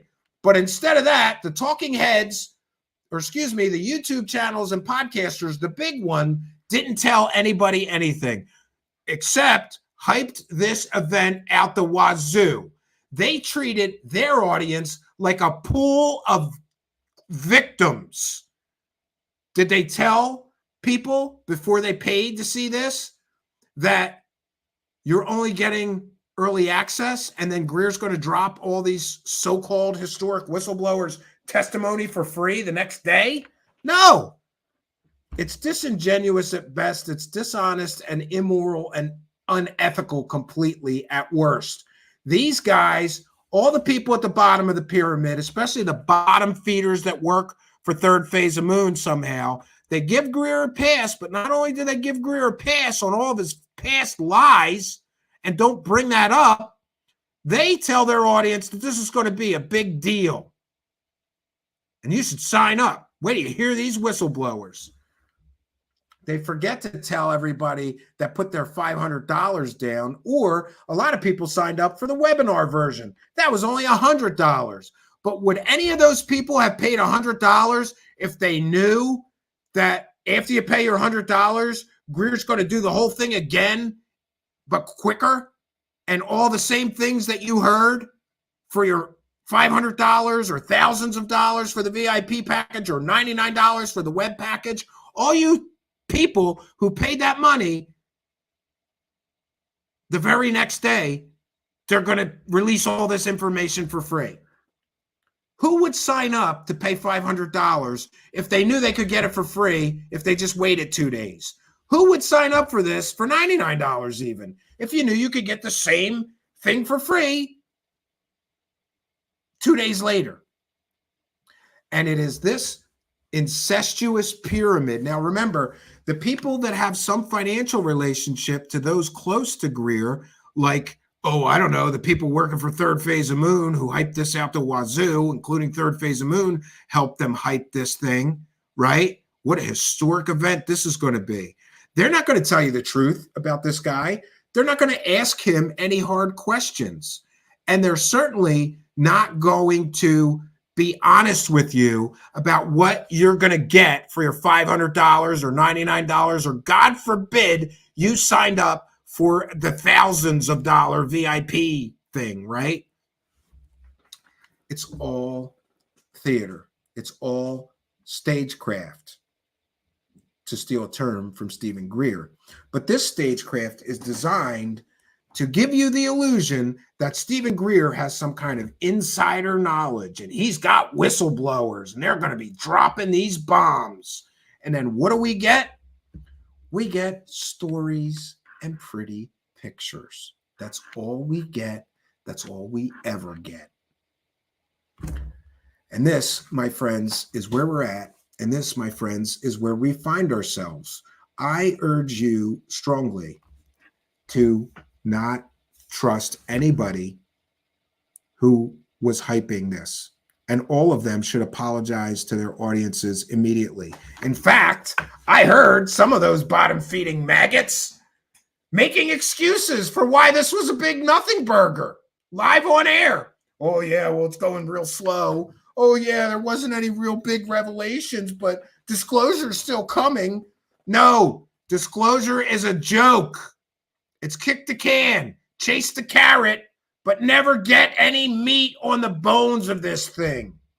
It's a theatrical stage illusion, an illusion that this man, Stephen Greer, has insider whistleblower testimony. There's no evidence. You mean to tell me you got all these whistleblowers and not one of them has any evidence? Not one? Not one. Now, I want to be very fair and clear to the so-called whistleblowers. For all I know, their stories may be true. And if you're a true believer and you want to do all these mental gymnastics for why they wouldn't lie or why the story has to be true or couldn't be fake or they couldn't be lying, good for you. But there is a concept called falsifiability. And here is where we prove that Greer is worthless. All of Greer's so-called information is completely and totally worthless. And that is because of the concept of falsifiability. What does that mean? That means that all of these whistleblower testimonies and all of those 718 anonymous sources that Greer was telling his part of this story with, I can't prove that Greer's 700 plus, let's just leave it at that. I can't prove that Greer doesn't have 710 or more anonymous sources. He can't prove it. He won't prove it. So, and when we talk about the concept of falsifiability, essentially, I can't prove that Dr. Stephen Greer's stories that he's telling with 700 plus anonymous sources for his part of the presentation, I can't prove those stories are not true. But Dr. Stephen Greer, likewise, cannot prove that the stories are true. So in the concept of falsifiability, nothing in this entire presentation passes the test of falsifiability. And this is a very important point. What this means is I can't prove the stories are not true. In some cases, I can and I will. And we did. We did our best going through this, especially the magic mushroom guy. You mean to tell me that there was a troller that had literally miles and miles of cable, and they had enough cable to go all the way to the bottom of the Mariana Trench depth, which is 7 miles. 7 miles deep. No, a troller for the United States Coast Guard doesn't have 7 miles of cable. You can't pull up something from the bottom of the Mariana Trench with a Coast Guard troller that is designed to work on ocean surface buoys. You just can't do it. Go talk to anybody you want to in the Coast Guard. Never going to happen. So that story falls apart, especially when you add that guy got fired from the Coast Guard for selling magic mushrooms. So some of these stories we can prove completely and totally ridiculous and false. But the majority of these stories, including the ones with all of these anonymous sources, some more than 710 of them for Greer's part of this presentation, I can't prove those stories with all those 710 plus anonymous sources are not true. I can't prove it. But Dr. Stephen Greer cannot prove that those stories are true. And again, in the case of the whistleblowers, what I can probably prove, I could dig into their backgrounds and with given enough time and research, tell you if their military claims of service and times and dates and where they served are correct. I can probably prove that to be true or false. But I'm taking them at their word for it. We won't even do, we won't even do deep dives on each of them. Even if we take them at their word for their military service and their credentials being real, again, I can't prove that their stories are fake, but they can't prove that their stories are true. So do we see the pattern here? The concept of if something passes the test of falsifiability, it means I can't prove that Dr. Stephen Greer's stories with his anonymous sources are fake, but Greer can't prove they're true. Likewise, for his whistleblowers, I can't prove that all the whistleblower stories are fake. I believe we can prove some of them are fake, but they can't prove that their stories are true. And the concept of falsifiability is very important because essentially it means if I can't prove the story is fake, but you can't prove the story is true, then we're at an impasse and this information has no value. I'm going to say that again. If I can't prove the stories are fake, but you can't prove the stories are true, then the information that you are presenting just leaves us at an impasse, and this information has no value whatsoever to anyone. So why would you charge people $500, in some cases thousands? You got to get the VIP package and have lunch with Stephen Greer. Why would you charge people $500 when all of your information, none of it can pass the test of falsifiability and therefore has no value?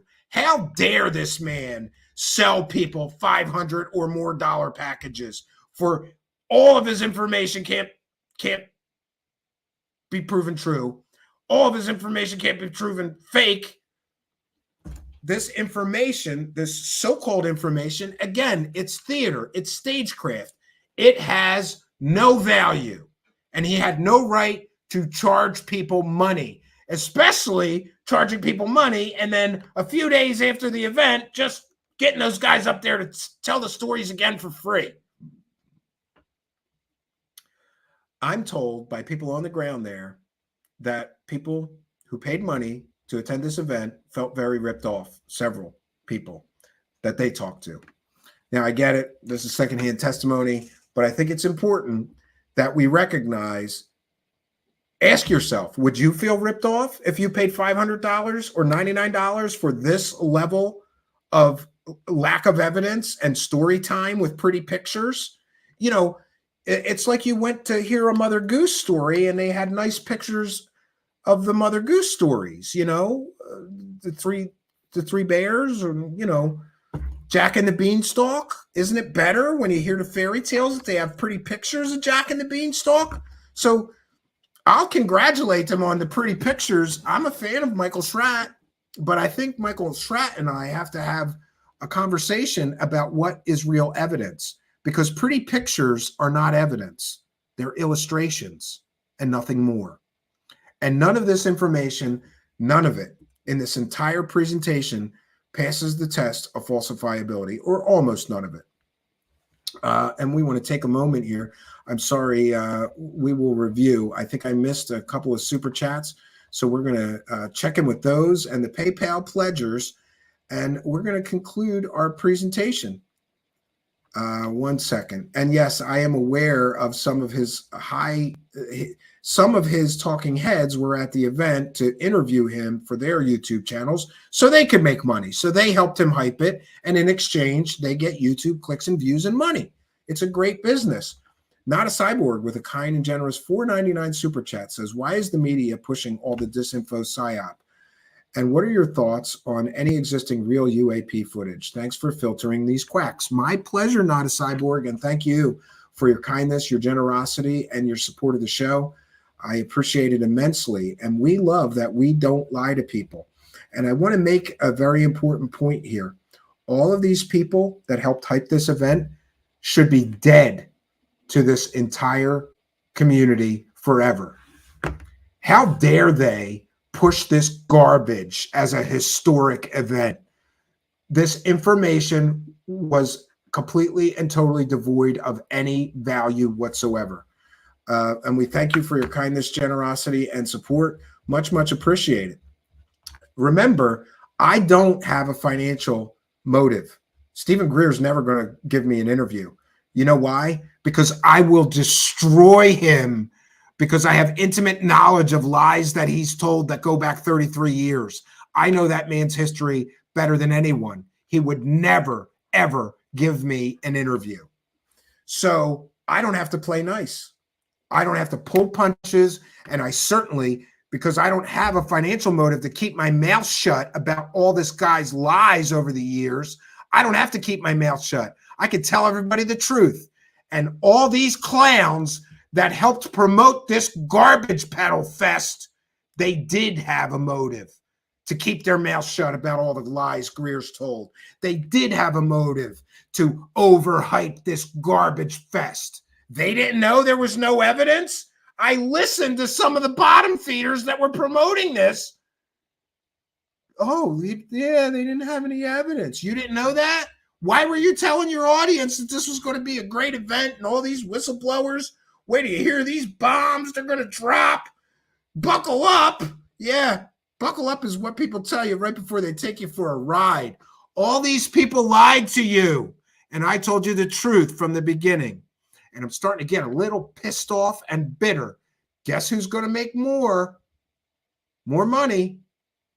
The circle jerkers who lied to everybody and helped this man, in my opinion, swindle people for $500 or $99 or even more than that for information without evidence, stories and pretty pictures. You know, I truly believe that we need a law in this country. Did you know that there are laws in this country about, let's call them psychic and medium swindlers? There are laws in this country concerning them to protect consumers from predation by predators in the area of psychics and mediums. We need a law in this country to protect consumers from predation from peddlers of garbage. They always do the same thing, overhype, underdeliver, and now here we are, friends, and we get the inevitable big letdown.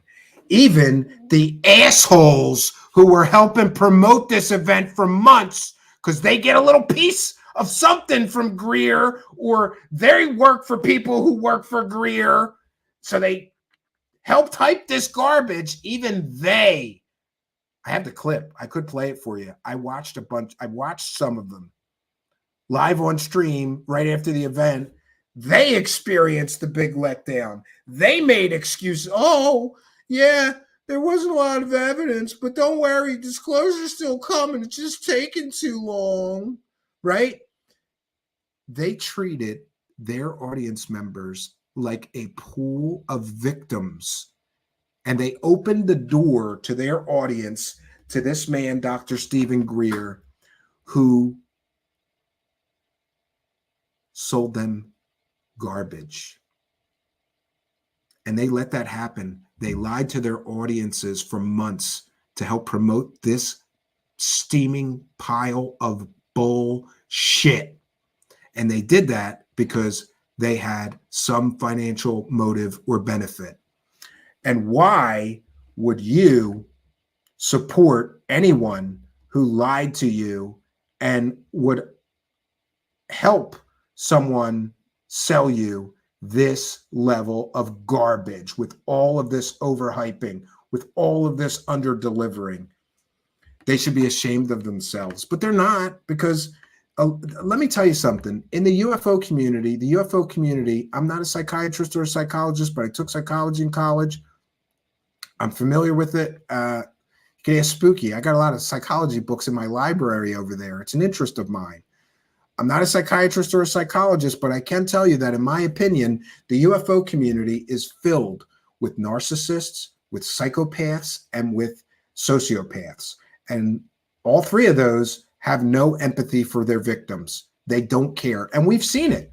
Does David Wilcock care when he sells people garbage courses on Ascension and makes $750,000 doing it? No. Does Stephen Greer care that all these people paid $500? Some of them paid $99 for the online. Some of them paid thousands for the VIP packages. And by the way, how much things cost always disappear on the day of the event, right? And you got to look it up through way back to see how much he was charging for this garbage. Same thing goes for all of his crowdfunding. And I'm going to ask publicly, Stephen Greer, are you going to ever show a spreadsheet of the crowdfunded money, where it goes? Does it go to a for-profit company? Does it go to are you a charity? We have to do a deep dive on Mr. Greer's finances and all this money that he's raising. And I'm making it a priority, because before there is another Stephen Greer cash grab, I will present to all of you the sordid history of fundraising of Dr. Stephen Greer. And in closing, I want to remind all of you, be careful who you lend your ears to. Be careful who you lend your eyes to, because there are people out there that don't care about you. They don't care enough about you to tell you the truth.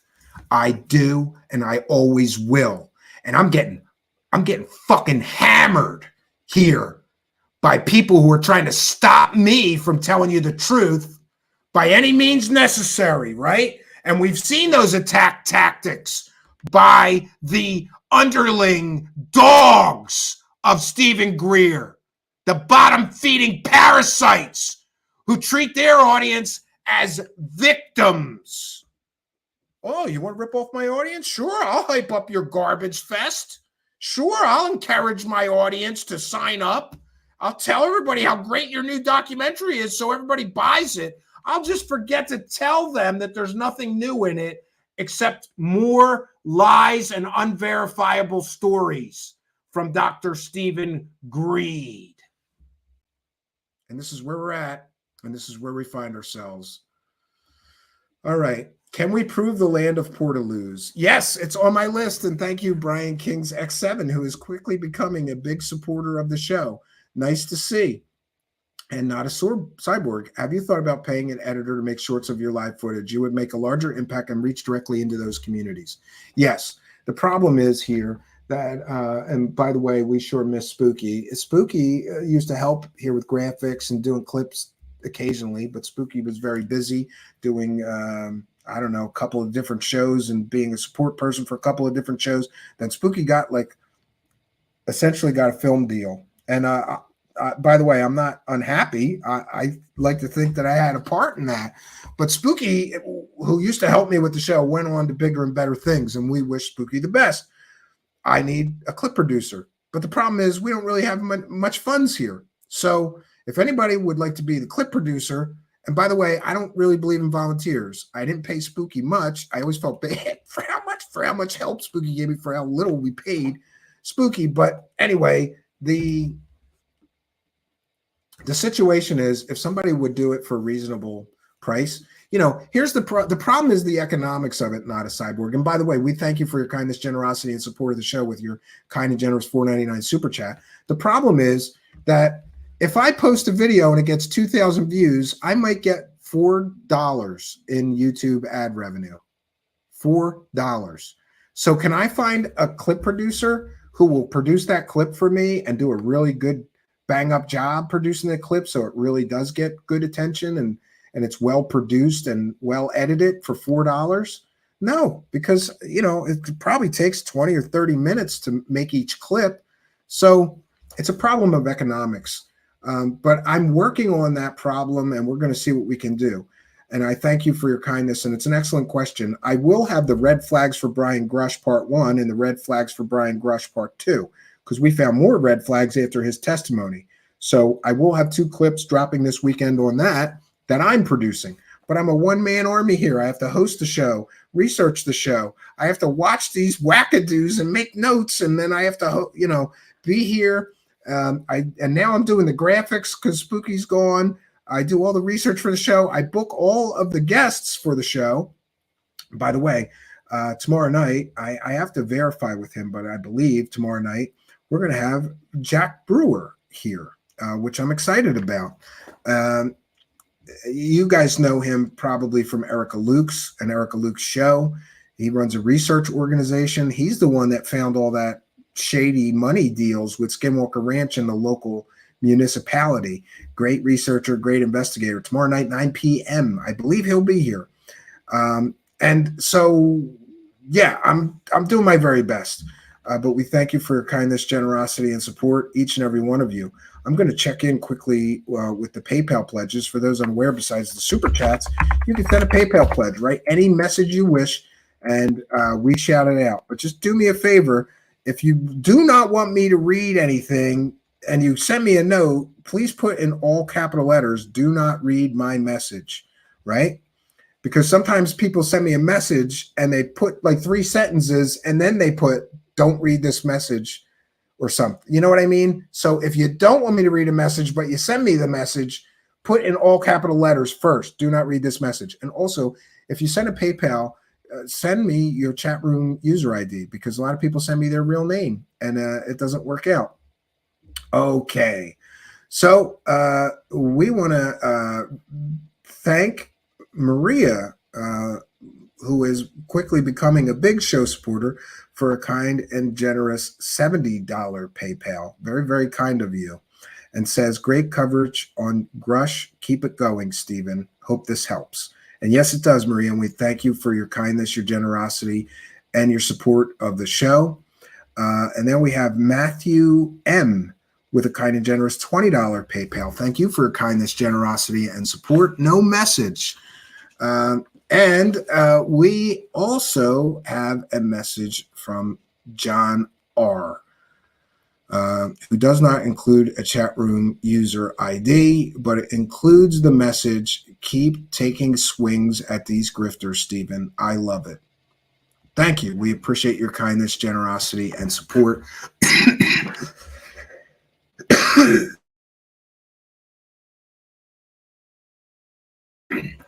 I really need a better cough button. I need like right on my desk. I apologize. So, and I should have mentioned that the other thing that's always an issue with time constraints here is that if people are unaware, I run a business outside of this. This is not my full-time job. This is kind of my part-time job or my side hustle, side gig, whatever. Oh, I shouldn't have said that. Now people are going to, oh, it's a hustle. No, it's not. It's something I feel very strongly and passionate about. And every dollar that comes into the show, I have spreadsheets. It only gets paid. It only gets used for the show, expenses, equipment, whatever. I don't pay my bills out of this. The bottom feeding parasites that were helping Greer hype this garbage, they don't have jobs. They pay their bills by helping in schemes like this. All right. So we are going to take a moment to remind you that we're a viewer-supported show. And I could say a lot about how we don't lie to people here. I could say a lot about how we don't support hoaxer channels or fraud channels who commit fraud, theft by deception. We do not support people who have been caught lying to people many, many times. But the problem is that we've got some real sellout people in this so-called community. And by the way, it's not a community. You're a customer or you're a victim. It's kind of interchangeable. You're either a customer, victim, or you're one of the grifters. And I can count on one hand the people who do things morally and ethically correct. Maybe two, if I'm being fair, around here. The rest of everyone, I would tell you all, believe nothing, fact check everything. Do not blindly believe anyone, because there's a lot of grifting going on, and the grift goes on. And in a few months, Greer will be back begging for money for another film where he's going to raise $500,000 to make a very simple documentary with a few interviews and stock footage galore, right? But it is what it is. The grift goes on. So we are a viewer-supported show. The show is not over. We're going to be taking comments and questions from the live chat. But before we do that, here's our wonderful announcer, the man with the golden voice, Mr. Ian, to remind you how you can support our show. And by the way, you don't have to support our show financially. You can like, comment, subscribe, and share. That helps. You can post all these videos on your social media. That helps. You can come back and watch one more. We have a huge archive of past live shows you may enjoy, and that really does help YouTube turn up the algorithm to recommend us to more people. We'll be right back after this message from the man with the golden voice, Mr. Ian, on how you can support us.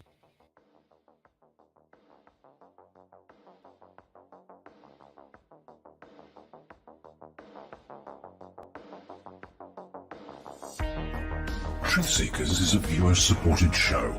Wonderful people like you who enjoy this show send pledges in the form of super chats, super stickers, super thanks, PayPal, or Cash App. Instructions for how to help are in the description.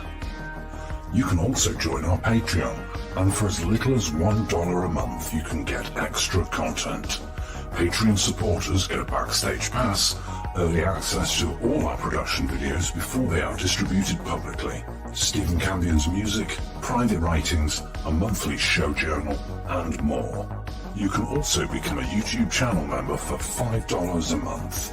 A YouTube membership includes all of the Patreon benefits, plus a special members badge, priority reply to video comments, and the live chat, plus a monthly members-only video. We thank you all, kind and generous benefactors, for supporting Truthseekers.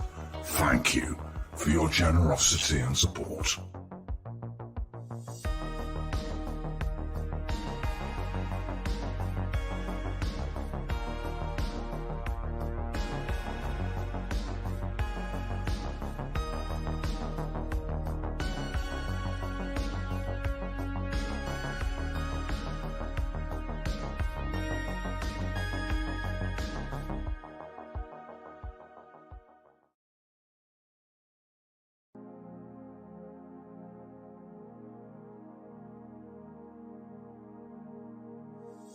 Truthseekers is a viewer-supported show. Now there's a great way to support these broadcasts and show your support. Please be sure and check out our merchandise store.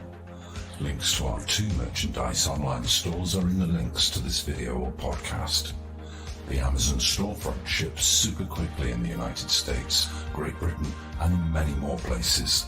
Amazon may not ship to your country or location. If that's the case, hit our second merchandise link in the description and visit our Redbubble storefront. Merchandise from our Redbubble storefront ships worldwide, but may take longer than Amazon. We've got a great deal of super high quality merchandise for you to choose from, including t-shirts, phone cases, sweatshirts, and even pillows. The feedback from our products have been overwhelmingly great. Quality products and fast shipping.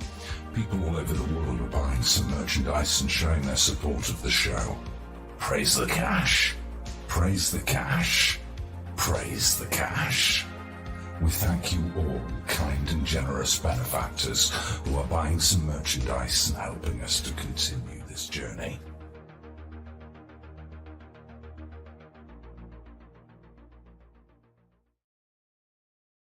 Praise the Cash is an ironic call-out to the grifters, liars and scammers that fraudulently scourge the paranormal community that true experiences have to navigate blind. Stephen doesn't really praise Cash. He invests more than he makes from this show. But of course, you knew that already.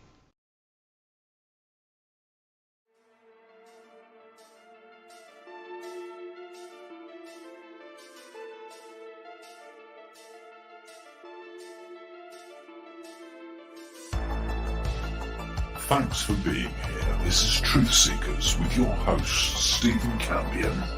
Please rate, like and comment on our videos or podcasts. If you are listening to an audio podcast, please rate us 5 stars to help us rise in the search rankings.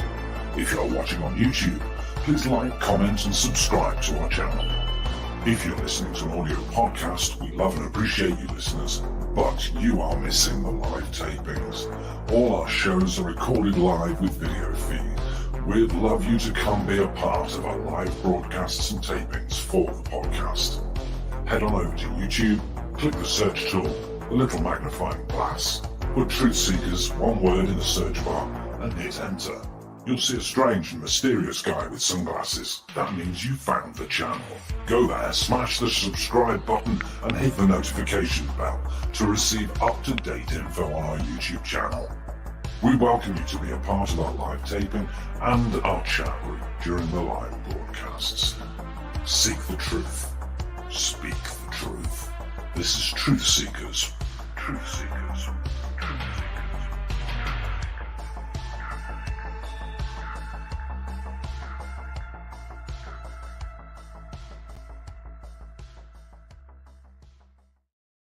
All right, we are back, and we welcome all of you. If you're just joining us, we've been breaking down Dr. Stephen Greed's latest cash grab, is what I'm calling it, because this man took an awful lot of money from an awful lot of people, in my opinion, for information that has no value. There's no evidence here. Lots of stories, lots of pretty pictures, no evidence. And I'm sorry, but for him to claim that he had all these whistleblowers, 5 of them, and then all 5 of them don't have any verifiable evidence. All 5 of them don't have corroborating testimony, even though there were multiple witnesses to all these events they described. All 5 of them don't have a video. All 5 of them don't have a picture. All 5 of them don't have any documents to support their claims. Nothing? Really? How are they whistleblowers? So we're going to be taking comments and questions from the live chat. And it would really be helpful.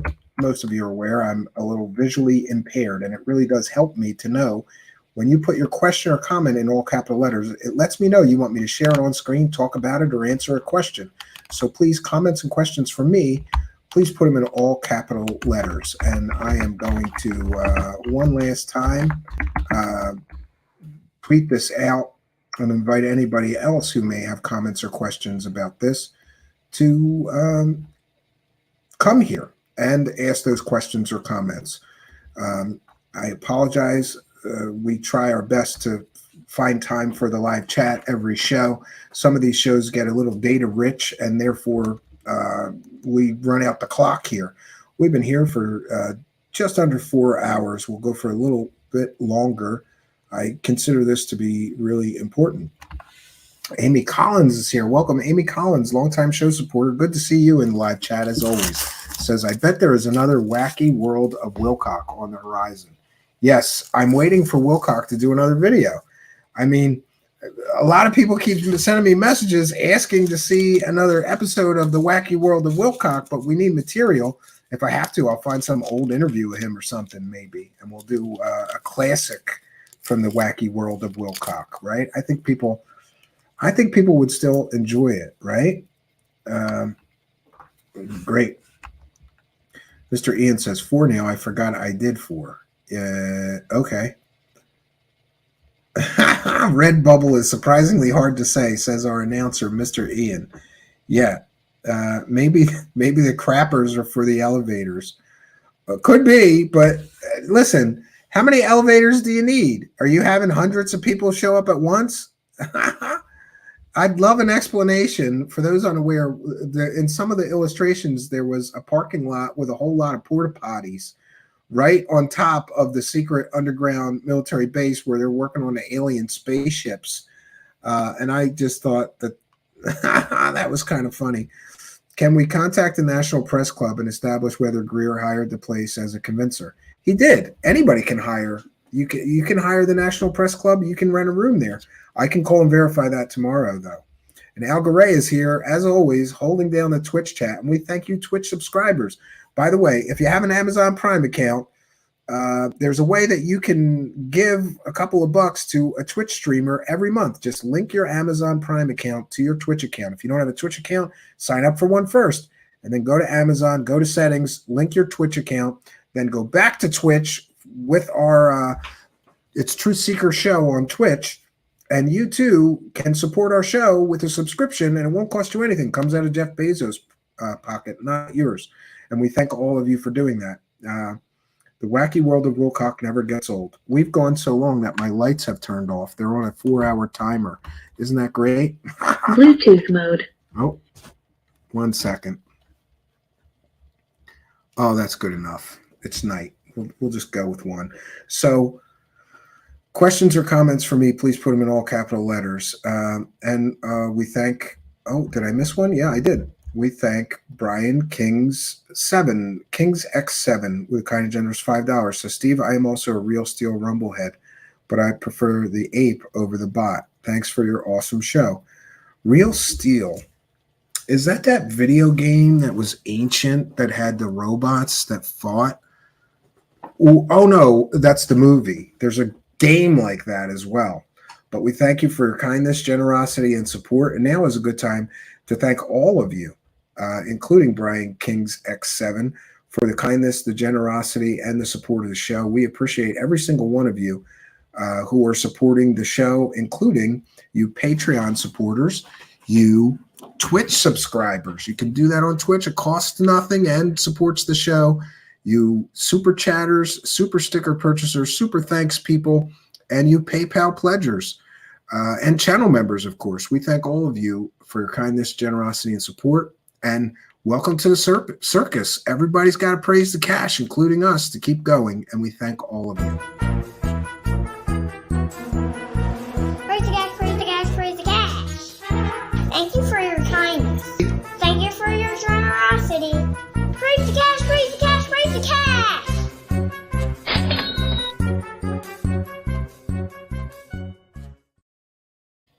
Praise the cash, friends. We thank you, all of you, for your kindness, generosity, and support. Okay. Lights off. I thought the men in black were about to appear. Yeah. No, I haven't seen any men in black. Yeah. They are my personal favorites. Oh, the Wacky World of Wilcock is a lot of people. I wish he would make more videos so we can make more Wacky World of Wilcocks, but I need some material to work with, right? I'll have to go through his old videos. I'm sure there's some that we never covered, right? Mr. Ian says name dropper extraordinaire. I agree. He is the name dropper extraordinaire. Greer really punched himself in the dick on this one. Yeah, I'm just going to say it. You know, I've been trying not to curse. Those of you may be aware, they keep demonetizing our videos. And the only excuse that I could see they have is that we curse here occasionally. I almost never drop an F-bomb. I say BS, but the curse way a couple of times. It's kind of hard not to. But we've been trying really hard not to curse or have any bad language just so they don't have that excuse. But it seems like every single one of our videos gets demonetized. Then we make them review it. And then 3 days later, after the live show airs that has been demonetized, right? They suddenly turn the ads on, but most of the views are gone by then. So we are getting hammered here on YouTube. And isn't it interesting that Dr. Stephen Greer can go be fully monetized with this level of garbage, and he's fully monetized. But if I make a video pointing out how ridiculous this man is, we get demonetized. Someday I'm going to have enough of this, and I really am going to write a very strongly worded letter to YouTube about this. We experienced the same thing with all these grifters. Linda Moulton Hale, she's fully monetized. Make a video about her being critical of her lies, selling garbage fake video game covers as real pictures of aliens, and you show people all the evidence and proof that she did that while being fully monetized on YouTube, and somehow my video telling people the truth gets demonetized, but her video lying to everybody, perfectly okay, right? That's why supporting us is so important. I extremely value you Patreon supporters and you channel members, because it makes up the difference. We're getting hammered here.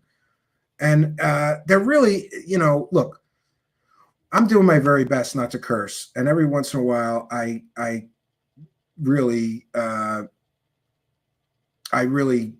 say, I'm not going to curse at all. I don't care, you know, find another way to say it. But yeah, Miss Terry is here and says, I like dang or WTF, stuff you could say around young children. Yeah, well, I have a 7 and 11-year-old. I got to get used to saying that. I've been saying I have a 6 and a 10-year-old for a year now.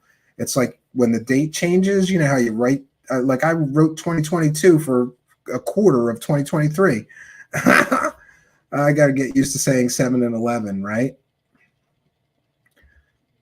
Yeah, I agree. And we're trying not to mention, you know, people. And by the way, that's another fun thing. People are literally in this game doing completely and totally illegal stuff, like collecting money while pirating a pirated news broadcast that they own no rights to, right? And by the way, same guy that lied to you about hoaxer extraordinaire, third phase of fake, same guy who lied to you about Greer's incredible new historic event and the whistleblowers are going to be awesome. This is going to be a great event. Yeah, he made it out good, right?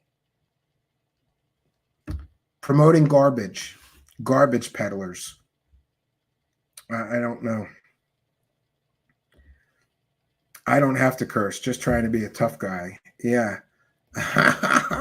And Brian Kings X7 says, yes, Gooby Boxton met some amazing people here tonight. Yeah, we have amazing live chats. And by the way, if you enjoy the live chats here, please, Mr. Ian, please put the invite to the Discord server in the live chat. You can chat with like-minded weirdos like us 24 hours a day, 7 days a week. We've got all these different sections for different conspiracies and different characters in conspiracy land. There's a meme section that I go to every day because it gives me a laugh, and we all need a laugh, and it's a great place. And they're UFO and alien themed memes a lot of the time, some normal, but yeah.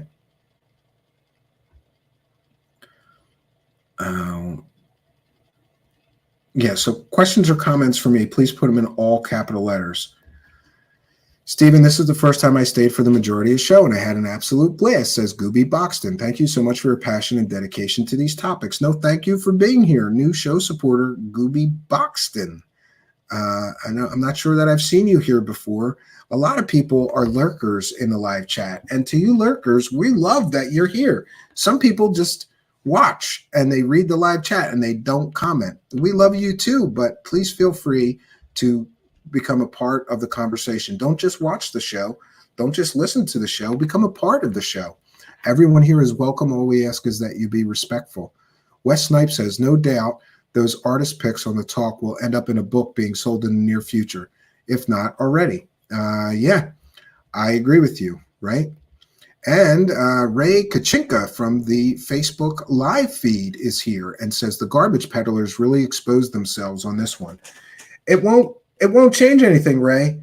They get a steady influx of stupid people, right? That's who watches those clowns, the garbage peddlers, stupid people who, and I shouldn't say stupid people. Sometimes it's vulnerable people. Sometimes it's people that are experiencers themselves. They're trying to make sense of what happened to them. So they get down these rabbit holes trying to find the answer to their own riddles of life. Like maybe they saw a UFO.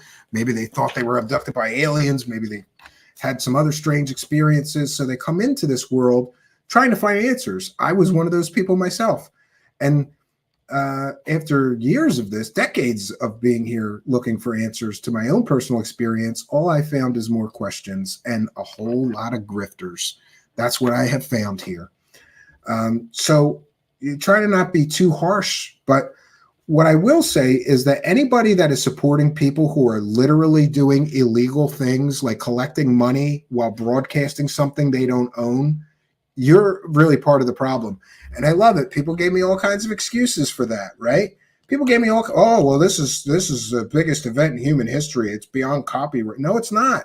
Just because you want that information, just because you want it free or when you want it, doesn't give you the right to steal from the people who produce the content.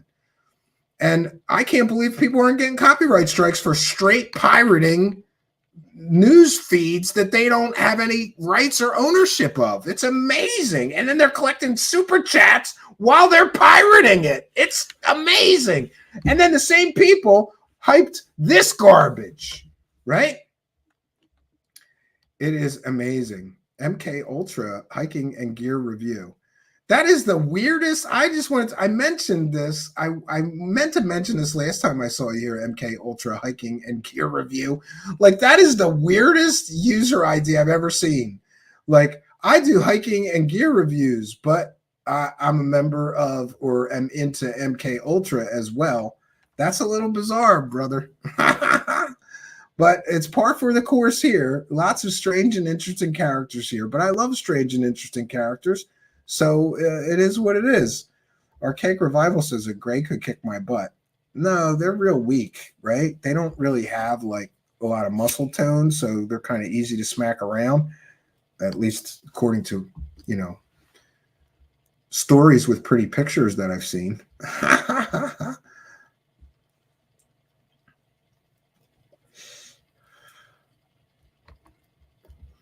And Amy Collins is here and says, all high-tech space stuff is pretty sexy stuff. Yeah, I absolutely, positively agree. So, one second. I was looking for another comment that I'm sure I missed.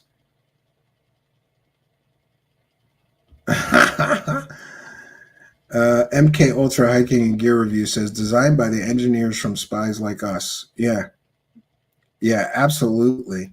So I forgot that I have another character piece that we did some time ago. Yes, lurkers are welcome. Rise up. We will. I'm going to share with you this wonderful. I got to change that. Why does it do that? It's. I have different settings here, and it changes the stupid font and whatever. That's what we wanted. Okay. So there's another character piece that I did some time ago. Of Dr. Stephen Greer, but I still think it's pretty funny, and it talks about some of his last money grabs, right? And I thought I would share it with you guys anyway. We're going to be doing a Honest UFO conference, and we're going to be combining all these character pieces that I've done over the past couple of years, and I wanted to have it done in time for a celebration of sorts, but I'm nowhere anywhere near finishing it. So let me see here. There's one other thing that I wanted to be sure that we mentioned because we passed an incredible milestone. And we passed it, I believe, today. But I'm going to check. Let me check my About page. If you go to the Truthseekers About page, the About page should give you, no, it's still not here. We are at 999,501 views, according to the, I thought we were going to hit the million today. We're 500 short, according to this. Here we go. 999,501 views. I thought we would get over the edge today, but apparently the counter takes time to catch up. But here's what I will still say. I jumped the gun just a little bit, because earlier today I tweeted that we hit 1 million views. Apparently we did not hit 1 million views yet, according to the public counter. By the way, we hit the public views according to YouTube, who sent me a message like more than a month ago that we hit 1 million views, but we had deleted or privated a lot of videos, and they take those views out. But I'm sure of it, because we only need 500 more views to make the public counter say 1 million views. So a cause to celebrate. I announced this earlier today. I thought we would hit it. I apologize that we didn't. I was sure that we were going to, because it's been at where the counter is right now, which is 999,501 views since 6 p.m. earlier today. So I was sure that we were going to hit it, because this broadcast started at 9 p.m. and we should have gotten 500 views on it by now. Maybe the counter's a little behind. In any case, it's past midnight here where I am. It's 1:13 a.m. In any case, today, the Truthseekers YouTube channel will finally reach one of my original goals for the channel. We will reach 1 million views today. And I want to thank all of you, and thank you all for your kindness, generosity, and support. We want to thank Spooky and Mr. Ian and all of the wonderful guests that we've had here, wonderful panel members, wonderful channel members, wonderful Patreon supporters, super chatters, PayPal donators, who propelled us to this momentous occasion where we finally hit 1 million total views. And I am very proud of the fact that we hit this milestone without selling out. We didn't work for a hoaxer channel. We didn't platform scammers or grifters. We didn't softball interview anybody. We did not do the UFO circle jerk, ever. We did not give anyone a pass. Since the beginning of our show, we have critically investigated many of the characters in Conspiracy Land. And we have done so with ethics and morality and integrity, though I will admit that while I was still drinking, I was very, let's just say, abrasive, aggressive, and confrontational, more than I would have preferred to be. I wish that I was more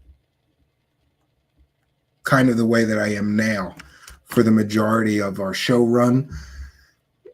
You know, quitting something like alcohol will give you more perspective and make you see things clearer. At the time when I was drinking, it just seemed like I'll yell and scream about these grifters, and then I'll drink myself to sleep, and then I'll do it again tomorrow. And I was very angry, but I wasn't necessarily very angry just about this. I was angry about a lot of things. And isn't it interesting? If you quit the sauce, you have to deal with those issues. And I have been doing that. I've been working on, let's just say, self-improvement. I can tell you that I'm a better show host. I'm a better researcher now. I'm a better, more even-tempered father, husband, and friend. And I wouldn't really want it any other way now. But we're going to hit this 1 million views milestone. I want to thank each and every one of you who helped make this possible. It was one of our original show goals. And one of the other original show goals was that I had two, to have 10,000 subscribers and to hit 1 million views. And I know these are kind of maybe meaningless numbers that don't really matter, but they mattered to me when I started the show. especially when I decided that I would somehow really like to be able to hit these goals without sacrificing my soul. Like I see so many people get into this and sell out immediately, because in order to get the access, you got to do the circle jerks, you got to sell out, you got to get those clicks, you got to get those views, you got to just do whatever you got to do, put the grifter guests on because people will tune in, and we have done none of that. And I'm very proud of that, because other people may hit these metrics, but they did it by selling out. And some of you know some of the people that I'm talking about. If you've sold out and lied to your audience, especially if you've lied to your audience a lot, you don't impress me beating our numbers here. You know, you impress me if you do it with ethics and integrity and morality and with righteous indignation, as we have done. So I'm proud of our accomplishments here, and I'm proud to thank all of you for really, really helping us to reach these goals, right? When does the YouTube send the plaque or the plaque? They don't send it for 1 million views. They send it for 1 million subscribers, I'm sure, or maybe 100,000 subscribers. I don't even think they send you a plaque for 10,000 subscribers. By the way, we're at 8,350 subscribers. So we've got 1,700 to go to hit that other original metric. And after we've hit the 10,000 subscriber mark, I will create new goals for the show. I'm not sure what those will be. They may be as simple as to get more views, or to do more short videos, or to do more produced videos. I'd really like to get into more produced videos. Yeah. Mr. Ian, he's doing a little worse than us. He has 73 subscribers and 69 videos. Well, go there and water the garden, right? Archaic Revival says, can cursing in chat affect the channel? I went from 1,000 views today to 5 or 6 views. Yes, if people curse in the live chat a lot, it can. But you can go into YouTube settings and filter it all out. Mr. Ian's channel has 8,500 or so views, 8,449. Good for Mr. Ian. Mr. Ian makes some interesting stuff.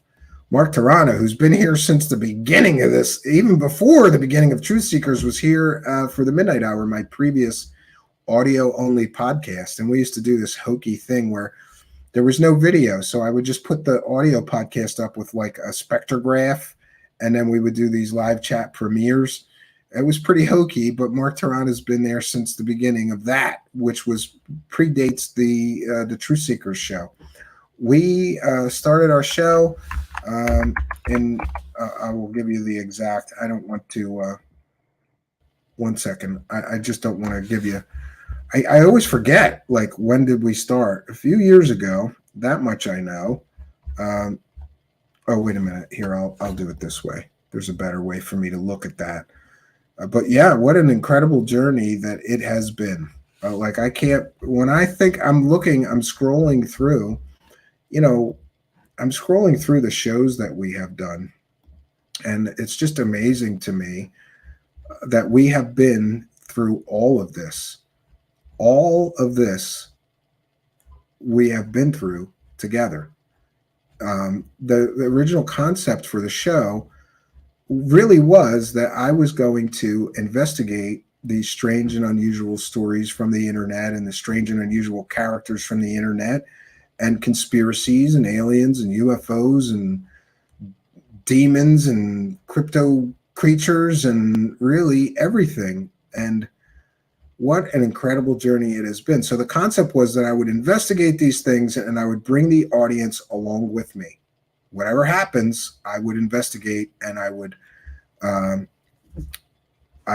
let my audience know. So yeah, we started Truthseekers 3 years ago, and episode 1 is the Port Chatham Hairy Man mystery with my special guest, my friend Jason Quitt. Jason's an interesting character, and though we disagree on many things, we agree on some things, and we've done a couple of shows together on strange and unusual mysteries. And any friend that can, anybody that's interested in strange and unusual mysteries, I can get along with, even if I disagree with them on other things. So, yeah, just about 3 years ago now, we started the channel. So for those keeping score, if you want to get start a show and get 1 million YouTube views, it might take you 3 years. I thought I was going to do it. I really thought that I was going to do it in a year. It took 3 years. 3 years to make it this far. And I want to be sure and say that the journey is not over. In fact, I'm feeling lately like the journey has just begun.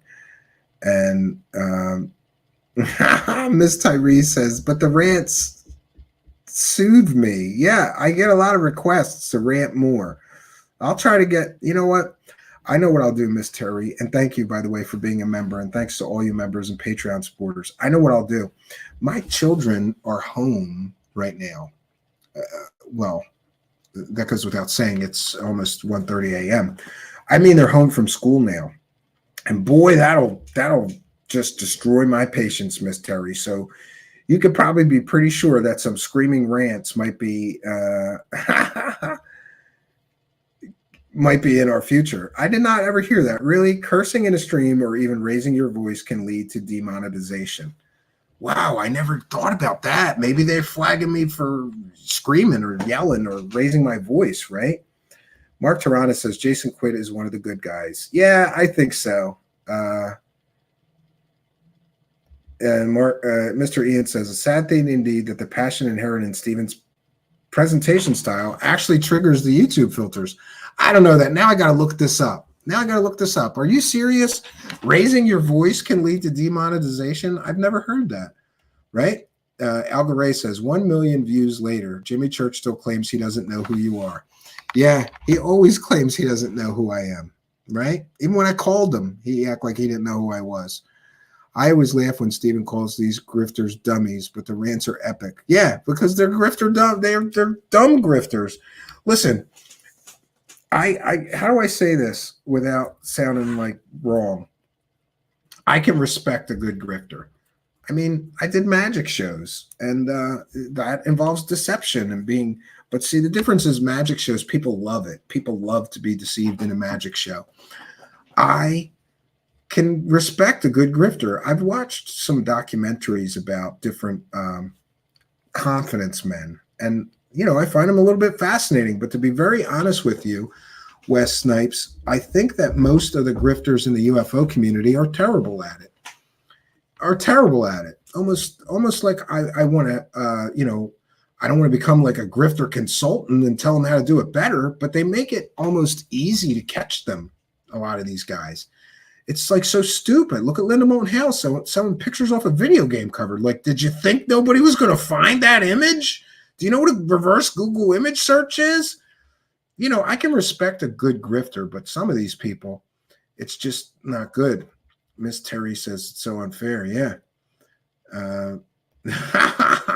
End of line says, I just survived Mr. Ian's channel. Yeah. And Mark Tirana says, yep, it's been a while. Yeah. And the previous show that I did, the Midnight Hour, I only did one show a week for a few years. So that was a few years of that too. It's kind of like the Midnight Hour show. It was a lot like this show, but no video. And I was a lot more gullible when I started that show and not as critical as I am now. That's the only difference. And that went for years, but I only did one show a month. It required all this editing. I much prefer this format. And I was terrified to come into this format, but I knew I had to do it, right? Jimmy Church doesn't know anyone, right? Yeah, he acts like he doesn't know anyone. He pretends like he doesn't know anyone. He knows who I am. It's a game with him. He doesn't want to acknowledge that you exist somehow, right? Amy Collins says, John Greenwald at the Black Vault was about as riled up as ever on David Grush, as he always stays as neutral as possible. Yeah, I think that's the most riled up I've seen John. He's usually, I call him the Walter Cronkite of UFOs. He is usually so respectful, even when he disagrees with people or thinks they're total scammers. He says it nice. Like John from the Black Vault can call you a scammer without calling you a scammer. Do you know what I mean? He just has a diplomatic, even tempered way about him.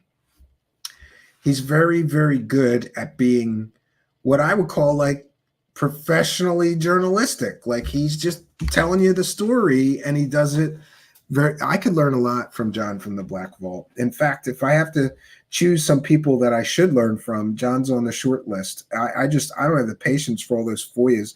Did you know, Amy, I had to file some of those one time and I almost lost my goddamn mind because I had to file like 8 of them. And by the way, I'm still waiting for them. Nothing came back, right? You can wait a year, 2 years before the FOIA comes back. I don't have the patience for that. Marty A. Linda Moulton Howe has been grifting since Earth cooled. Yes, I believe it. MK Ultra hiking and gear review. Nobody makes it out of my channel. Too much awesome. Linda Moulton Howe grifts so hard, says Mysterion. You could see G-Force's interface. Amy Collins says Greenwald was trying to say, I can't say it's a grift, but it's a grift. Yeah, I think I agree. Same with Greer. That's a go face right there. Go fast face. Yes. Brian King 7 says, looking forward to some Bigfoot investigation. Very curious about that subject. Yeah, I am open to doing that. To be honest, though, I kind of think looking for Bigfoot in the woods is kind of a waste of time. But there's a lot of Bigfoot sightings near my cabin. So just for fun and giggles, we're going to do a Sasquatch investigation. But we're going to try to make it funny. And I'm still kind of figuring out bits for that. But we're going to do that this summer for sure. I'll be at the cabin a lot during the summer. And we'll do something for that. Archaic Revival says, Stephen, Jimmy is likely a big fan. Oh, he's a huge fan of mine. Jimmy Church, I think he's probably my biggest fan, you know. In fact, I hashtag his hashtag every time I put out a show because he's such a big fan of mine. I want to make sure that him and his friends know I'm doing a show. Yeah, that, and he told everybody to stop sharing my one video because he's a bitter, angry little man who can't stand competition, right? And Jimmy Church doesn't realize that old style of just hosting grifters doesn't work anymore because there's people like me fact-checking these grifters now. And he can't just platform any grifter that'll get views now to make money, right? Justin Hunter is here saying, good morning. Yes, you missed the whole thing, right?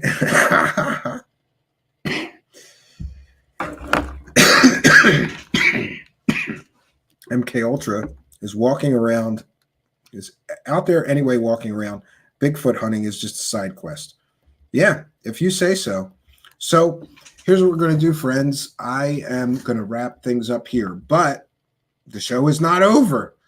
As if I haven't kept you here long enough. There is a funny character piece I did on Dr. Stephen Greer, that we're going to close tonight's broadcast with. But as far as me, that'll be Dr. Stephen Greer giving us some comments, but as far as me, that's all I got for you, friends. We did our due diligence today. I'm glad that we could cover this whole event in one big long stream. And anybody that's interested in the real truth behind this scheme, it's here for them. I just hope and pray, and I hope you will pray with me that people who are too quick to believe this man and his friends promoting his garbage will find truth seekers and learn the actual truth behind the theater and the stagecraft that goes into creating the illusion that this man has secret information. He doesn't know anything more than you do about UFOs, about aliens, or anything. He certainly loves to lie about briefing presidents and all kinds of people. And he certainly loves money, always collecting money. But we don't get evidence. What we get is more fun stories and more pretty pictures. But it is what it is. It's Dr. Stephen Greer. And I've come to expect that this man is the greediest of these grifters that I've seen, in my opinion. And I also just want to ask, to close, this will be the perfect way to close. Dr. Stephen Greer has been doing this for 33 years. For 33 years, Dr. Stephen Greer hasn't had a job, and UFOs and aliens and bringing us disclosure and the truth behind all of this government secrecy has been his full-time job for 33 years. 33 years, and he has no real smoking gun evidence or proof. 33 years, and he's collected millions upon millions of dollars for essentially what amounts to stories and pictures, drawings, illustrations, right? And he's also provided us with some fake, completely, totally fake documents, like that NRO document that even an idiot would know was not a real government document, but he put it out and said it was a real classified government document. No, it wasn't. This man has been caught lying about such ridiculous things as going on secret missions with members of ZZ Top to see alien medical technology. He's lied and said that several members of his team got assassinated, when the truth is, those people died of natural causes. You can check. This man has lied and said that whole companies in the state of Michigan, a whole company, I should say, got murdered for developing free energy technology. Well, we checked the state police databases. We checked going back ages. We checked newspaper archives. There's no record of an entire company ever being murdered in the state of Michigan. This man claims he briefed sitting CIA directors who then said, not so fast, that's not what happened. This man has made an incredible amount of claims. Oh, I love too. He was offered a $5 billion bribe to just stop talking about aliens. And he said no, because he's such a moral and ethical man. Yeah, moral and ethical men don't charge people $500 for an overhyped fairy tale festival story complete with pretty pictures, right? And so this man has made millions upon millions upon millions of dollars, and he still hasn't given us one verifiable smoking gun proof of aliens. He has sold people flares, claiming they were spaceships. He has sold people cactuses, claiming that they were extraterrestrial entities or interdimensional aliens that he was contacting. He's made perhaps millions of dollars selling an app where he claims that you can vector in UFOs and you can communicate with aliens, but he can't prove any of that. This man for 33 years has been the scourge of the UFO community, in my opinion, and I'm entitled to it. Why? Because he's constantly begging for money, constantly collecting money, constantly crowdfunding, constantly bringing in all of this money, and he has delivered nothing in 33 years except for fun stories and pretty pictures. And I, for one, want to ask everyone within the sound of my voice, and this is important, how many millions of dollars does this man need to make before he brings us the disclosure he started promising 33 long years ago? How many more films do we have to crowdfund so he can make a film? How many more millions upon millions of dollars will this man extract from the UFO community before we all stand up and say, no more? You cannot have another dollar until you have actual proof, actual evidence, because this man has been playing kick the can and chase the carrot on a stick for 33 years, promising disclosures coming, promising he has evidence, promising he has whistleblowers, and then he delivers nothing. How many more millions upon millions of dollars is this man, and by the way, all the people around him making money as well, helping him sell the schemes of these events, these disclosure things, these documentaries? They're going to be groundbreaking and then are nothing burgers. How many more millions upon millions of dollars are we going to allow this man to extract from UFO fans, believers, and enthusiasts before we say, you've made enough money, pal? come back with evidence or don't come back with your handout ever again. You've made enough money. I think that time is now.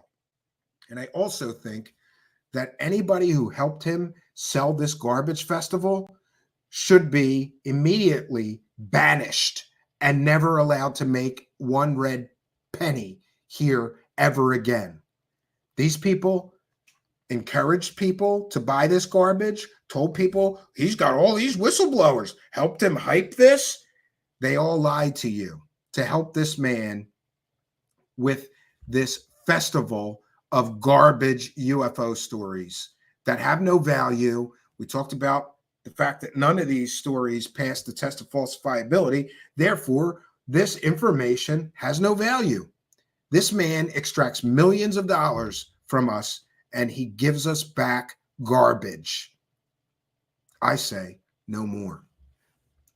No more kick the can. No more chase the stick. No more this next documentary is going to change everything. No more disclosures coming soon. No more whistleblowers that don't even have evidence. You're not a whistleblower if you have no evidence. You are a storyteller. He doesn't have whistleblowers, friends. He has storytellers. And there's nothing wrong with that.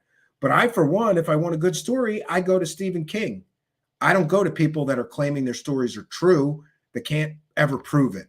And neither should you. It's completely and totally unacceptable that this man has been able to run rampant in the UFO community, collecting money like there's no tomorrow, and he never delivers the goods. How many more times is he going to cry alien, like crying wolf? He's cried alien how many times? Literally made millions of dollars off of a dead baby. The man made millions of dollars off of a dead baby. That's what kind of person he is. But this is where we're at, friends, and this is where we find ourselves. And I, for one, say no more. So that's all we got for you tonight, friends. I'll be back tomorrow night at 9 p.m. Eastern Time. I think we have a very special guest. I'll make an announcement about it as soon as I get confirmation early tomorrow. Please follow me on Twitter at Stephen Cambion. And please visit our website, truthseekershow.com, for all of our latest episodes.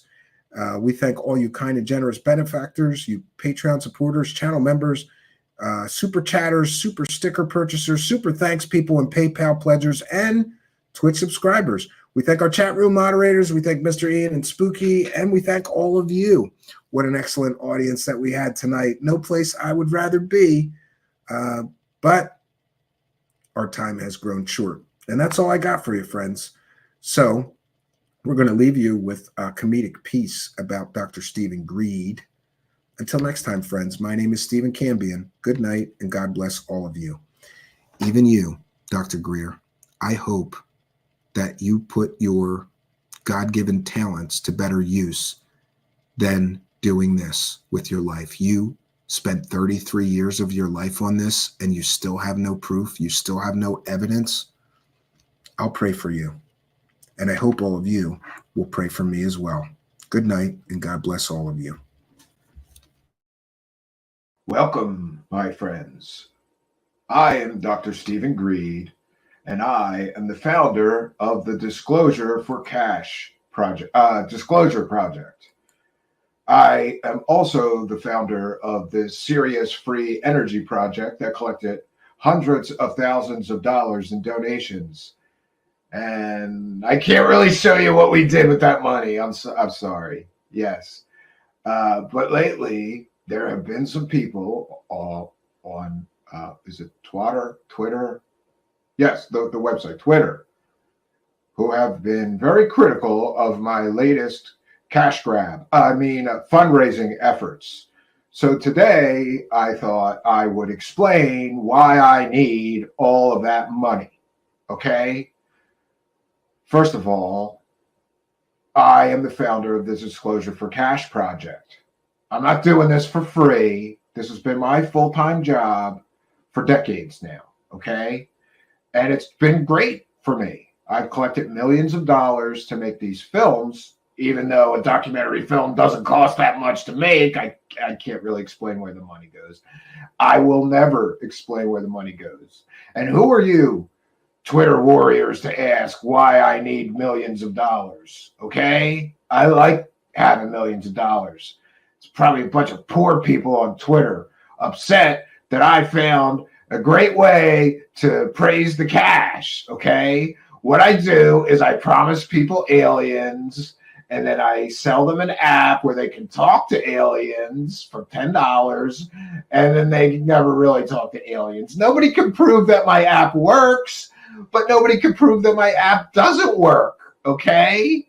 And it costs $10. Just buy the app, you bunch of cheap people, you bunch of losers. Don't even have $10. Buy the app and find out if it works, okay? Somebody in a live chat calling me Dr. Stephen Moose Knuckle Greed, out of mind. Shut up. People like my Moose Knuckle, okay? Especially my wife. Now listen, okay? First of all, we're going to share some things on Twitter because this Truthseekers show host is once again in danger of me sending him a cease and desist letter because he's saying all kinds of stuff, okay? All right, we're gonna share my post from Twitter, and there's some other guy named UFO Truth Digger Anthony G. He's talking a lot of trash. We're gonna address the controversy about my latest fundraiser right now, okay? I'm gonna show you my post. This is transformative work, and we are educating the public about Dr. Stephen Greed's fundraising efforts, okay? This is a fundraiser. Sorry if you don't like it. Now, hold on. We're going to share this clown, Stephen Cambion's Twitter, right? And who is this guy? Anthony Truth Digger, Anthony G, the UFO Truth Digger. And he says, anyone want to be Greer's friend for $10,000 or more per person, event attendance, plus a dinner with other major donors and Dr. Greer at the private residence. Note, I did not add or more part. Yeah, real funny, okay? Hey, look, I almost got the same shirt on. It says Dr. Stephen Greed, see SETI and Disclosure Project for Cash founder. Okay. Click picture above to watch Dr. Greer. Yeah, it's an urgent message, okay? There's going to be an alien invasion, but it's going to be fake, okay? And I've been talking about this for 20 or 30 years, this fake alien invasion the government's planning. And I ran out of other things to, this alien invasion is imminent, okay? It's going to happen real soon. So I'm holding emergency fundraisers so that I can make a documentary so I can educate the public about this fake alien invasion. Just like I collected, $1 million for my serious disclosure project to educate the public about that alien mummy. Oh, but then it turned out it wasn't really an alien mummy. Well, yeah, it was. It was. The Men in Black got to those scientists, okay? It was an alien, all right? All right, let's read my announcement. Okay. Let's read my announcement. Oh, wait a minute. I got to change this. That's not good. I'm supposed to be... Wait. There we go. And I also want to thank a Twitter user who generously provided this nice cash background of me raking in all this cash. Because I like cash, okay? It's one of my favorite things. That and aliens. I love aliens and money. That's why I charge money for people to see them aliens. Because I love those two things. Those are my two favorite things. Cash and aliens, okay? If I could, I'd have an alien in my bed made of cash. Oh, that would be awesome. All right. So we're gonna read this. We're gonna read this stuff. Sorry if it's difficult to see on the screen there. I'll read it for you. Disclosure 2.0, April 25th, 1 to 6 p.m. Pacific time in Phoenix. You get to join me, Dr. Stephen Greed, with our special guests, Carol Rosen, spokesperson for Werner von Braun, who invented the rocket. Yes, constitutional attorney Daniel Sheehan, Paula Harris, who never heard an alien story she didn't think was real. But she's got an expose on a new ET crash retrieval case bigger than Roswell insignificance. Bigger than Roswell insignificance, you say? Wow, that's a lot of hype to live up to. Do you think Paula Harris will live up to that hype? No, of course not. But by the time people figure out it's just another Paula Harris story with bad sources and fake people telling fake stories about some alien crash, I'll already have the cash, and I ain't giving it back. Let's see. Chief cosmonaut and astronaut trainer for Russia, Timothy Igorov. Oh, and we're going to have the ambassador of peace, Steven Seagal. Because nothing says alien disclosure like having Steven Seagal at your event. Does anybody remember that story some comedian told about when he got knocked out and he crapped his pants? Great story. I hope that Steven Seagal does not crap his pants at our disclosure event, okay? We're going to tell him that he cannot crap his pants during our disclosure event. Okay. And we're also going to offer proof of man-made UFOs that have staged many hoax alien events that will be presented. After all, for like 20 years now, I've been telling people that the government fakes all those alien invasions and cow mutilations. Even though I have no proof of any of that, for 20 years I've been telling people that, taking money for conferences, appearances, and, disclosure documentaries where I tell everybody that they have biomechanical androids and they hoax it and that they kidnapped a guy from the UN, the guy that runs the United Nations. Yeah, I said that shit and people bought it. It was funny. All right. So there's 2 opportunities to participate. You can join the webinar, okay, or in person. And that's where the real fun is, friends. You get to hang out with me. And I'm not sure, various people have said on Twitter that this is just something at my house. It's like a very big house party, but you got to pay to attend, okay? I'm not doing this for free. For those attending in person, you will be in a private residence in Scottsdale, Arizona with Dr. Greed. That's me, Dr. Greed. Yeah, you'll be with me, Dr. Greed, for the 20th anniversary of the Disclosure Project, plus 4 more days of presentations that are not available by webinar.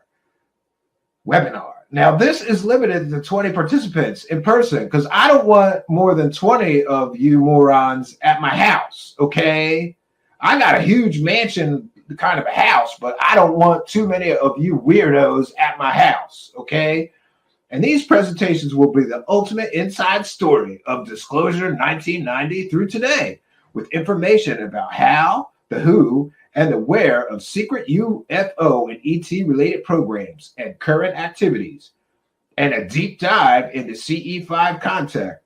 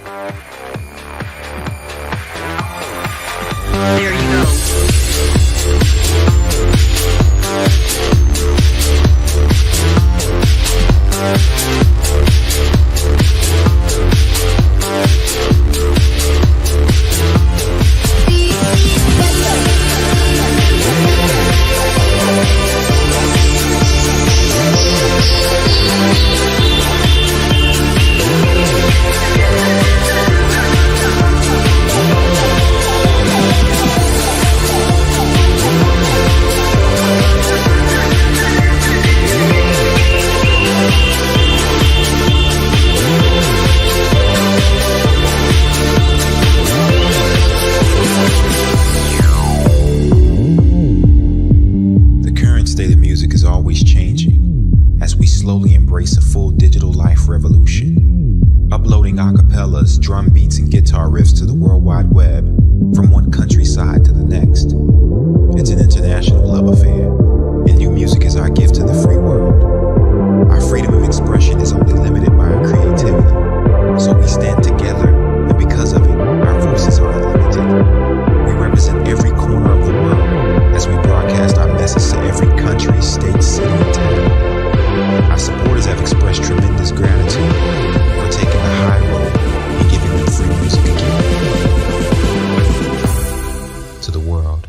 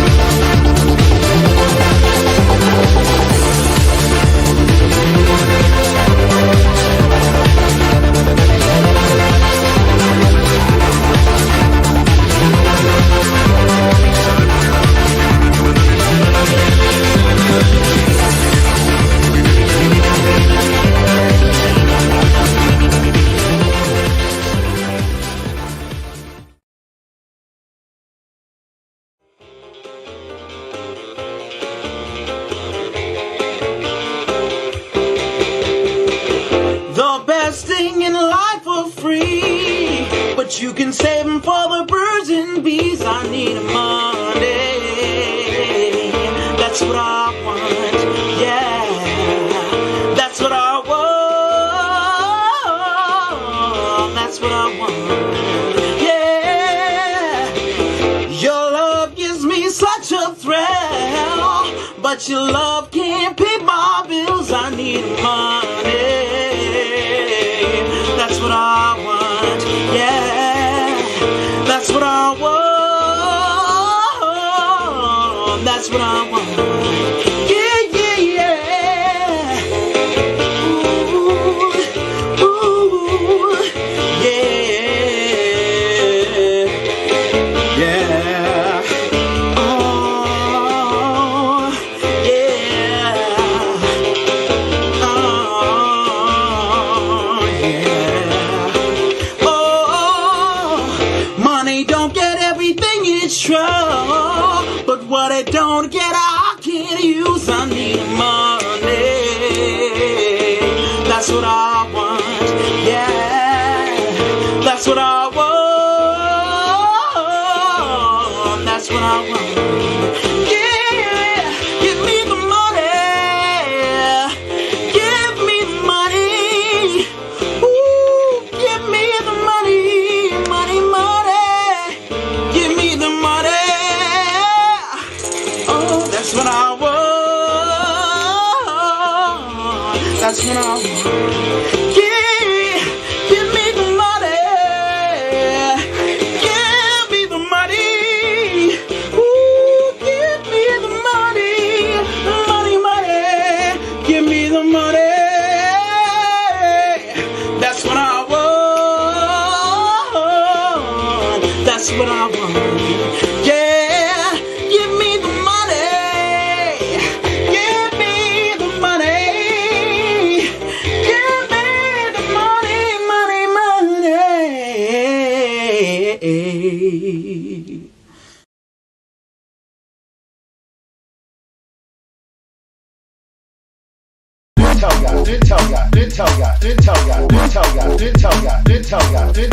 Mother of hooker. Mother of hooker. I call your mother a hooker. I call your mother a hooker. I call your mother a hooker. I call your mother a hooker. Mother a hooker.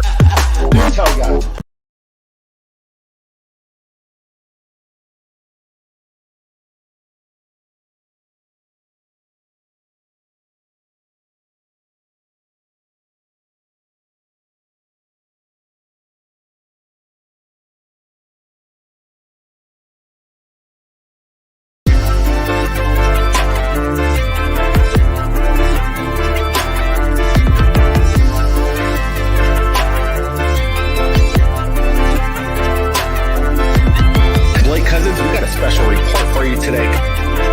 The Disclosure Project. The Disclosure Project. The Blake Cousins, we got a special report for you today. The Disclosure Project. The Disclosure Project. Top secret military witness testimony. Witnesses who are whistleblowers, unconstitutional, unconstitutional, unconstitutional, unconstitutional. Top secret military witness testimony. Witnesses who are whistleblowers, unconstitutional, unconstitutional, unconstitutional, unconstitutional.